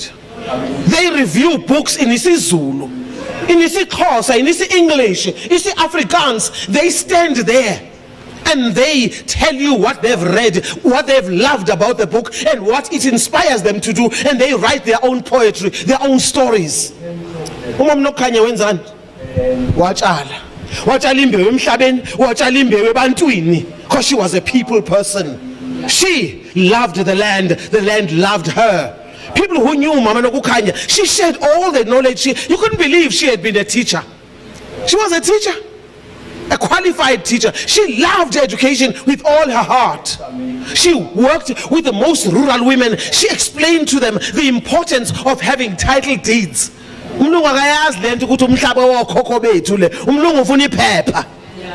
She explained to them how important it is to have that piece of paper, a title deed, in their own mother tongue. That is being powerful together. That's being powerful together. She didn't have to know it alone. She said, asibe namandla sonke. Ati umandla. So I loved that about her as well. One of the things, she was not just loving Mother Earth for nothing. She wanted to nourish her family. She wanted for her young people to know ukuthi into mawifuna uyazenzela, ivuka uzenzele. Iphi ivuka uzenzele? Ayikho discount ne? Yekuyithole, there are no pills there. Noma ungaya kuyiphi chemist, whatever pharmacy, they don't have medication for vuka uzenzele. Wake up and do it for yourself. They don't have it. We must wake up and do things for ourselves. That's what I love about this woman. What she did about our mothers. I don't know who has a lazy mother. Who had a lazy mother? Izandla phezulu, please. Obani mama who said it's okay to lie down. Mntana mukhathele, it's all right. You had a mother like that. How lucky. Oh, you had a father like that. How lucky is that? There are people that I meet nowadays when I do these corporate events. I'm not a morning person. Lucky you. Lucky you. You're not a morning person. Lady Luck never visits lazy bones. That's a fact. Lady Luck never visits lazy bones. That's a fact. We are educating the community and building have been at the very heart of Mapengu's very existence. That is where she won me over. She made me fall in love. How admirably she balanced her roles as both home builder and nation builder. Akazange utheni uProfessor bekhuluma ngokundiza la. Huh? Sifufane setsa so people are going to die. Yeah. When Ubabu Bani Simon he worked very hard with me, and we felt like we were powerful enough to stand on world stages and speak our minds. He did not tell you how to say things. He just saw what was good in you. He was an amazing director, an amazing mentor. We stood on those world stages. There was a time in the theater world, when you are performing on stage in the theater, you've memorized the script, you've got your costumes, you know where to enter, stage left or stage right, it doesn't matter what it is that you have to do. Only then do you see the audience. The lights are so bright that you are performing to the darkness out there. It bothered me so much. And there are certain things as well that happen, I'm sure in every profession. There are certain things that just don't work for me. I just knew I don't belong here. And I kept saying, yes, I don't belong here. I'm flying with crooked wings. And he said to me, but the audience loves you. I said, still, I'm flying with crooked wings. Then I was lucky. In 1991, I was fired. Ay, lucky days, ne? Just like that. The first black woman resident director. I mean, how's that? All the newspapers, whatever magazine, you couldn't open any media, anything, without hearing about the first woman black resident director. The first woman black on and on and on. It went on like this. So, and then during the journey, and then women's theater, Southern African women in theater seminars and conferences in Zimbabwe, and apparently mina ngikhulumile in front of minister one, all kinds of things like this. And I lost my job. Now the amazing thing is that once they push you off the cliff, you have to decide, are you a chicken or are you an eagle? What's going to happen? What's going to happen now? Turns out I'm an eagle. Straighten up and fly right. Straighten up and fly right. I stood up, I flew right, and I haven't stopped.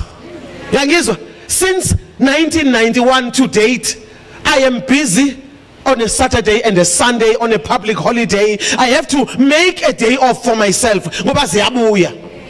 Straighten up and fly right. I straightened up and I flew right.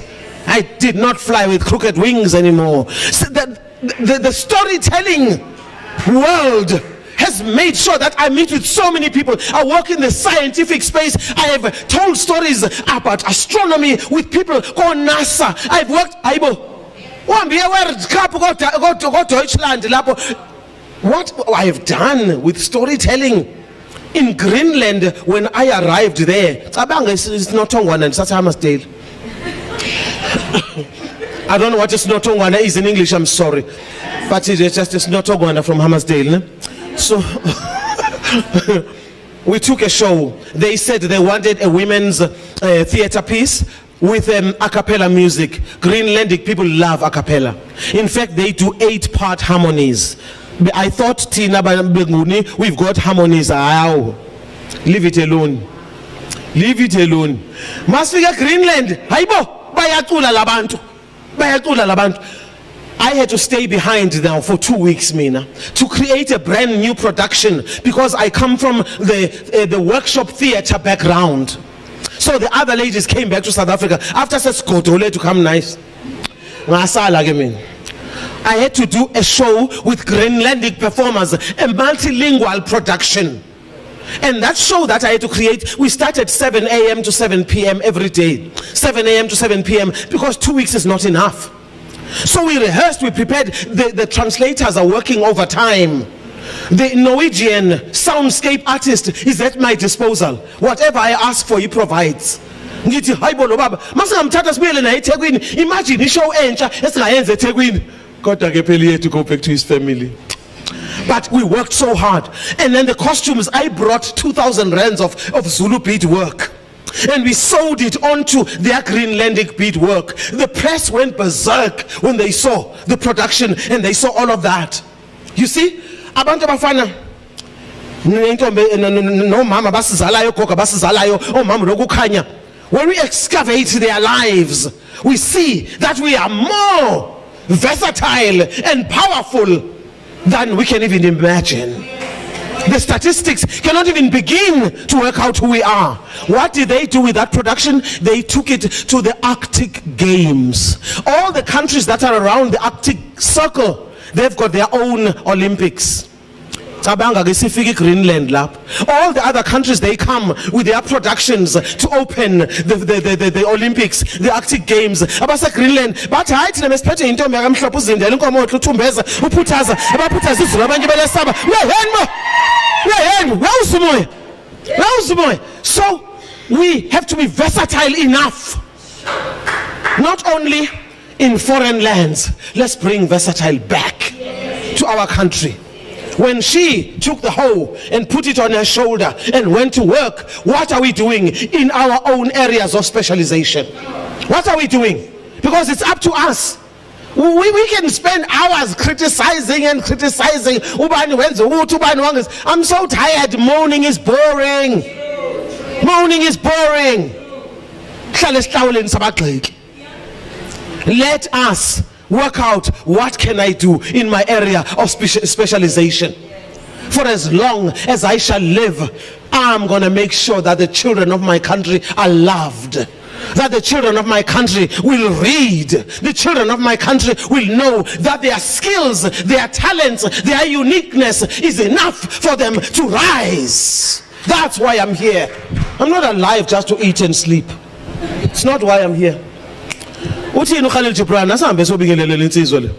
Uthi uKhalil Gibran, a job well done is love made visible. Put your very heart into the work you do. Put your very heart, because a job well done is love made visible. Well, so are we singing pop songs here? Sithe masikhuluma ngokubaluleka kokuhlonishwa kwesintu sakithi. Ngakhumbula ukuthi we need to remember again and again that simunye nendalo. Oh, yes, ngama Africa. Siyasi thanda isizwe sethu yabo. Yes, ngama Africa. Simunye nendalo. Yes, ngama Africa. Simunye nendalo. Yes, ngama Africa. Simunye nendalo. We are one with nature. If we remind ourselves and each other constantly, we will not be searching for foreign concepts of how to be one with nature, because it is in our DNA. All of us, it is in our DNA. So when we talk about our histories, our loved ones are never truly gone until we choose to forget them. They are with us. They are with us. Ubirago Diop from Senegal puts it so beautifully. You know Birago Mos Skok. She's in this wakonia, she's Ganiega. Atu mamu unonsis mkweto. Atu kwela pezu wa maje uya konya gezwel pezulu. Uti maibu ya Afrika yanga ndawo. Buya wena. Africa ayanga ndawo. Buya wena. So, sons and daughters of Africa, we are the ones who must reignite our love and sense of belonging to this land of our ancestors. Those who have hurt and stolen and lied and indoctrinated, they've done their bit, but we are still standing. We're still standing. We are still here. Her name spells out light. And I love that it is a name that we should never allow ourselves to forget. The name has got magic. Nokukanya, mother of light. Just name powered with that undying light. Etilisedi.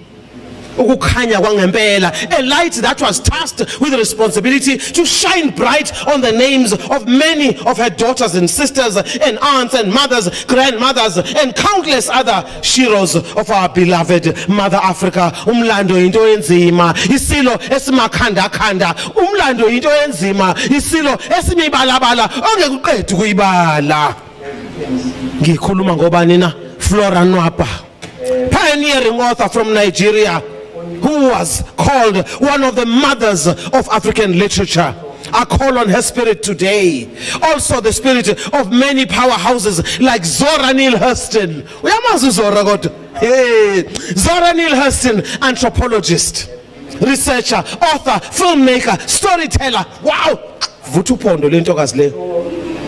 Queen Amanitare. Oh, from the kingdom of Kush. Queen Mandadis. Queen Mujaji of the Balobedu people. Let's call them, let's not forget them. Mbuya Nehanda, the spirit medium from Zimbabwe. Stella Shiweshe. Sandukushona recently. She was the first woman to play imbira. Mabeti, the music of the ancestors must be played by men only. And she went ahead, Shona Konempini. Wangari Maathai of the Green Belt movement. We are in a loyo. Ruth First, yabo, freedom fighter leyo. Talsi September, Noni Jabavu. Abamazi, Katie Makanya, Charlotte Manya Makleke, Victoria Mklenge, Phyllis Naidu, Nonsis Mkweto, Umkaba Jama, Fatima Miere, Newal El Sadawi from Egypt, Babengamas, good Bamenzeni, that Lohulman was a kipito Titegi, something good Lomuntu. What a mind! What tenacity! What? Oh, she was unbelievable. Newal El Sadawi, Miriam Kladi, Margaret Mnadi, Albertina Sisulu. Now we are doing it again, Tinama South Africa. We are doing it again. We are in the process of forgetting Cynthia Shange, abaninga bamas, Mama Noria Mabasa, abaninga bamas, Mama Leah Tutu. We are pila and we forget them while they still live. Kutenin soyi anje. Nsoyiga ulibese kamalake utheni nsoyiga ulibese kamalake utheni nsoyiga ulibese kamalake utheni nsoyiga nje. Why are you scared of calling out their names? Keep their names alive. I ask you, why do we fear to let their names pass our lips? Why do we refuse to let our tongues be the pens that write on the minds and future memories of our people, especially our beloved children? Why do we fear? I know we are overcommitted and overworked, stretched beyond what is humanly normal for our poor brains and bodies. I know we are busy. But to have pockets of calm, we must still have that focus to try again to have pockets of calm, because we need them. We need those pockets of calm. On days when we find it hard to wake up in the morning, we should allow ourselves to hear Mapengu's quiet footsteps as she carries her hoe over her shoulder on her way to the fields to till the land, to nourish her family for food, for body, and sustenance for the soul. That's how she educated her children. To love Mother Earth is to love oneself. To love Mother Earth is to love oneself. Babet abamaziyoge, babetu mamunogukhanya. She was the hands and the feet of Babu Albert Luthuli, because uthe qeda nje ukwenyulwa ukuthi abe umholi weANC amabhuda athi ha burning order.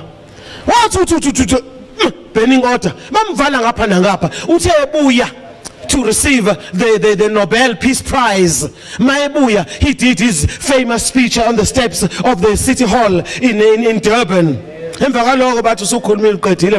Another burning order. The speech that he was going to deliver to the ANC was delivered by Mama Nogukhanya Luthuli. Is there a video? Is there a video of her doing that? No, of course it does not exist. When you go to Google, ufuna uMama Nogukhanya akekho ngeke umthole. Cynthia Shange, our famous film star, the first black Miss South Africa. What? Mawuya Google, bazokutshela ukuthi why she made a speech at Uma Fela's funeral. Bazokutshela ukuthi she's the mother of Nonhle Thema. That's about it. Cynthia Shange. There are so many people I can tell you about that we choose to forget. Now, there are birds that sing ancient songs till they all harmonize in the chorus. But Nogukhanya, the fields are calling us. Nogukhanya, the fields are calling us. Sons and daughters of Africa, Nogukhanya, Mother of Light, is calling us to get up and play our part, answering the call to the army of nation builders who throw themselves into the daunting task, bones and all. Sitela matambo. siyidela amathambo. Hayi ukuthi uhulumeni uzokwenza lokho, uhulumeni uzongipholishela izicathulo zami, uhulumeni is going to sweep my yard, uhulumeni is going to wash my car, uhulumeni akakwazi ukwenza lokho. I'm very sorry. So, hard work and resilience is in our DNA. That's not new, you know that already. Be that as it may, we must continue. As we do, we must remember that gentle voice, but persistent, is talking to us. Let's listen with the ears of the heart, not these ears, the ears of the heart. If I want to call Reverend Mutlalepule Chabaku, she had a double bass bigger than mine. Her double bass was much bigger. She had these eyes. You are at the right place, at the right time, for the right purpose. Let the purpose reveal itself to you. You are at the right place, at the right time, for the right purpose. Let that purpose reveal itself to you. And I'm repeating those words to you. We are at Unisa, at the right time, for the right purpose. Let that purpose reveal itself to us. Every single one of us. As Vagashangala, we've come to get healing waters from the well. Re-empower ourselves to grow and know that we've got responsibilities. We don't step out of here. See, I was listening to so and so. I wonder, who are they? So here, these words with the ears of the heart.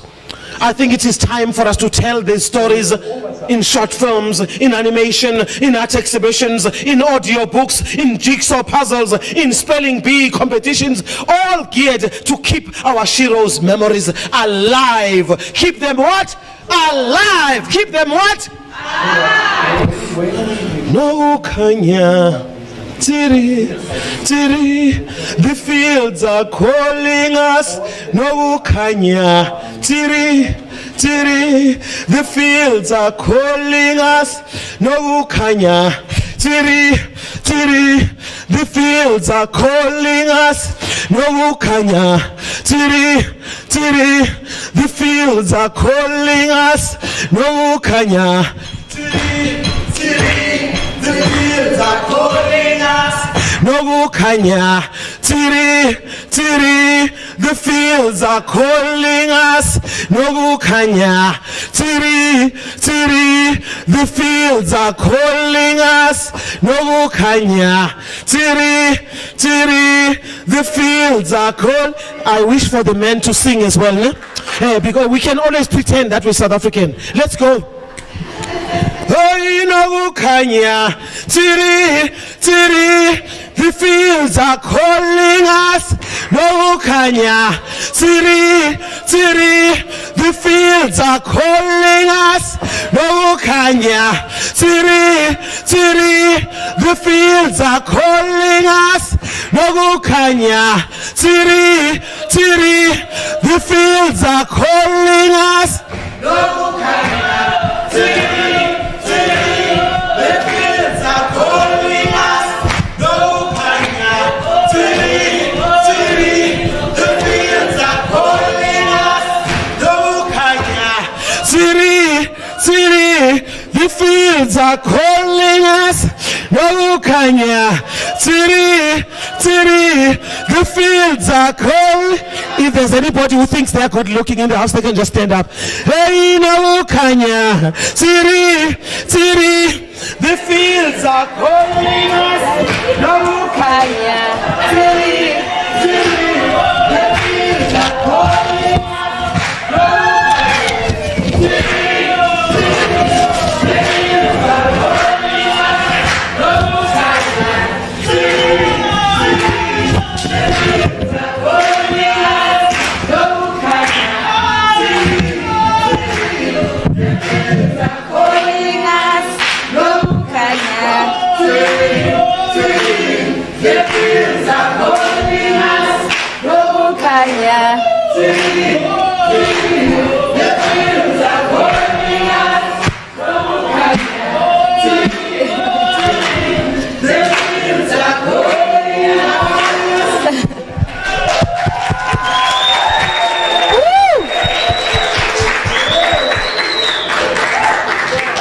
Enkosi Mama, thank you so much. Thank you so much. I bet Umam Nokanya, even Unkosi Chief Albert LUTHULI are smiling, and they're happy for reminding us and for challenging us to excavate the lives of these women, the lives of ordinary women, the women that we don't name.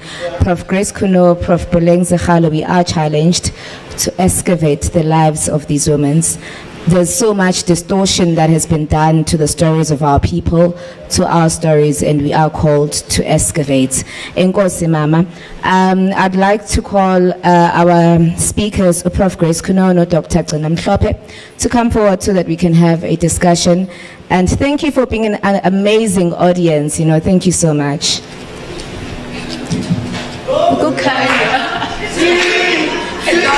You're going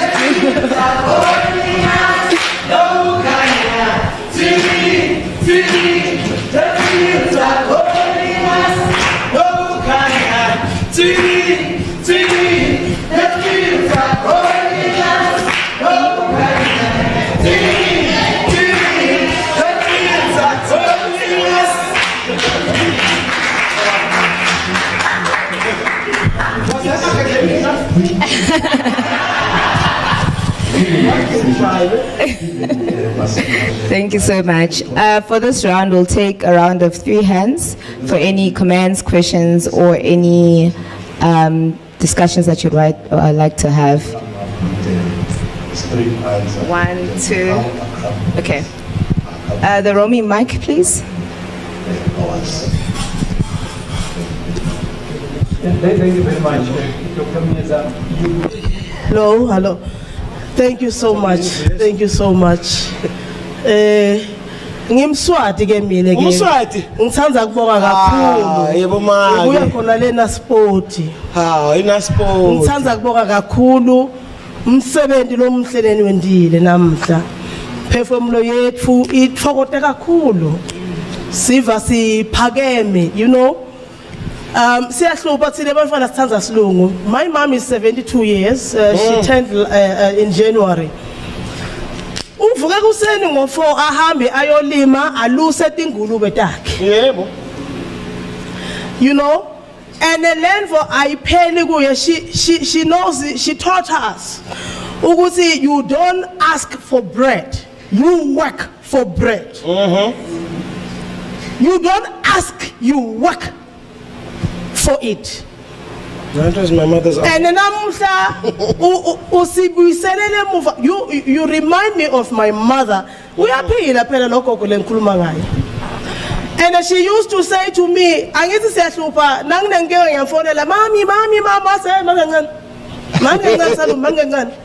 Mvanami ungabohlulwa yinvo lengakhulumi. Ungabohluleka. So I just bengithi nje ngikubonga kakhulu.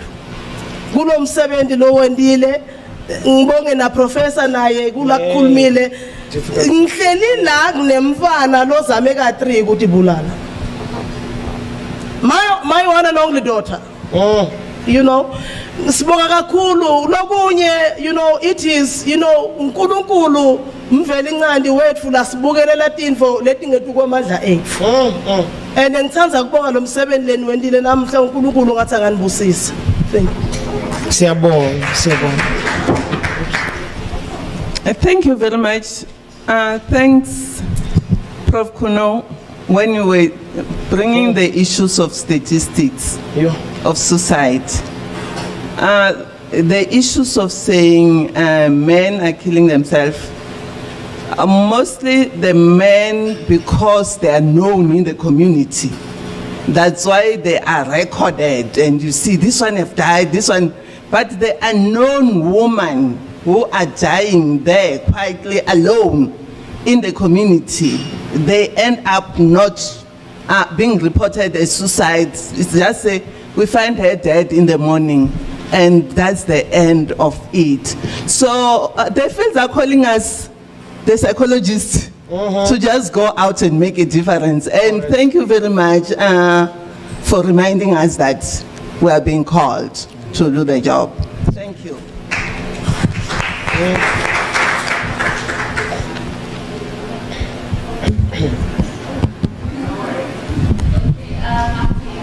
Yes. Sivukile siphaphamile, we feel ukuthi si ready, you know. Ngiyabonga kakhulu ngalokho. Prof Kuno, my question maybe is relating to you.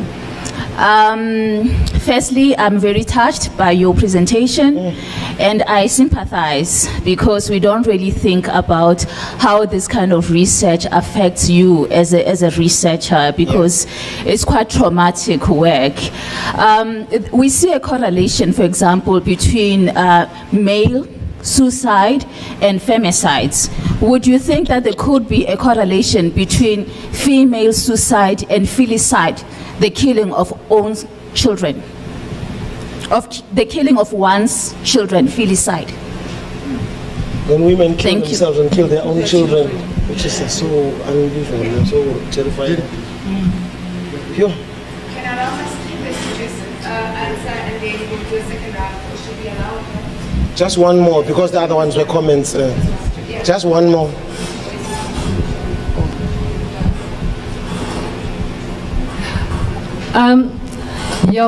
I don't know what to say right now, but Professor Kuno, your research is it is disturbing. The reason it is disturbing is that women don't commit suicide. They are living corpses. Women are experiencing so much pain, but the system has made them get accustomed to this pain. I will tell you a story, and it's so connected with what is happening today. 20 years ago, I tried to commit suicide. I was pregnant with my second child. I had to give up my education. I was an undergraduate for LLB. I had to give up my education in order for me to be a mother to these children. And at the time, I was a child myself. But one day when I was breastfeeding, watching TV, Umamutsi Namhlope was there. What she's singing today, it's getting me emotional, because what she's singing today is what made me realize back then that I had a purpose. Because what she said is that, I think it was derived from the Bible, that the workers are few, but the harvest is plenty. And at the time, I was 20 and carrying this, actually I was breastfeeding my second born, and I remember thinking that I don't have a purpose, because if I had a purpose, I would not be in this position. I would not be a mother to rejected children. I would not be a mother to, I would not, I don't have a purpose to live. But hearing that the field is plenty, I knew that maybe I've got a role, and maybe these children are coming as a pillar for me to understand the role that I played in the society. And today, my daughter, it's actually funny, because she says to me that, oh, you are going to meet mommy intelligence. And I looked at her, I'm like, so my daughter, they've got another mother. So they refer to her as mommy intelligent, and then they refer to me as mommy conscious. And that made me think that we are in this predicament because when the colonizers came, they came with intelligence, but intelligence without conscience. And that has been our detrimental. And Tina, as Africans, we were in a system of conscious without intelligence. So now when we learned to be intelligent, we kind of suppressed that conscious. But now seeing you, Mama, and you had actually merged the two, the intelligence and the conscious, and it is the reason I am still standing here today. And for that I just want to say, Ndiyabulela.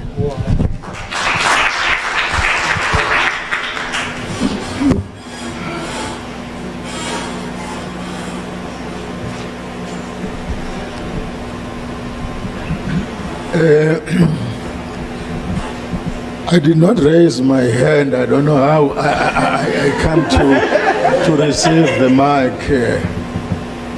I'm supposed to give a vote of thanks. So I don't want to preempt that.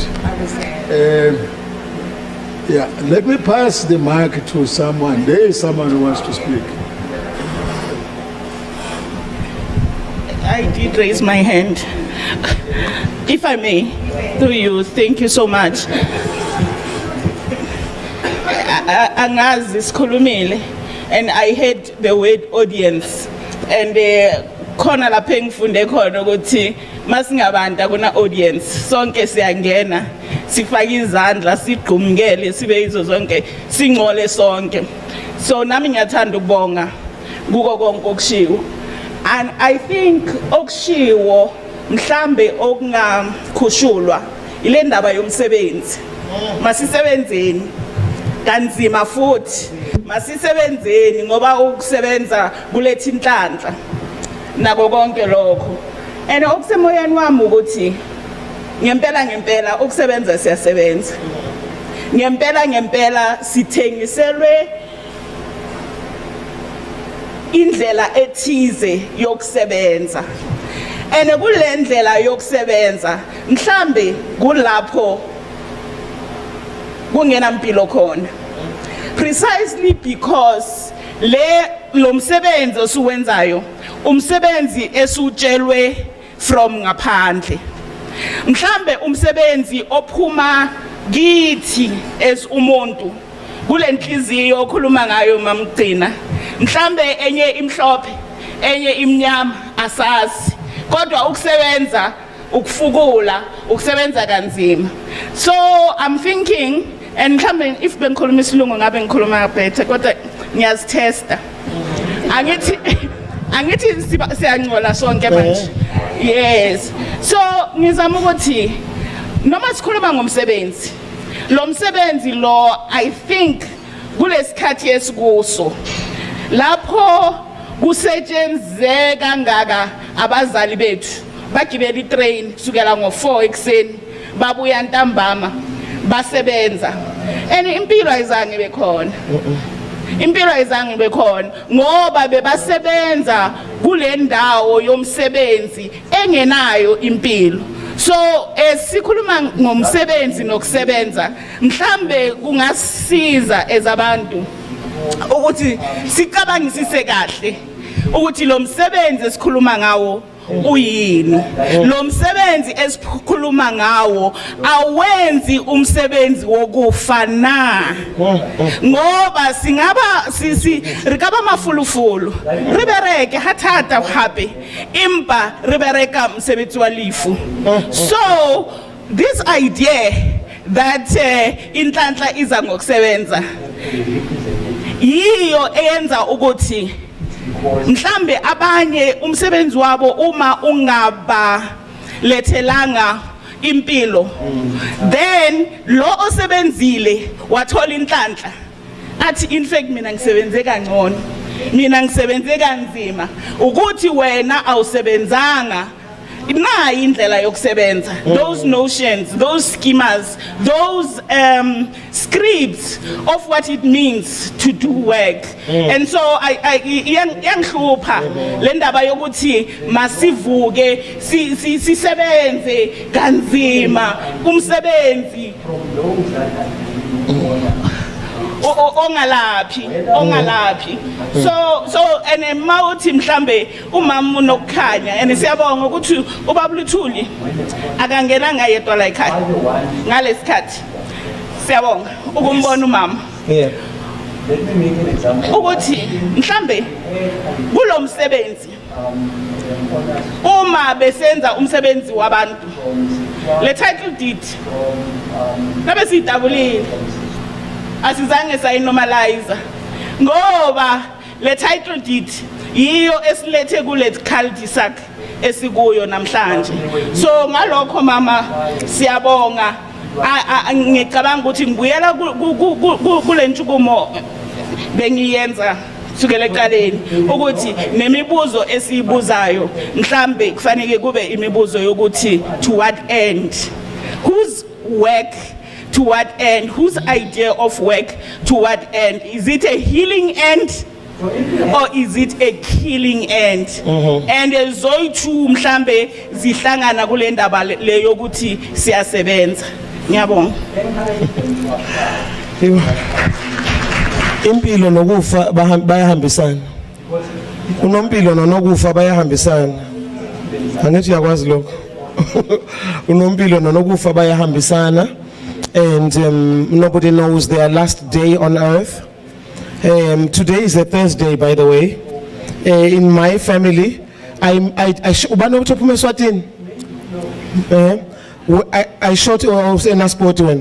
I shot a film in Swaziland, and the father of my director did something called Grateful Thursday, and I thought, Haibo, I can cut a pattern, I'm taking it back home. When we finished filming the movie, I went back home and sat down with the children about total good Eswatini. We were busy doing Grateful Thursdays every Thursday. Before dinner or after, we would sing, and every single person would stand up or sit and say what they are grateful for. Say it out loud. Sometimes we don't say it out loud, what we are grateful for. And so now in my family, we've got Grateful Thursdays. So Mina, Professor Kgorong, thank you for inviting me to Unisa. Thank you for the privilege of listening to all of these amazing people who spoke here, to listen to the comments, to listen to the questions, to listen to everybody who's here. That this is my Grateful Thursday. Mina ngibonga into eyisimanga mangigoduka namhlanje bebuza ukuthi bekunjani eUnisa ngizobatshela ukuthi it was a grateful Thursday ngaze ngabusiseka. Yabona? So ukufa nokuphila kuyahambisana. Sisebenza kanzima ngesikhathi isikhathi, it is not where you were meant to be as a person. Ubona ukuthi usebenza umsebenzi ongakujabulisi, but there's no experience that is ever useless. There are jobs I have done in the past, but I did not cry, I did not moan, I did not sulk. What I thought was, it's in the meantime. Ngathi in the meantime, ezinye izinto uzenza in the meantime until you find your own calling.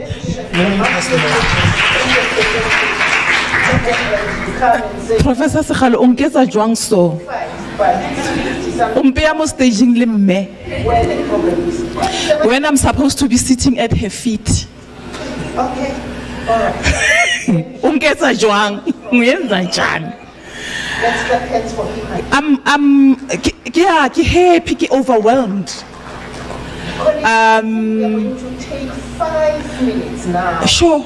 And ask questions. Okay, I want to bua, Professor. Na. Kafella ki manzwi. Okay, I want to. Jesus. So I think I'm not going to answer questions. I hear your question. It's homework for me. And since the speakers made comments, I'm gonna just share. Maybe research and innovation. Abuwa ka how she was fired, and how that was an invitation for her to fly, for her wings to be straight. Go like you cannot into. Hamme abuwa. I can't remember abuwa abina. In order that abina, it's a madness. It's a madness.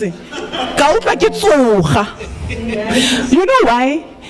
Guys, I indicated why I write and read instead of speak.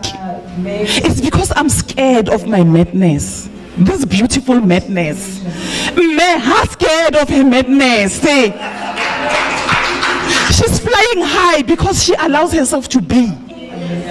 She allows spirit to speak through her. Not because I've been trained in this Western thing. I'm like, give a coherent because this question anytime. So I want to make sure I sound like a professor.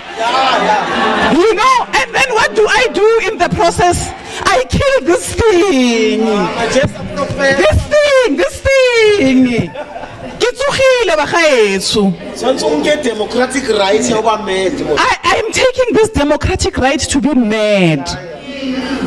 But I'm taking from today, this morning, and from Nzikinyanya, I'm taking from this milk, Kgorong, we are the ones we have been waiting for. I'm taking from this milk, Kgorong, the work has begun. There's no turning back.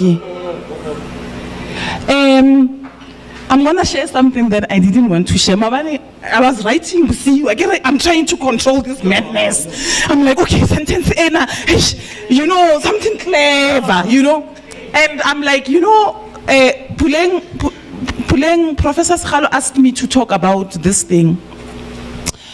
Umphileli title wa control. So Hansiki research, I'm like, you know what, I want to speak from personal experience, but I was like, personal experience, it don't expose, it don't get vulnerable. But I'm realizing that's what the invitation was. 2020, I was diagnosed with depression. Dr. Zondi. On hindsight, it was an invitation for me to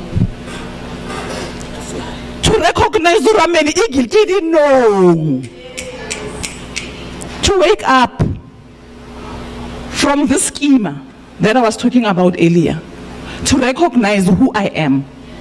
And today, that invitation has been taken to another level. This craziness is what makes me who I am. And this craziness, this madness that I'm trying to hide, is the contribution I'm supposed to make. So I'm speaking this, Kaleboha. Skhalo Njayam. Thank you for foresight. Mama, it's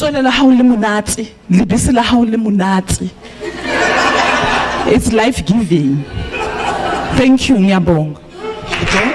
Don't tell the Vice Chancellor that there are mad people at Unisa. She's here. The Vice Chancellor is here. Yes. And she found out that there are mad people at Unisa. Mudim.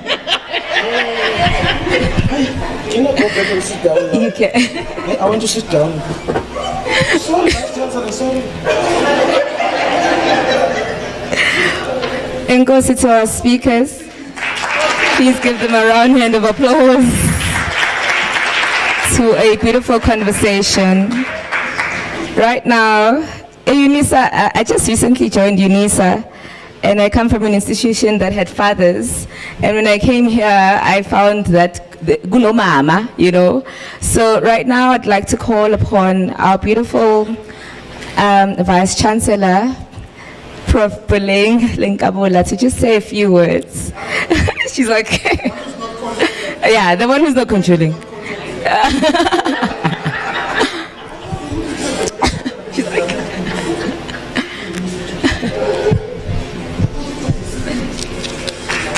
can we give her a round of applause?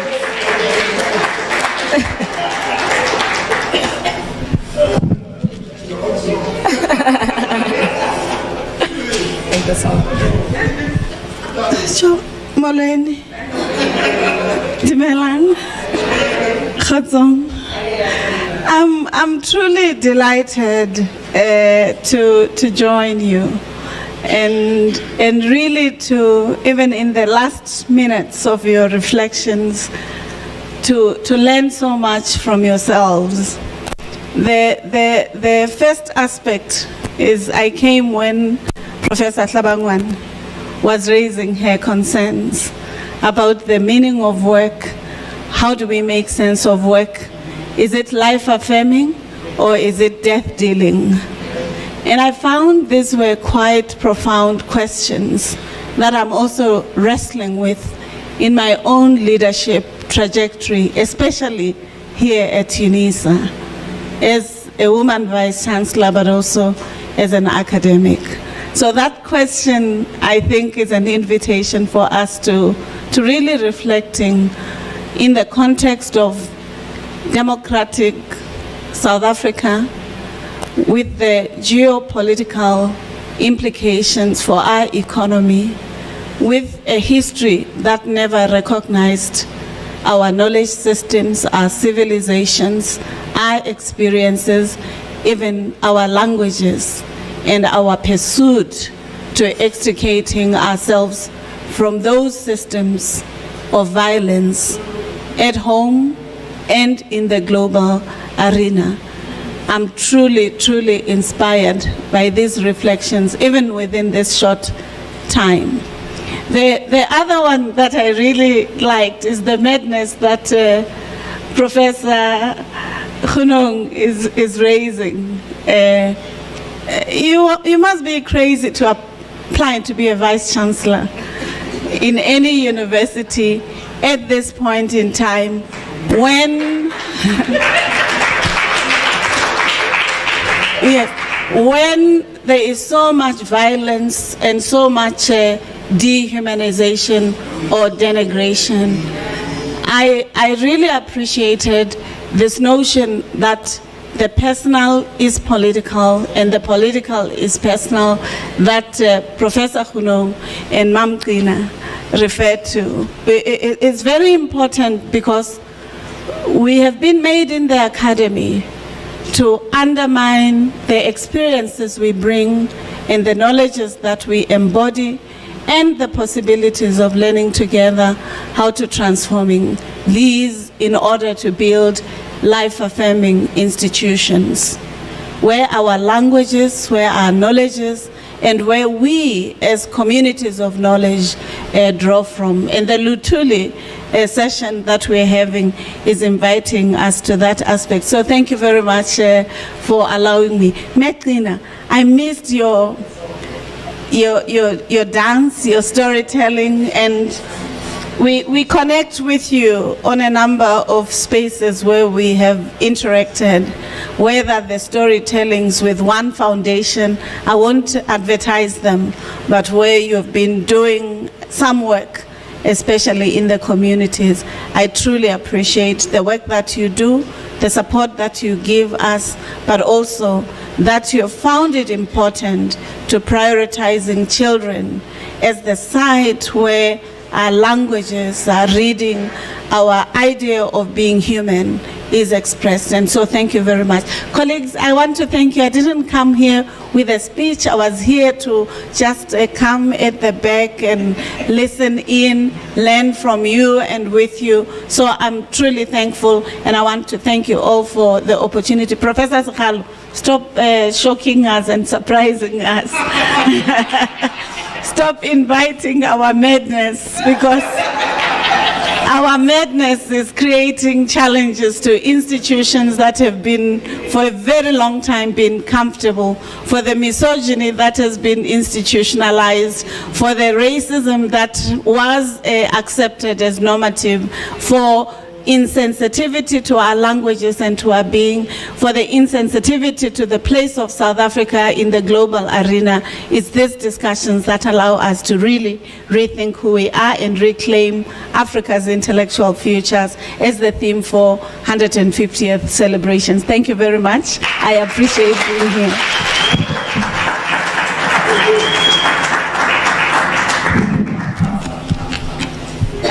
Thank you so much, Prof. Buleng. At this time, we are going to be breaking for lunch until 2. Okay, from now on until 2 o'clock. Thank you so much, everyone, for participating, for conversating, and we carry on with the engagements and discussions over lunch until we come back. Enkosi.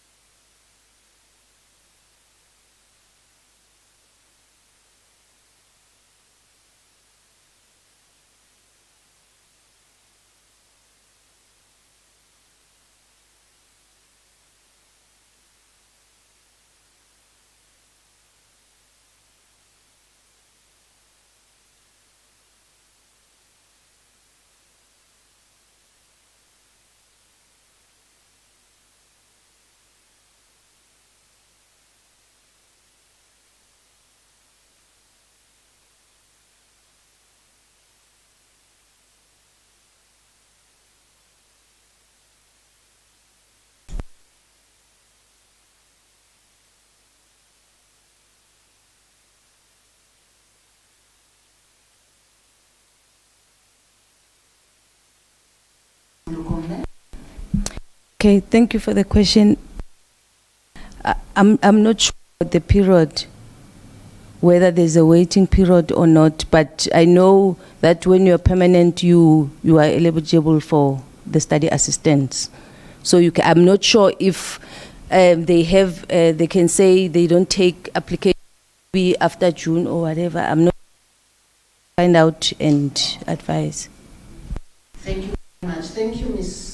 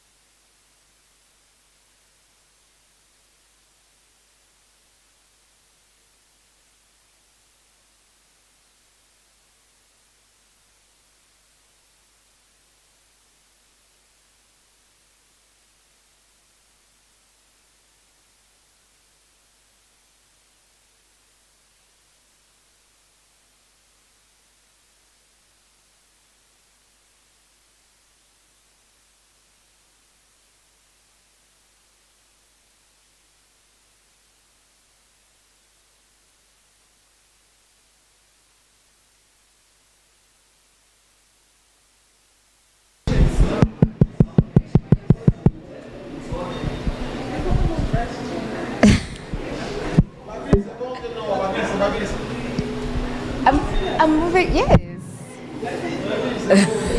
Can I let us?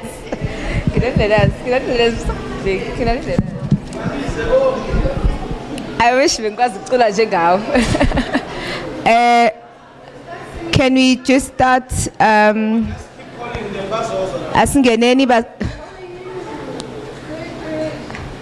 don't sit far.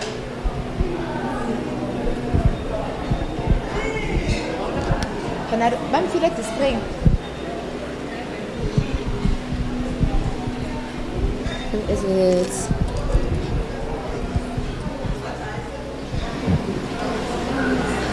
Linda, ik het zo in de klok. Ja, ik heb net zo'n. Kan je dat aan? Bang feel. Una one. Kan je het? Bang. En dan mag het zo.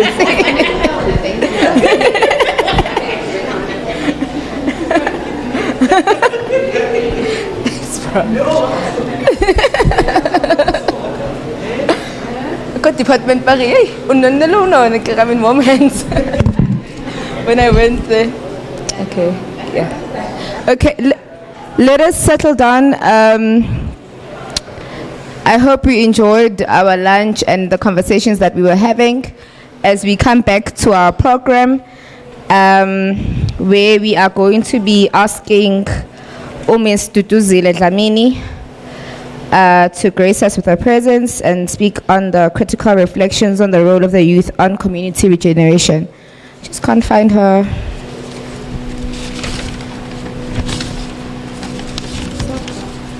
Oh, sorry. So many papers.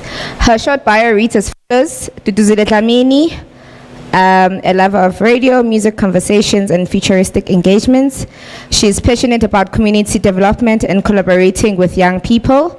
She is a second-year PhD candidate at the University of Cape Town at the African Feminism Institute, and her research interests focus on race and gender transformation in the leadership landscape of African higher education. Ms. Dlamini, the stage is yours.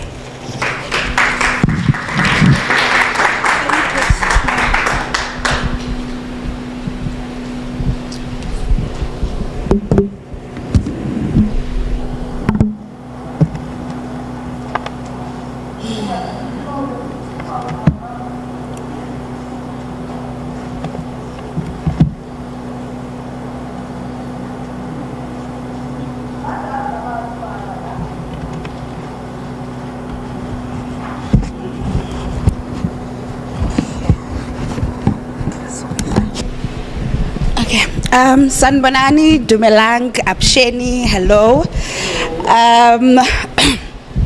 I'd like to greet everyone present today and thank you to the Chief LUTHULI Research Chair for the invite, and a special thank you to the Symposium team for pulling off this event, and greetings to Unisa academic support staff and the students and every distinguished guest. So this is a very special invite for me that I have received in my limited time in academia. This symposium is a follow-up from the fourth Chief Albert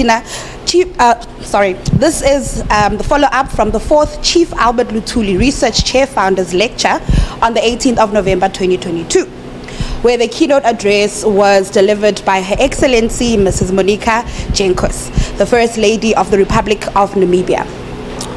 In her speech, she addressed socio-political issues that threaten peace and security for women and children across the continent. Heads of states, political leaders, policymakers, military generals, lecturers, cultural and religious leaders who are perpetrators of crime, corruption, sexual harassment, and abuse of power were called out to reform and gracefully step aside to allow those who are capable to be able to lead such important positions.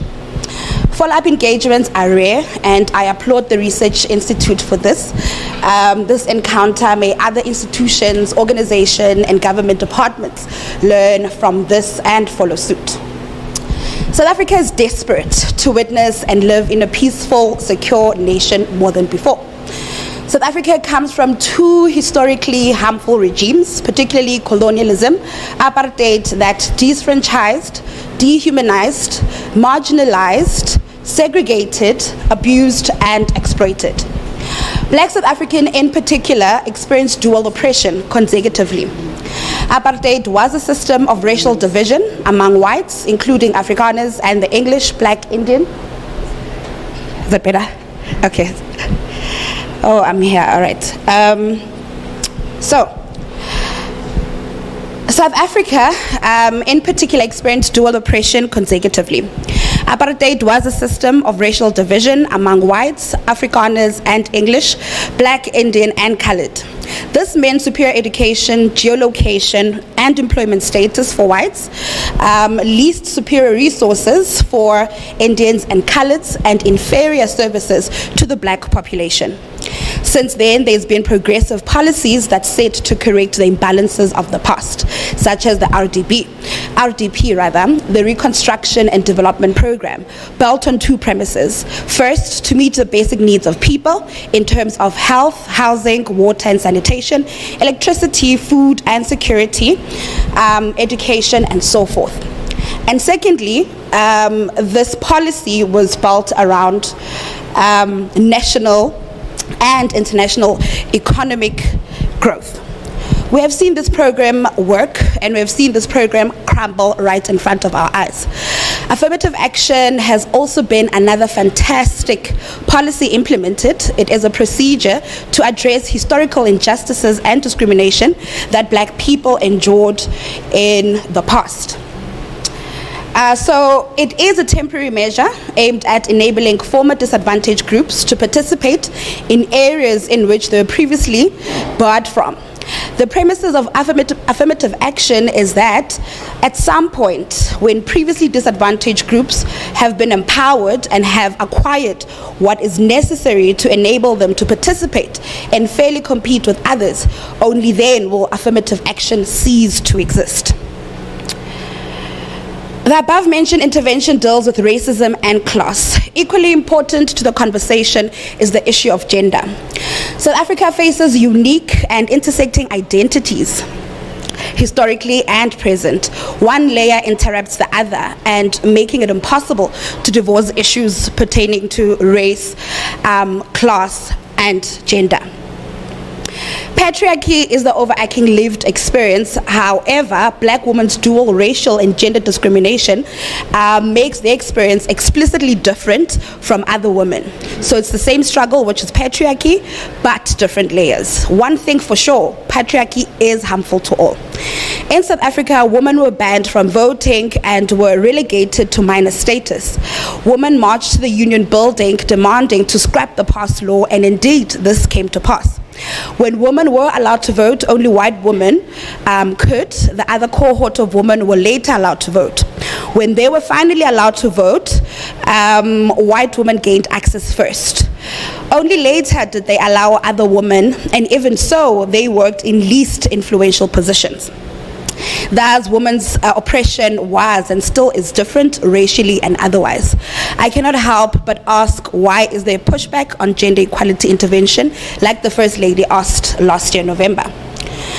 The indicators of man and woman's status in society is the level of literacy rate, the level of male and female assault rate, the level of rape and suicide rate, the quality of life, quality of curriculum, the quality of policy implementation and evaluation, how both sexes are treated socially, politically, and economically, how both sexes are spoken to and spoken about in society, at home, in the media, at schools, in religious spaces, in organizations, and how men and women are represented in the workplace, in leadership position, and in all other socio-political settings. So, I am asked to reflect on the role of youth on community regeneration.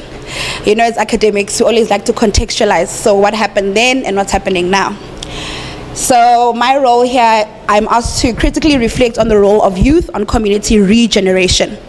Regeneration refers to an action or process of regenerating or being regenerated, a sense of renewal, the formation of new growth within existing organism to improve a place or system by making it more successful and proactive. While culture is collective human intellectual exchange, and community refers to people living in the same place, people that are united, and people having something in common, a group of people who practice common ownership, and I call it common unity. So I grew up in a community, Deep Kloof in particular, in Soweto, that is full of activities. And if you do not find yourself somewhere, it was your fault. Because there was so much to choose from. Gune party, gune diski, gune scotch, gunomkusha, gune ingeto, gunomamkuk, oklisa, okdlalisa, ama ali, igirigiri, ama card, reading books, malanzana, music, dance, and more. So,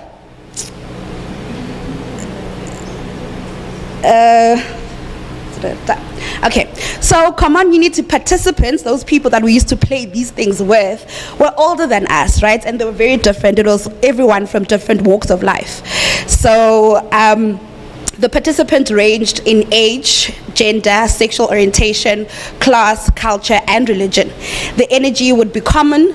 The energy would be full of laughter, fun, movement, sweat, competition, unity, common goal, and creating memories. I loved these moments because they afforded communal. I loved this because it afforded communal members a sense of belonging and recreation. When all is said and done, boys and girls clean up their community, right, after the fun. So to me, this routine signaled a sense of care for one's community, the idea to use, reuse, and preserve your city. I'm more likely to be referring to my generation, because I was born in 1993. So today's generation can be found on TikTok, Spotify, Instagram, blogs, online gaming sites, YouTube, TikTok, Gracie's Corner, and Coco Melon. And Coco Melon, very interestingly, they have over 250 million subscribers. And these people who watch this are broke, they're unemployed, but they're using your own data. So Coco Melon, for those who do not know, it's for kids. It's an online site on YouTube. That's where we find them. So other young people also go in there. So these are still activities, not in a traditional sense, but they have migrated to the digital sphere. Therefore, the culture and consumption pattern has changed. Unlike the traditional mode of communal participation, new age activities require money and data. This is a challenge for most young people considering the digital divide in the diaspora. Affluent black parents have located to other parts of the city and have assimilated to that communal culture most that erases historical rituals and games. For instance, in gated communities, children playing and being loud is referred to noise pollution, and one may face prosecution for such action. So this means that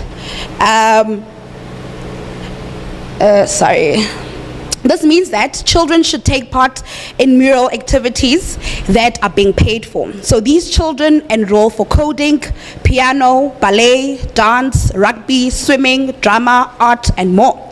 By nature, this is classist. Therefore, the question that we are then asking is that should the children or should the parents who live in informal settlement, poor working class or unemployed, should they really be charged for this, or the children should they not benefit from this? So the biggest question right now is that this is where communities can pour back into these generations through initiation that can pour back to the next generation through initiative that will mentally and physically stimulate young ones, be it the reintroduction of traditional games, inventing traditional games activities, inventing new activities, and or supporting existing activities in your community. Home is where the heart is. This is where the self is conceptualized and redefined.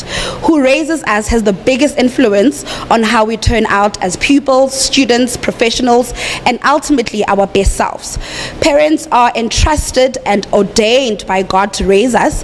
What a huge task, I might add. Hence, it is important for adults who wish to bring children to the world to be prepared for this perpetual journey, mentally, spiritually, and financially, for the duties ahead. Conscious parenting is a trending concept for millennial parents, and this refers to letting go of a parent's ego, letting go of parents' desires and attachment. Instead of forcing behavior on children, parents should focus on their own leadership, their language, their tone, their expression, manner of approach, behavior, teaching, their expectations, and self-regulation. The whole conscious parenting movement is coming from a place of recognizing that for our children to be emotionally resilient and have high IQ and be successful in that way, we need to help them with their emotions from an early age. This idea is to self-correct and avoid bleeding on the child or children. So this is important in a South African context, considering the surge of brutal violence, rape, and murder cases in the country. This parenting style is necessary in raising feminist or womanist that are mindful and who are sane children. Hence, gender role must cease to exist at home. Boys and girls should rather be raised and treated equally. They should take part in all domestic duties regardless of their sex and be responsible members of society. This illustration is central to reimagining a safe, gender equal, and a just future. What we expose the youth to is important, good or bad. It plants a seed on the kind of people that we aspire to be and will become in future. Like Nobukhanya Mapengu Luthuli's view on gender equality, society should do away with traditional gender roles. Her children, both boys and girls, were required to equally work on household tasks such as cooking, cleaning, doing laundry, as well as in the fields as farmers. Equally important, Chief Albert Luthuli was a feminist. When he was at home, he often shared in the housework while spending time with his children. Nobukhanya also appreciated the fact that he never restricted her on the financial upkeep of the home, and they were both equals. More public figures and leaders should embrace this way of living in their personal and professional lives. In turn, it will encourage ordinary boys and men to follow suit. The gender-based violence, gender parity, and discrimination would also cease to exist should we see this happening. Schools and universities are equally important in regenerating the moral decay in our society. Academic curriculum, textbook content, author citation, selection, human resources, teaching pedagogy, privileges, produces, and normalizes certain kinds of knowledge that will ultimately manifest in social order. Therefore, this process should be taken very, very seriously. The media, religious and cultural institutions are also encouraged to get involved in the renewal strategy for young people in South African communities through teaching philosophy doctrines and morals that are aligned with constitutional values. Young people often find themselves faced with various socio-political issues, namely depression, drug and alcohol abuse, crime, sexual abuse, teenage pregnancy, school dropout rate, poverty and unemployment, among other socio-economic issues. These challenges, rather, are not unique to previous generations' issues. It is just that today's issues are more explicit and public, one, because of a liberated generation, secondly, because of social media. Young people are yearning to belong, to contribute, and to collaborate given the opportunity. The need for church programs, community centers, spotting codes, art centers, reading and writing book club has become more urgent. In both urban and rural areas, no one should lag. Anyone can be a transformation agent. All you need to do is to have a vision and key players to assist you to execute the task. There is always someone ready to assist. We just need to find them. Critical engagement like this gives birth to the bigger picture. We can save a life away from drug addiction. We can save a pupil who's about to drop out from school, unplanned pregnancy, and crime by socio-politically cleaning our own neighborhood. Protect it, preserve it, maintain it.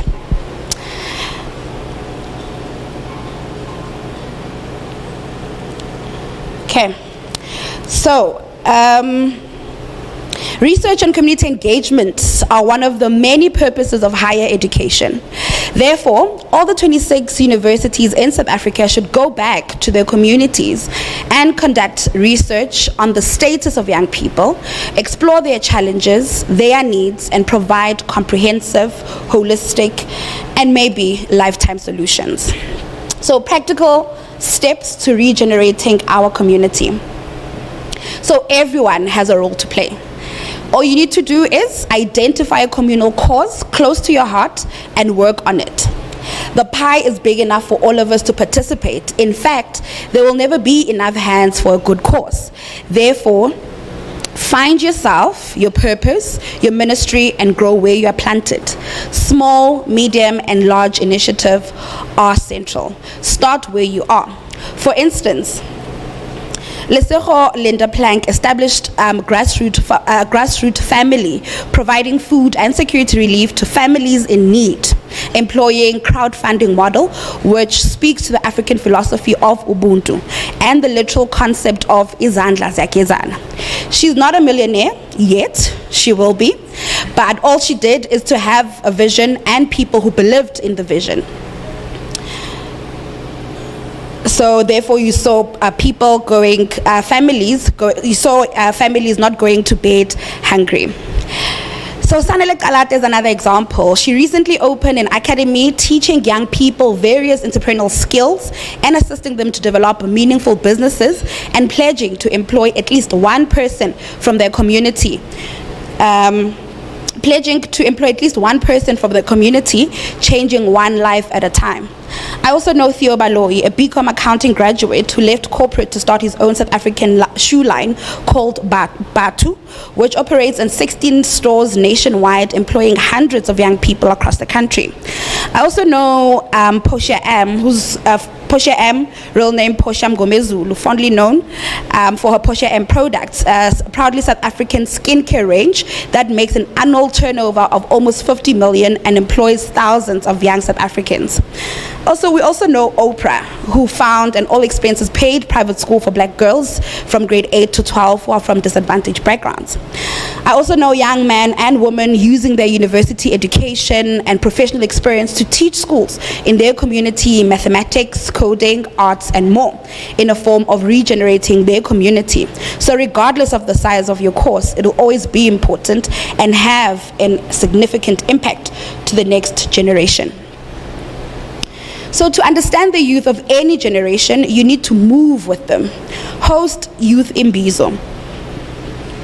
Excuse me.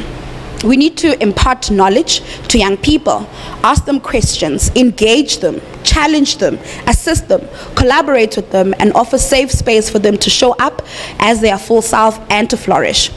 The youth of the past fought for liberation. Today's youth set to sustain and multiply mental, financial, and political liberation for all. Young people have often been criticized for being nothing like the youth of 1976 who led the Soweto uprising. It might be true that then and now youth activists face unique challenges, protest, and think differently. The rise of social media has seen the birth of the Arab Spring, a revolutionary wave of demonstrations and protests in the Middle East and North Africa between 2010 and 2012 by young people in response of corruption and economic stagnation.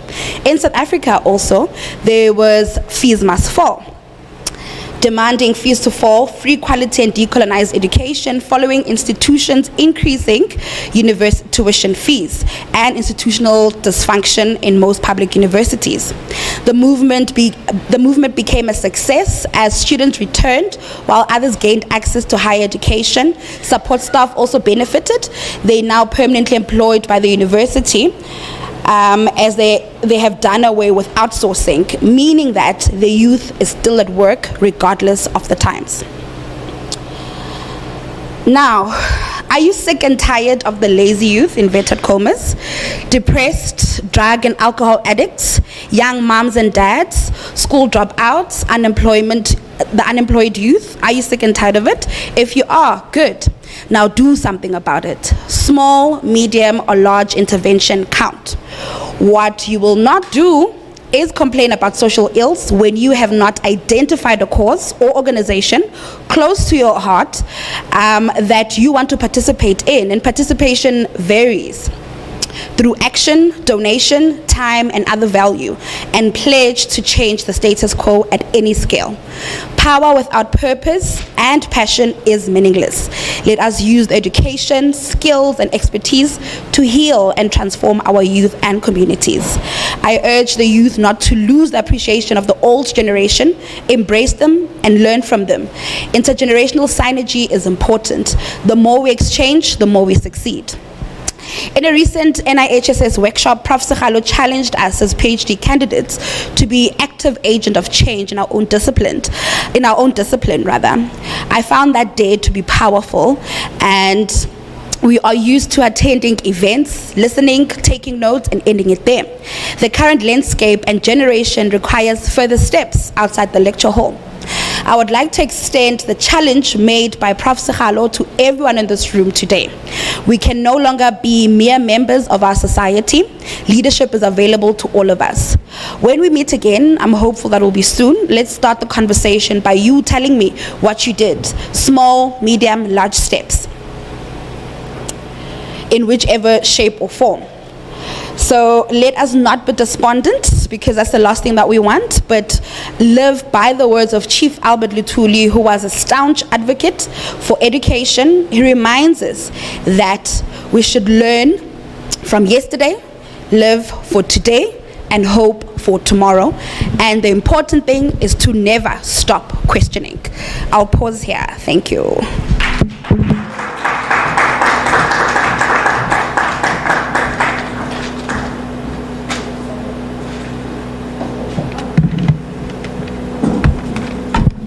Thank you, Ms. Duduzile Dlamini, for reminding us to never stop questioning, but to preserve our communities and regenerate, and also to have an intergenerational relationship as we come from different generations.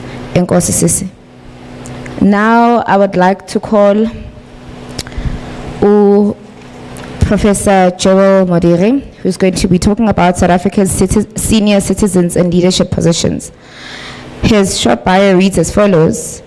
Prof. Joel Modiri is an associate professor and head of the Department of Jurisprudence in the Faculty of Law, University of Pretoria, where he has been teaching since 2016. Prof. Modiri holds a doctorate in legal philosophy with a specialization in critical race theory and black political thought. He has taught a number of courses at undergraduate and postgraduate level, including Introduction to Law and Legal Skills, Jurisprudence, Social Justice, and Human Rights, to name a few. And he has also presented select topics in sociology and philosophy. He has held fellowships and visiting positions at several institutions, including the UCLA Law School, Oxford Columbia University, and has served as an advisor and speaker at bodies such as the SA Human Rights Commission. Prof. Joel Modiri, the floor is yours.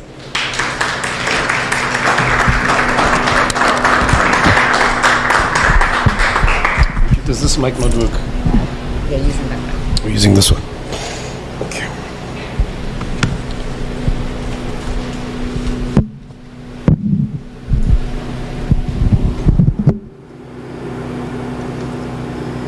Okay, good afternoon, and thank you, Ospuling, for the invitation, and to the other speakers for very edifying conversations.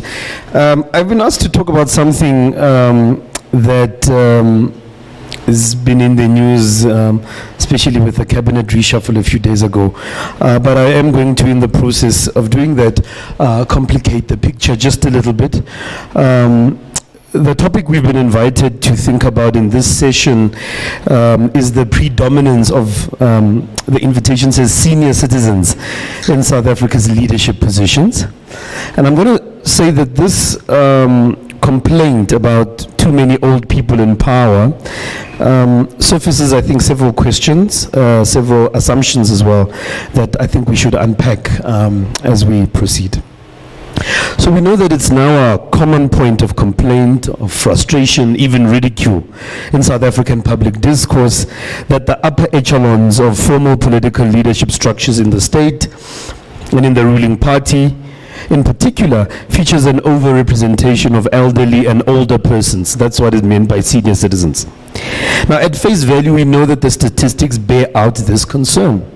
The large majority of members of the National Cabinet are over 60. The President is turning 71. In 2023, his newly minted deputy, 62. The two oldest ministers will be 74 this year, and of course one of them was just a few days ago appointed a minister in the presidency for, among other things, the youth. Even the youngest minister will turn 40 this year. The Sports, Arts and Culture Minister is 53. The Minister of Basic Education will turn 68 this year, and the Minister of Higher Education will turn 65. The new Minister of Electricity turned 48 earlier this year. Okay. These numbers appear even more awkward and perhaps even harder to justify in light of the fact that the median age in South Africa is 27, in a continent with the world's youngest population at a median age of 18, or rather 19. Add to this the data on life expectancy. Life expectancy in South Africa, the average age is 62.8 for men and women. So the field of demography across the social and medical sciences has devoted extensive attention to the impact of aging and youth on populations and the trajectories of societies and cultures. One of the findings that comes out of this particular area of research is that these trends that we've just indicated in relation to public authority and state power will also be identified in corporate, educational and religious organizations and institutions as well. We all know that South African universities will soon or have already started undergoing a wave of steady and extensive retirements of its senior professoriate. The research also shows, however, and this is going to be important for what will follow, that the implications of older persons occupying positions of leadership is at best double-edged. It's uneven. On the one side, older leaders tend to model excellence and experience. They carry immense institutional memory and wisdom. They can more easily command authority and inspiration, and they can more easily direct effective outcomes. That's the positive side. On the other side, of course, this supposes in our own interactions with our parents, the age differences between older persons and their younger subordinates tends to generate communication problems, friction and stigma on both ends, and in the long term poses risks for succession planning or continuity, and it leads to breakdowns in generational perspectives. Finally, an even more important insight that the research shows here is that these arrangements, older people in charge, younger people waiting for them to die or retire, is affected by cultural understandings about aging, about the elderly, about youth, and about generational social relations. And this point about how cultural worldviews shape how we think about aging and youthfulness is going to be important for what I want to talk about. But for now, let's return to this problem that is a cause of complaint for many South Africans. And I'm going to do this by staging a kind of debate between two young intellectuals who in recent writings have taken competing positions on this question. The first is Sizwe Mpofu-Walsh, who, writing in the pages of the Mail and Guardian in late 2022, asks, why is everyone in power in South Africa so old? He repeats this question with a different emphasis. Why is everyone so bloody old? And he explains further that he doesn't mean to be ageist. Instead, he's outraged by the underrepresentation of young and even middle-aged people in positions of state power in South Africa. Mpofu-Walsh explains that his complaint relates to the occupation of high offices and senior ranks in the public service, that young people are generally well represented in the lower echelons. Okay, so it's not that young people aren't there, it's that they're not at the sites of central or fundamental decision making.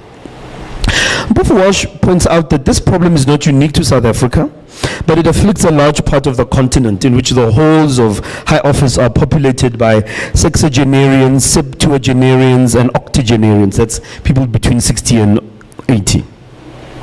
Let's not forget that the Chinese paramount leader will turn 70 this year. The US president is approaching 81. The Russian president 70. And Lula da Silva was returned to presidential power in Brazil at age 77. What troubles Mpofu-Walsh is the paradox that liberation movements which were once fueled by youthful revolutionary energies are now privileging, in particular, old men in power. He explains the central basis of his argument, and he says it's an argument about democracy, and in particular representative democracy, that the governors must have something in common with the governed. Policy making and governance get skewed when a large portion of the population is essentially shut out of high political office, in an arrangement that repeats the private home setting of parents and children, and parents knowing best. So he's saying this arrangement is undemocratic. Emerging technological innovations that are now shaping the geopolitical scene require, according to Mpofu-Walsh, people who understand digital technology, social media, artificial intelligence, autonomous vehicles, and how to send an email. The most pressing problems coursing through the South African reality also have a disproportionate impact on the youth, according to Sizwe Mpofu-Walsh: unemployment, poverty, crime, violence, climate change, and inequality. Tackling these and more requires, for Mpofu-Walsh, leaders embedded in the contexts that a large majority of the population inhabits. So he's shifted from a democratic argument to a functionalist argument that facing the problems of the world requires people who are going to live long enough to see and think about the solutions to them.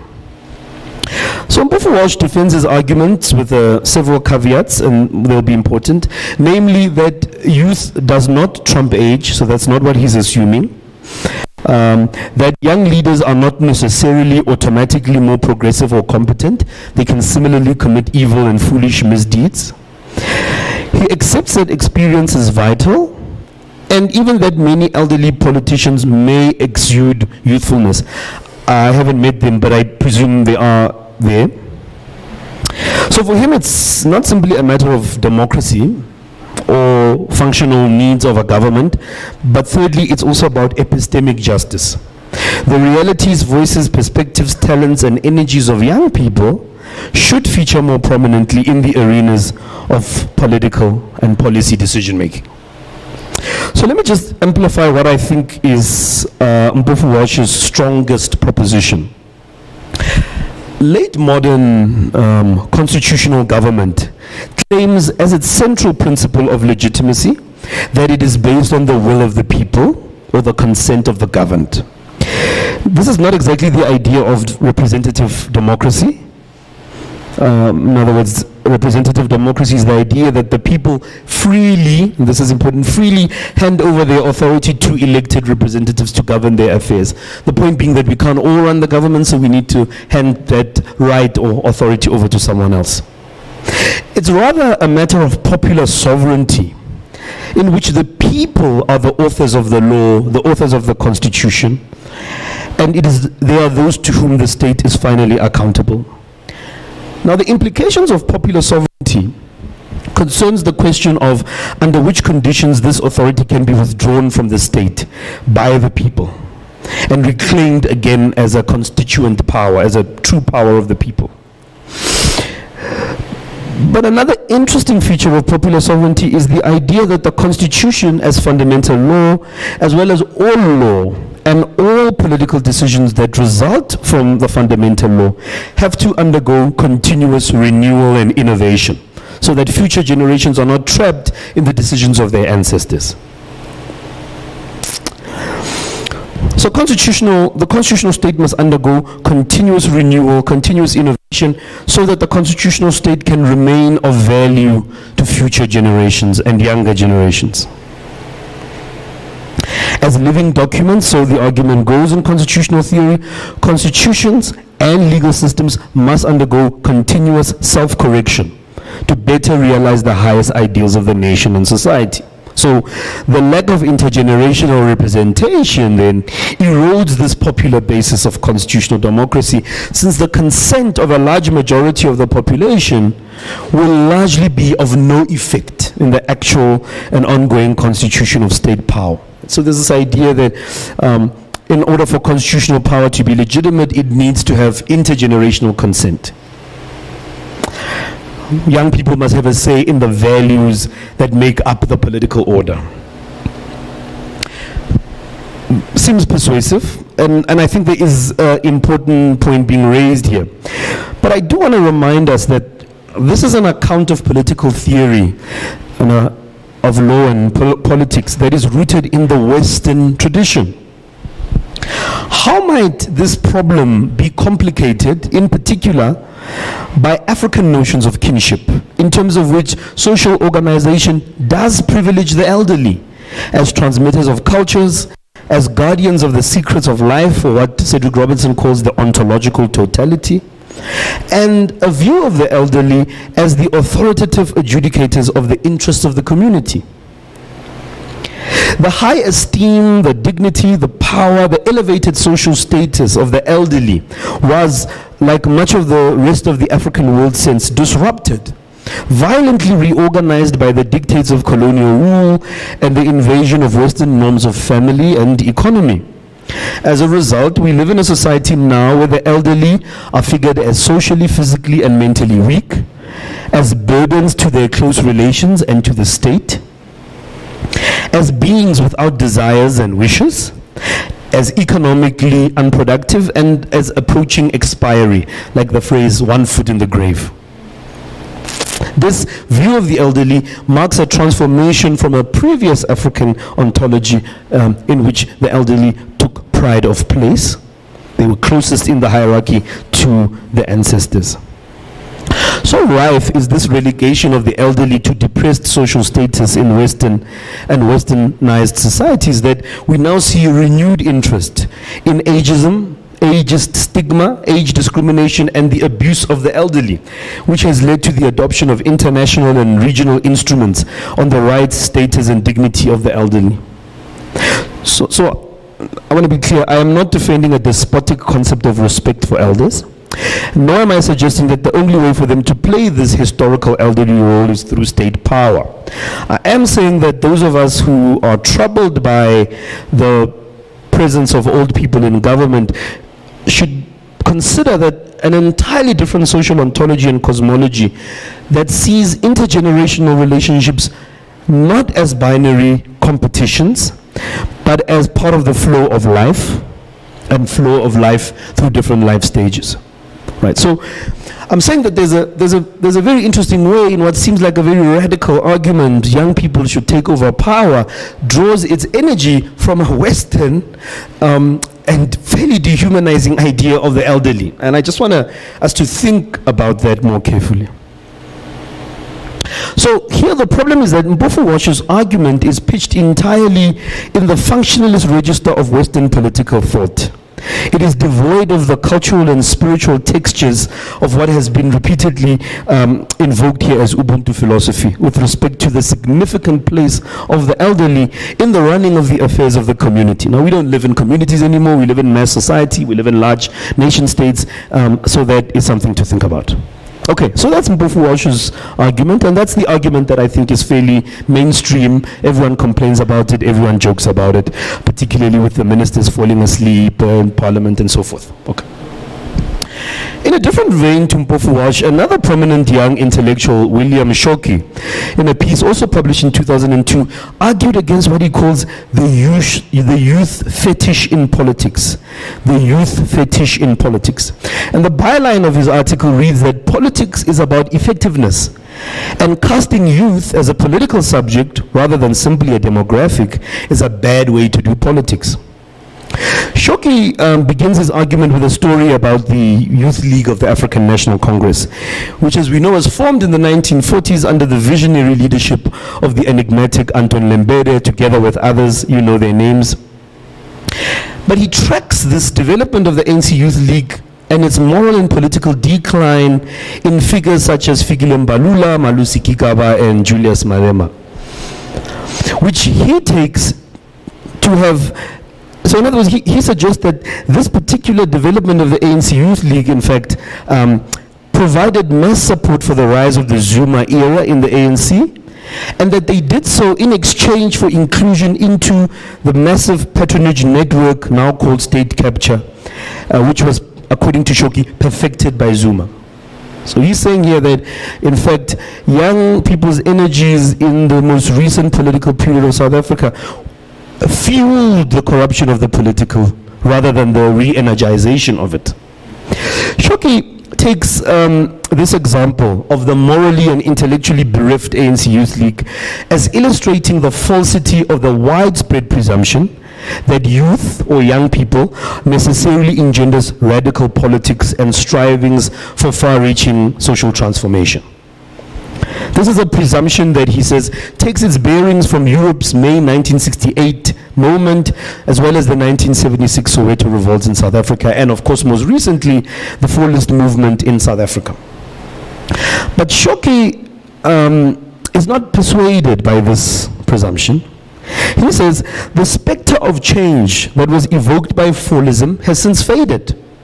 Looking around, he says, what one sees is a groundswell of young South Africans is not a groundswell of young South Africans participating in politics, but rather widespread disaffection. Whatever our hopes for the Fallist generation, they have since scattered and fragmented, leaving little institutional legacy behind. So you can see that Shoki is on the leftward side of Mpofu Walsh. He wants to drive his point home, and he wants to challenge us to temper or maybe even give up the hope that the young will necessarily deliver us from evil and despair. And he uses a very provocative example, the example of the Black Consciousness Movement activist Dr. Mampele Rampele, specifically her transition from a Black Consciousness Movement activist to a parachick of the World Bank and then later of the Democratic Alliance. Her case, Shoki explains, shows the power of the forces of capital in dulling the insurrectionary ethics of a young radical, channeling it to the routine structures of the market. There's more. Shoki points out that even when the youth might hold out the potential to radically transform society, because they bring new energy, they bring perspective to politics, they would in any event represent a specifically upwardly mobile strata of the youth in South Africa, the ones on their way to being millionaires and so forth, and those with access to higher education. Add to this the dwindling number of young voters, despite all the major political parties claiming to represent and care for the youth as an important constituency. So he's saying that our optimism about young people's radical, world-changing potential is not in line with the reality. Capitalism, Shoki says, configures even our definition of the youth.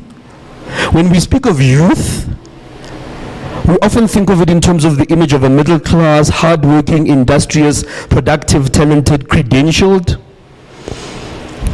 person, proficient in a certain locution of English, a kind of capable go-getter, a hustler in more recent parlance, the figures of black excellence. But in so doing, that view of the youth also constructs another view of the youth as outside of the positive, responsible picture of young people ready to take up high office.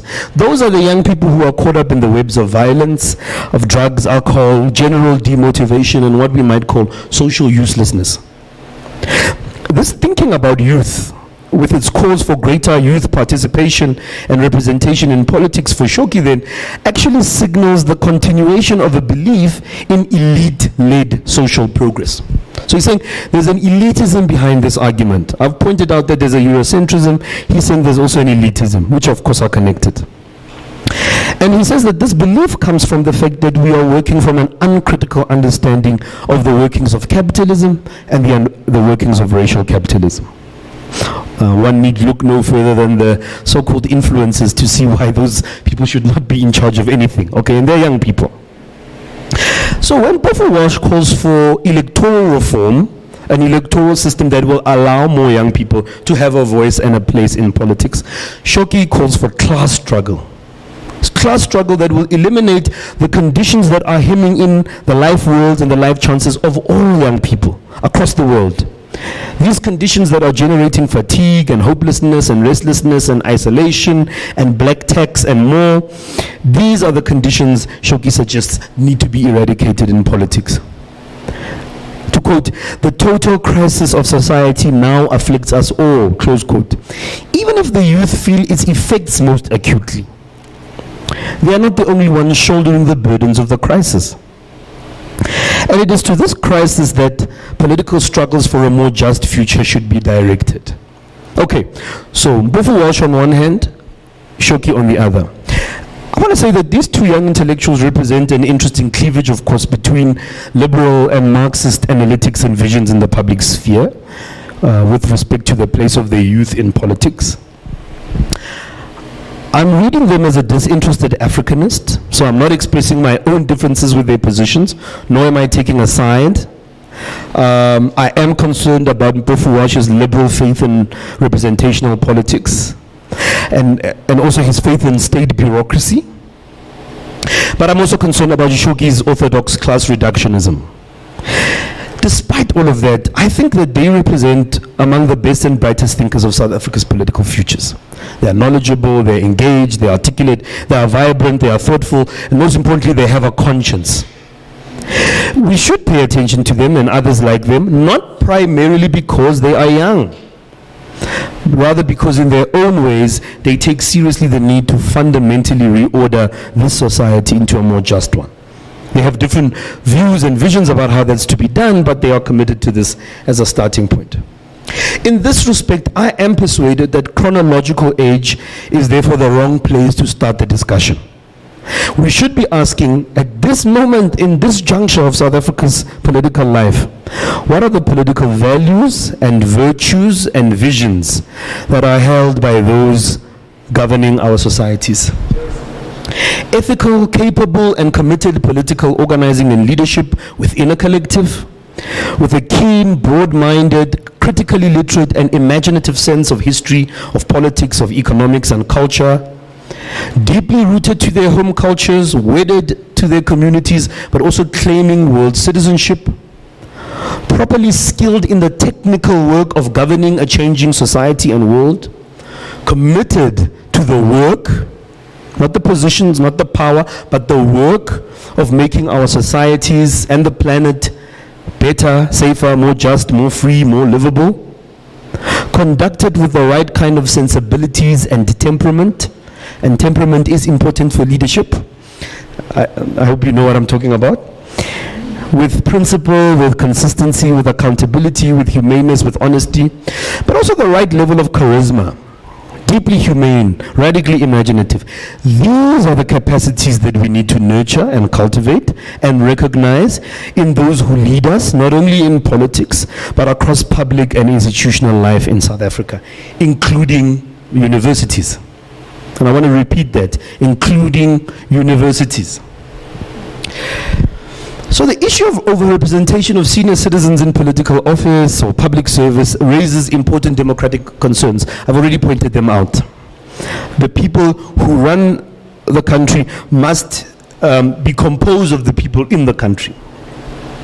And it's important that I'm not saying citizens, because we have another problem of xenophobia in the country. I'm talking about people who live in the place, should have a say in the running of the place. Okay. But I think this is ultimately a misdiagnosis of the central source of our political disappointment and a misdiagnosis of the source of our political malaise. In other words, I think we've directed our frustration to the wrong problem. Our problem, I'm going to argue in this last bit, is what I would call the neo-colonial continuation of the old South Africa into the new. A neo-colonialism that was ushered in by the ruling African National Congress's deficient understanding of liberation, dramatically expressed from the 50s onwards. Now, two great prophet theoreticians of the black radical traditions, who also happen to have been young people, Stephen Bantu Biko and Franz Omar Fanon, who themselves came into political maturation at a young age, and ultimately dying at the ages of 30 and 36 respectively. I could have added Walter Rodney, who, as you know, completed his doctorate, I think, at 25 or 26. These prophet theoreticians critically theorized another vision of liberation, another idea of politics that stands in fundamental opposition to the one that currently governs the political order of post-1994 South Africa. We're going to turn to them here for a brief elucidation of what I think is more seriously at stake in South African politics. In Steve Biko's conception of liberation, a non-racial society can only come into being by abolishing the racialized conditions that prevail in society, not through the protection of white people's racial interests in the name of national unity. The choice to found a new South Africa on the basis of compromise, reconciliation, and negotiation paradoxically keeps alive the problem that is purportedly being ended or overcome. Negotiation, compromise, reconciliation do not address the problem that, as Biko put it, a settler minority has imposed an entire system of values on an indigenous people. The inordinate focus during the transition to a new constitutional order on only legal and political apartheid and not on the longer colonial period, characterized by land disposition and epistemicide, as well as the spatial, cultural, epistemological, and economic apartheids that so crucially defined the racial reality in South Africa, is what has now brought this country into conceptual and political crisis.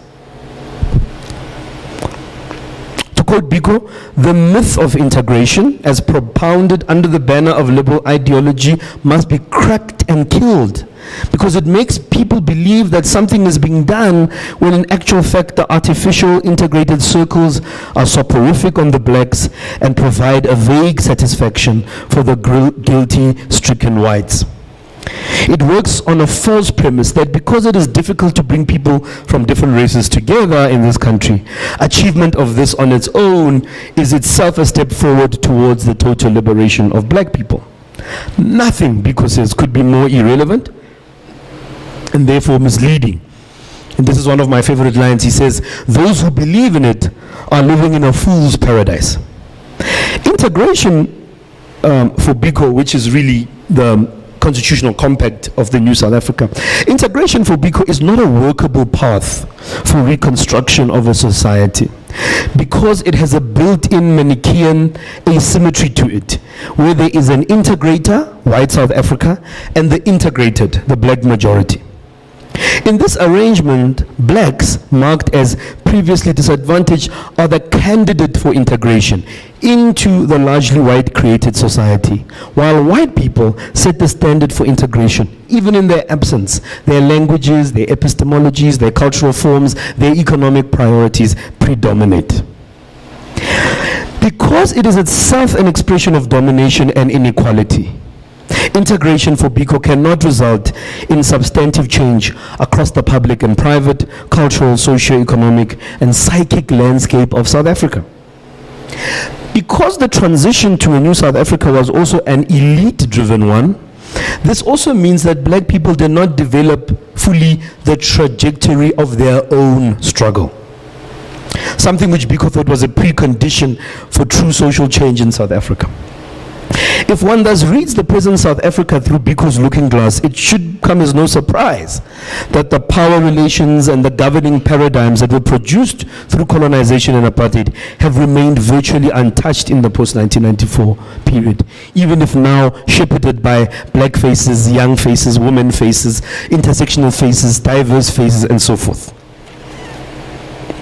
Biko placed an emphasis on substantive social reconstruction, on a paradigm shift in the governing value systems, social relations, and institutions. He foresaw that black political leadership in an unchanged economic and social structure would simply have no effect on the hegemony of the historically dominant white racial group in South Africa. Famously, Biko predicted that if we have a mere change of faces of those in governing positions, what is likely to happen, Biko was writing this in the late 60s, early 70s. If we have a mere change of faces of those in governing positions, what is likely to happen is that black people will continue to be poor, and you will see a few blacks filtering through the so-called bourgeoisie. Another important phrase of because our society will be run almost as of yesterday. It is thus an error to equate the absorption of black people into already created structures, systems, and institutions, and to call that freedom or justice. It is an even greater error, says Biko, to reduce liberation to the constitutional recognition of rights and basic services. We know that Biko's prophecy is coeval with Fanon's widely quoted and equally prophetic chapter in The Wretched of the Earth on the pitfalls or misadventures of national consciousness. In that chapter, as we know, Fanon develops a now definitive critique of the post-colonial national bourgeoisie. Should be read together with Kwame Nkrumah, but okay. Fanon's critique of the post-colonial national bourgeoisie is that upon taking power, they end up replicating the ways of the former colonial power. At once a dystopia and a nightmare, Fanon depicts the post-colonial situation as one characterized by stagnation, by corruption, by poverty, by economic inequality, creeping xenophobia, and inter-ethnic conflict. The intensification of Western empire, the erosion of democracy, the marginalization of the masses of colonized people, as well as moral and ideological decay of liberation movements. Together, the post-colonial condition arises because of the absence of revolutionary leadership. There is no doubt that many of these foregoing elements feature strongly in the social fabric and the body politic of post-1994 South Africa. We could add to that load shedding and potholes. But the moment from Fanon's chapter with the most profound relevance to our present South Africa is his attempt to capture the deep sense of unfreedom, discontent that emerges in the wake of post-colonial democratization. It is not long in this neo-colonial nightmare before the realization sets in among the colonized people that nothing truly new has been brought into being. During the struggle for liberation, Fanon says, the leader roused the people and promised them a radical, heroic march forward. Today, he repeatedly endeavors to lull them to sleep, and 3 or 4 times a year asks them to remember the colonial period and to take stock of the immense distance they have covered. We must point out, however, Fanon continues, that the masses are quite incapable of appreciating the immense distance they have apparently covered. The peasant who continues to scratch for a living from the soil, the unemployed who never find a job, are never really convinced that their lives have changed, despite the festivities and the flags, however new they might be. As Fanon elaborates, liberation from colonial apartheid will remain incomplete if legal and political transformation is not accompanied first by a complete economic restructuring of society, and if not accompanied by a new, emancipatory, radical democratic and humane political consciousness and subjectivity. For both of these thinkers, we must all strive to change the very structure and order of things in society, and not simply democratize existing structures and orders along the lines of race or gender or age. This seems to me to be a much more imaginative, much more capacious, and much more ambitious task than simply replacing old neo-colonialists with younger ones. Thank you.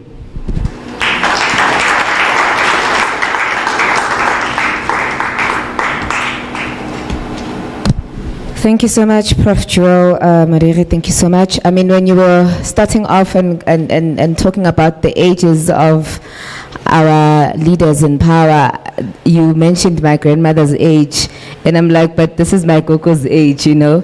But you raise pertinent issues that we need to think about despite criticizing, but we need to think about the regeneration, the relationship that we should be having, and also how we need to be politically emancipated.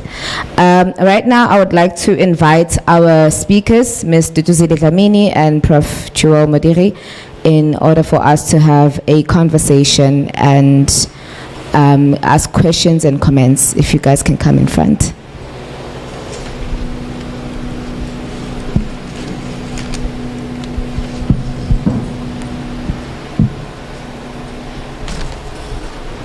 By show of hands, we'll take rounds of 3.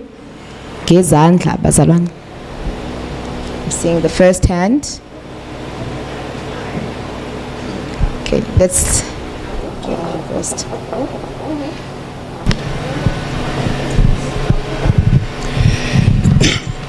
Prof. Mudiha, I meant to say Joel Modiri, yes. Sorry for that. Thank you very much for your description of the neo-colonial mess. At the back of my mind, the real question, it's this unfair hope that the victimized are the hope of the new world when they exist in the state of brokenness.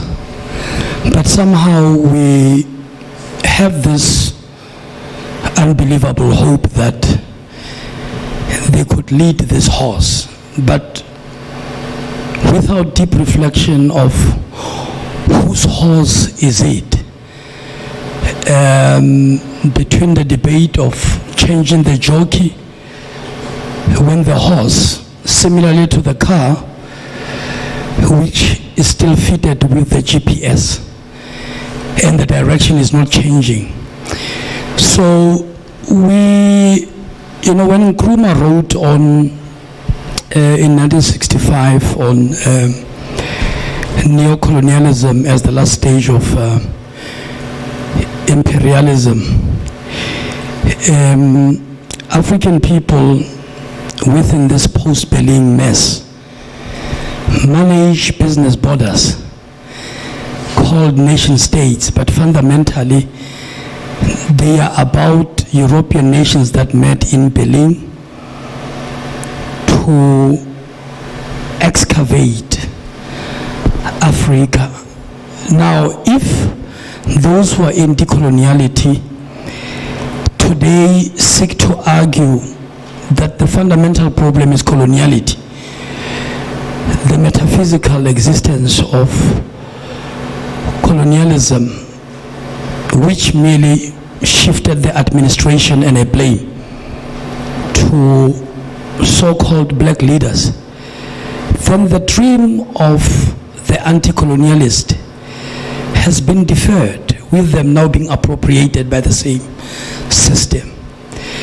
Would it be fair to expect those who are captured under the metaphysical Alcatraz, which is a prison itself, which in the university we are seeking to say decolonize the mind, would it be fair to look upon them as a hope to drive the horse they do not own? Thank you. Okay, there's a second hand. Thank you. When we speak of colonization, I think because we've been so conformed to a distorted history, we need to go back to when they say that they had discovered Africa, when in the actual sense is that there was no discovering in Africa. They came to extort what they had seen when Mansa Musa went traveling and displayed the wealth of Africa. So we are in this predicament because of that decision of Mansa Musa.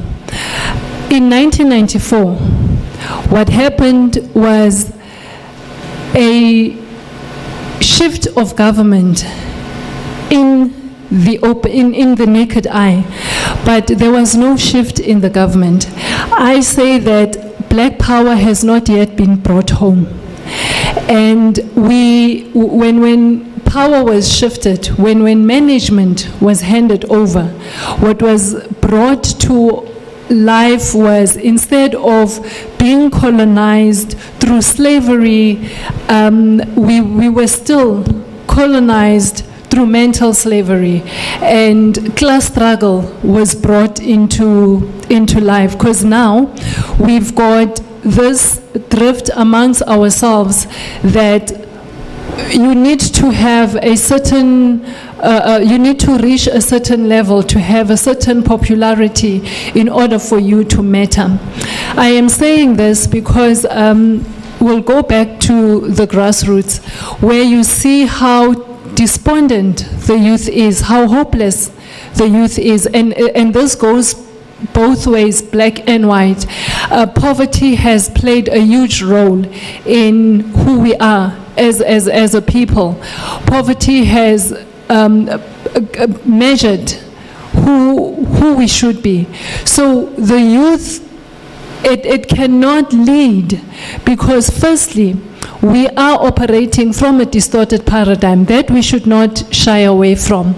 And how do you lead when you don't know who you are, when you don't understand who you are, but then you understand that you are educated enough to lead, when you understand that you are well-spoken enough to lead.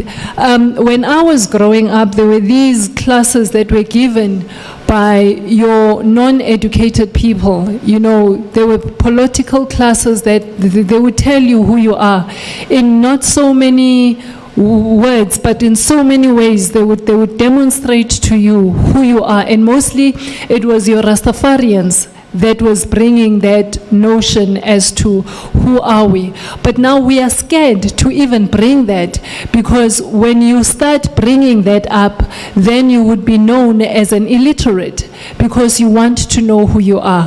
When you bring that up, you are not fitting into a system. You are not fitting enough into a system. Then it takes me back to what I had said, that for me the only system that works is Ubuntu. Ubuntu, even if you are in a capitalist state, but if you are leading from the perspective of Ubuntu, then that system will thrive. Even if you are in a socialist state, if you lead from that perspective, then Ubuntu will thrive, which means we must go back again to the basics. There is no two way about it. There is no thinking about it.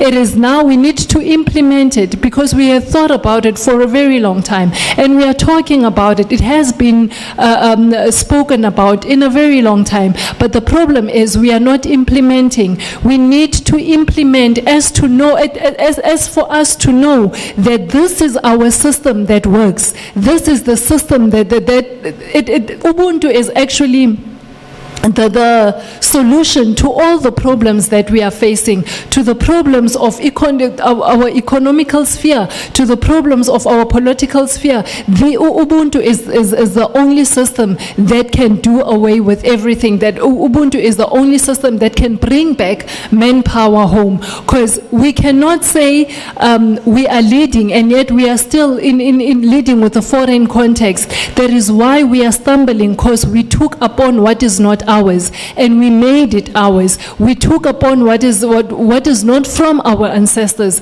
and we are running with it. Our gods are turning their backs on us because we are not from home. We need to go back home. We need to restore our paradigm. Our blueprint needs to be restored, and it can only happen when us that are now understanding these things, we are taking it out there so that we are not confined to the basis of unemployment or to the basis of poverty, that now we cannot speak our truth, we cannot reason as an African. It goes back to who we are. As long as we are tiptoeing around who we are, then we will always have a shortfall. Thank you. Thank you. Is there another hand? Okay, I'll give it up to my. Oh, there is. Romy Mark, please. All right, thank you, both of you. Mine is not a question. I just wanted to ask Prof. Modire, is it a paper that is already published or that is coming? I want to synthesize more about what you were saying. Thank you for that. Thank you. I'll give our speakers a chance to comment. I wrote that paper 2 nights ago, so it's no way. It has no plans for publication. It was really to reflect on the invitation. Let me answer the 2 questions. Dr. Muloi, I didn't hear my sister's name. Say that again? Sister Lungiso. It is the assumption and burden of all revolutionary traditions that those of us who suffer under conditions of violence have the responsibility to undo them. You know, like Sobukwe say, it's a sin to allow yourself to be oppressed. This is our world too. We must reclaim it. We must restore it. So, and it's also that, you know, it is precisely those who've been outside of the dominant episteme or the dominant society, whose imaginations are not constrained entirely by it. We occupy both the position, as you mentioned, of a kind of prisoner within, but we are also sufficiently outside of its logics and ways of functioning that we can bring another imagination to the picture. So I don't think it's unfair. I think it's a tragic historical burden, but it's one that we must continue to take seriously. Those of us in this room have to take the scholarly dimension of it seriously. The struggle for liberation at the analytic level, what people have been calling reclaiming paradigms, rewriting histories, revisiting archives, excavating lost and discredited figures. And this is part of why I am cautioning us against the assumption that young people have a natural radicalism. They don't. That radicalism needs to be cultivated and nurtured. It needs to be given time to grow. It needs to be provided the conditions of support. But it also needs to be, at a certain point it needs to be channeled into a political project and program, channeled into an intellectual project and program. One of the points about Choki's critique is that the fullest paradigm, which was a powerful disruption of how we do business in higher education, did not translate into an institutional presence. And that's because we didn't channel the rage or the energy. We didn't bring critical knowledge and depth to the project. We acceded to student demands, continued, and now we don't know what to do with everything. And the students also don't know what to do with their post-Fallist identities, because all they have is the logic of protest, which works, but it needs to give life to something in order to be worthy of its name. We have not been able to culture and nurture and grow that, and that's partly because I think we've made a lot of mistakes. Otherwise, if that radicalism is not nurtured, we're going to lose talented, intelligent, smart black children to the go-getter, hustler cultures of racial capitalism in society. The get rich quick, the be an entrepreneur. One of the things that I find striking is the disinterest among educated black people in professions like teaching and nursing, and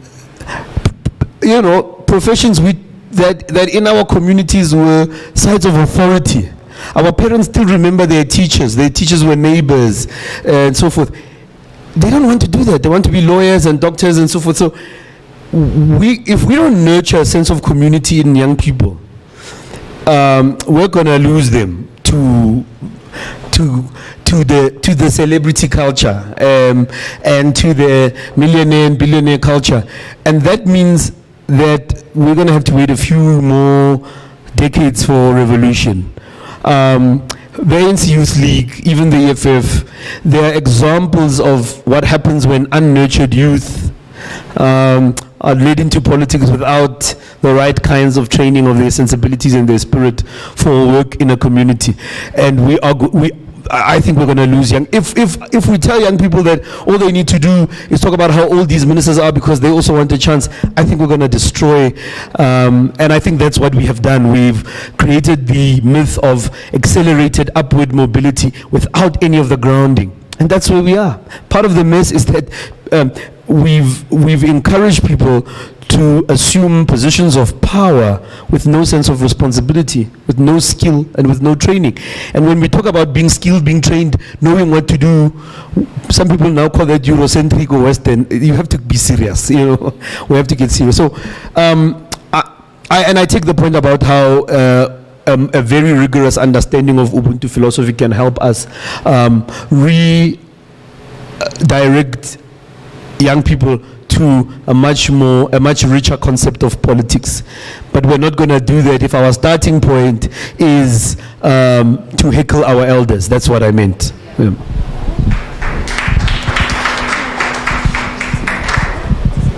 I don't know if you want to add. I mean, absolutely, I agree with you. Just that idea of youth regenerating is giving away the skills, the expertise. You know, one of the things that I always say is young people, old people should go in position of power. And where are you going to learn the expertise? Where are you going to learn the knowledge? Where are you going to learn all these things that they have done previously, you know? So it's one of those important things that intergenerational connection, be it through conversation, be it through collaboration, be it through, like you said, a structured program where we have almost a transfer of knowledge, you know, because we cannot just wake up and have young people leading, because I don't think that will be sustainable. And also just that idea of diversity. Do we want diversity in terms of age, in terms of race, class, or do we just want young people to lead everything? So that energy of having both generations aligning and learning and unlearning from each other is extremely important.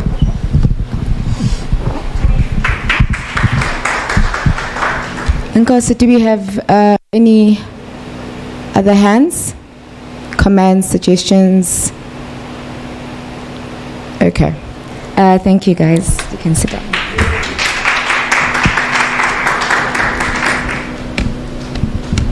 Prof. Kgorong, I think ingxaki is that the corruption that we are seeing, you know, with the leaders that are leading us.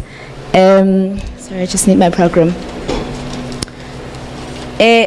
Where does one begin and how does one reflect on such an important day that has yielded conversations and a day that has challenged us to go on and work? However, we must be cognizant of the type of work we are to do. Is it destructive or are we rather building? The esteemed Prof. Kgorong of Women, Peace and Security is yet again provoking us as the chair, as emerging researchers and as scholars, to do the work.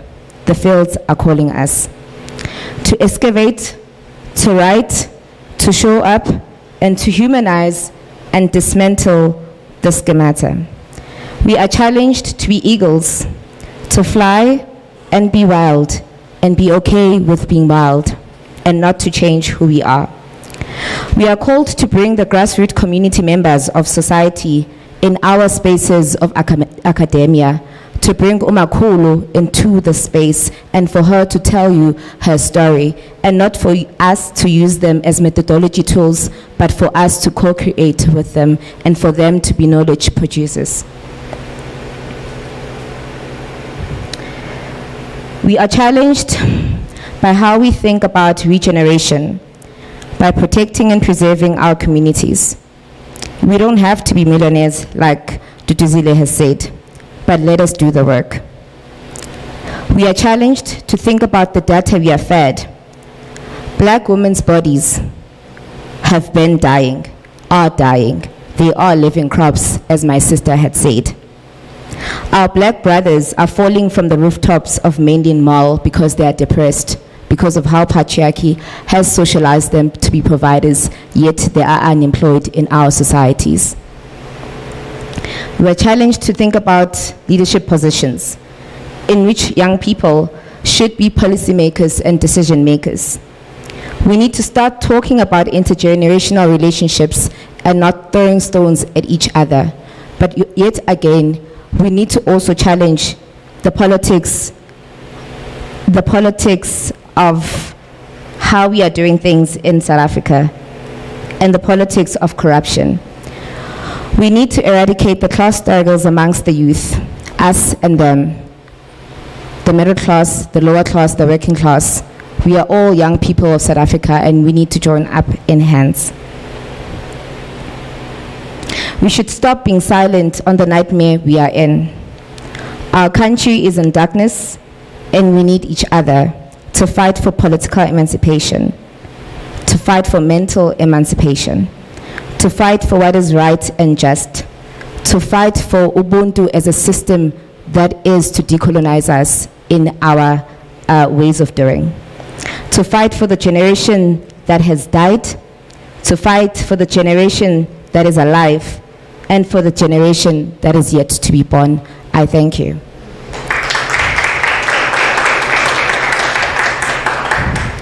Right now, I would like to call Ubaba Important Mkize from the Chief Albert LUTHULI Museum to give us closing remarks and a vote of thanks.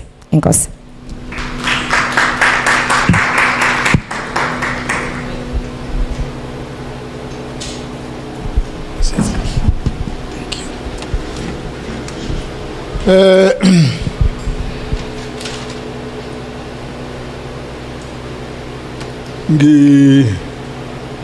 Ngizothanda ukuthi ngibingelele nonke njengezethameli ezikulo kule symposium.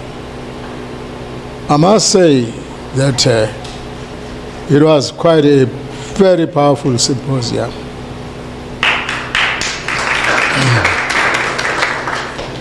Thank you, Professor Sikhalo.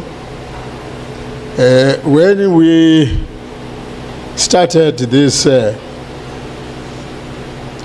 research chair, kwakungekho clear kahle hle ukuthi where are we going? But today it's clear. Where is this research chair going? You know, with the input that was delivered here today, it's not something that should remain in our academic shelves.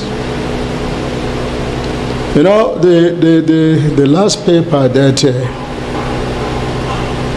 delivered by that young man, Modiri, it raises a lot of challenges for the youth and the current political architecture. Indeed, we are faced with serious challenges. And at some point, I said that is why some of the things that he raised, that is why, you know, we are not moving forward. It's because of you throw away what legitimately belongs to you and adopt something else. Thank you. All the speakers, Ezisbegelile La, and the professor, if there could be a book out of this, you know, to generate, you know, to push the debate, a number of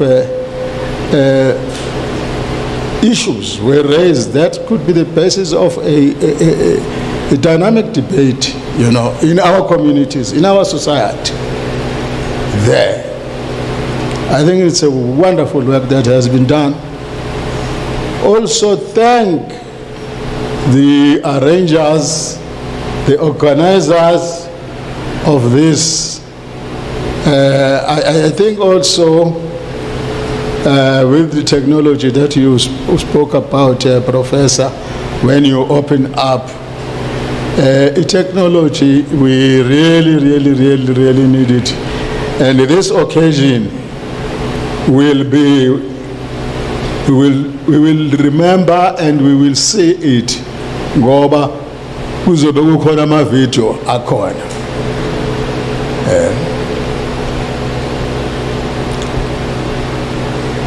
Sengivala.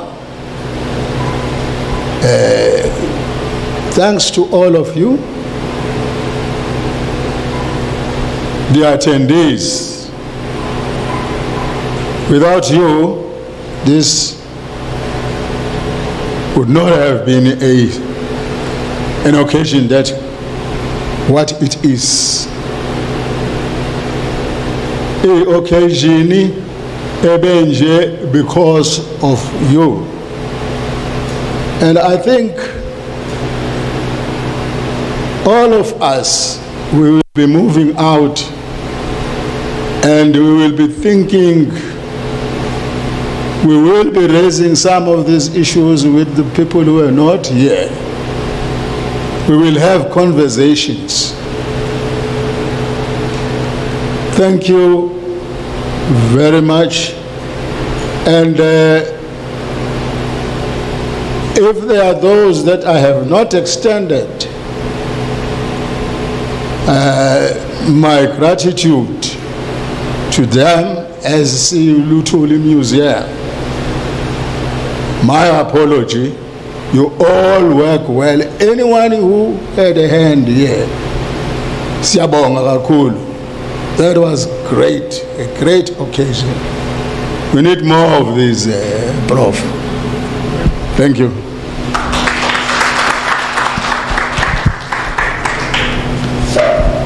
Enkosi Baba, siyabonga kakhulu. Ladies and gentlemen, thank you for being part of the symposium, a symposium that has challenged us as the research chair of Chief Albert LUTHULI to go forward and do the work. Please travel safe.